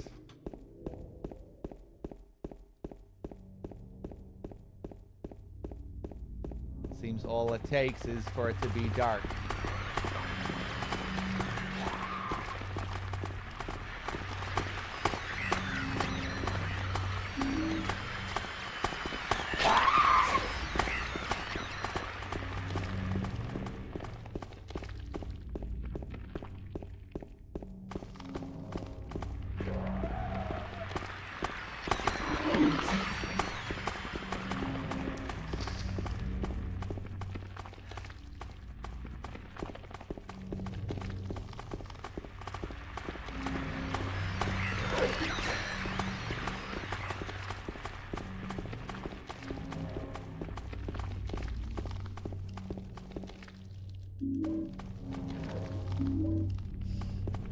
Of course, the whole talk of the abyss and warning James of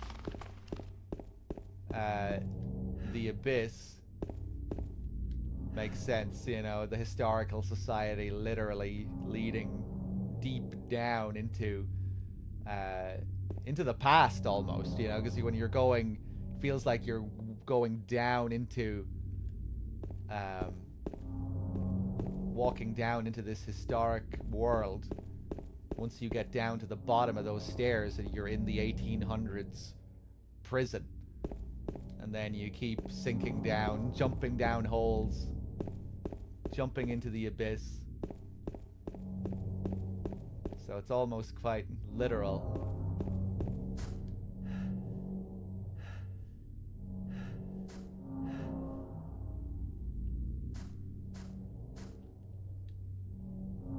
The ground is raised up only here. Could there be something under here? Will you dig?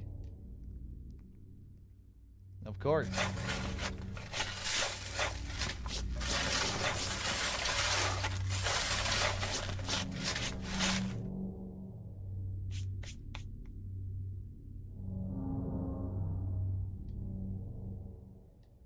The small metal box is fastened by bolts. I can't open the lid. I did pick up the wrench, yeah. I found this on a porch on Lindsay Street. It's a tool used for turning nuts and bolts. That's another thing I kind of like about this, how we just pick this up off some random porch. You know, this supposed director leaves it for us here.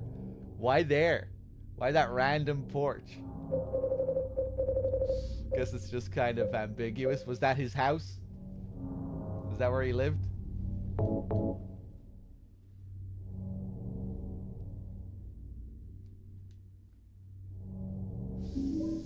I got the old bronze key.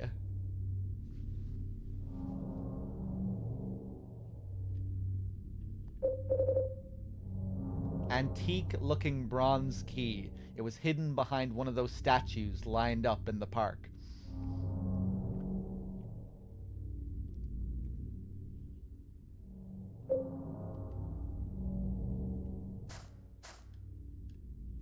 And here's the praying woman, of course, again. Okay, do I want to stop for a food break? Will this food break even make any difference when I've been awake for 18 hours?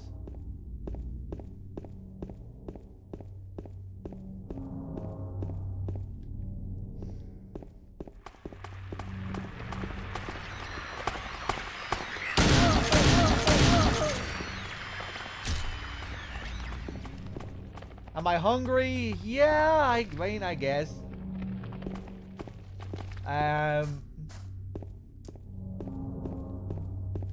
Okay, I think I will stop for a food break.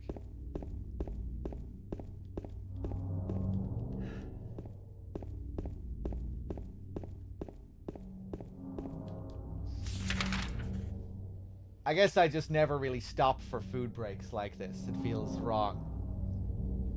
Unless it's a cutscene. Pausing in gameplay and this kind of thing, it's just not what I'd ever do. But yeah, fuck it. I'm gonna go and get some food. It'll only be like a 10-minute break. Good place to stop here as well, right before our next main section. We'll still, when I come back, we'll still have our little walk to get up to the Historical Society, and then we'll be back into the swing of things.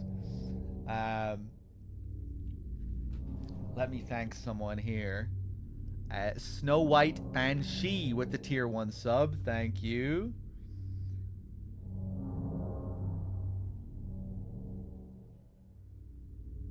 And I think I'm up to date with everyone else. The last person I see here is Blue13, Fairy Light, Joffy. Cheers, everyone. Yeah, I'll play some tunes for a few minutes while you guys wait. And maybe you can get up and stretch and do whatever you need to do. It'll probably only be like a 10-minute break, something like that. Maybe a little bit more, but roughly 10 minutes, I would say. Yeah, I'll be right back.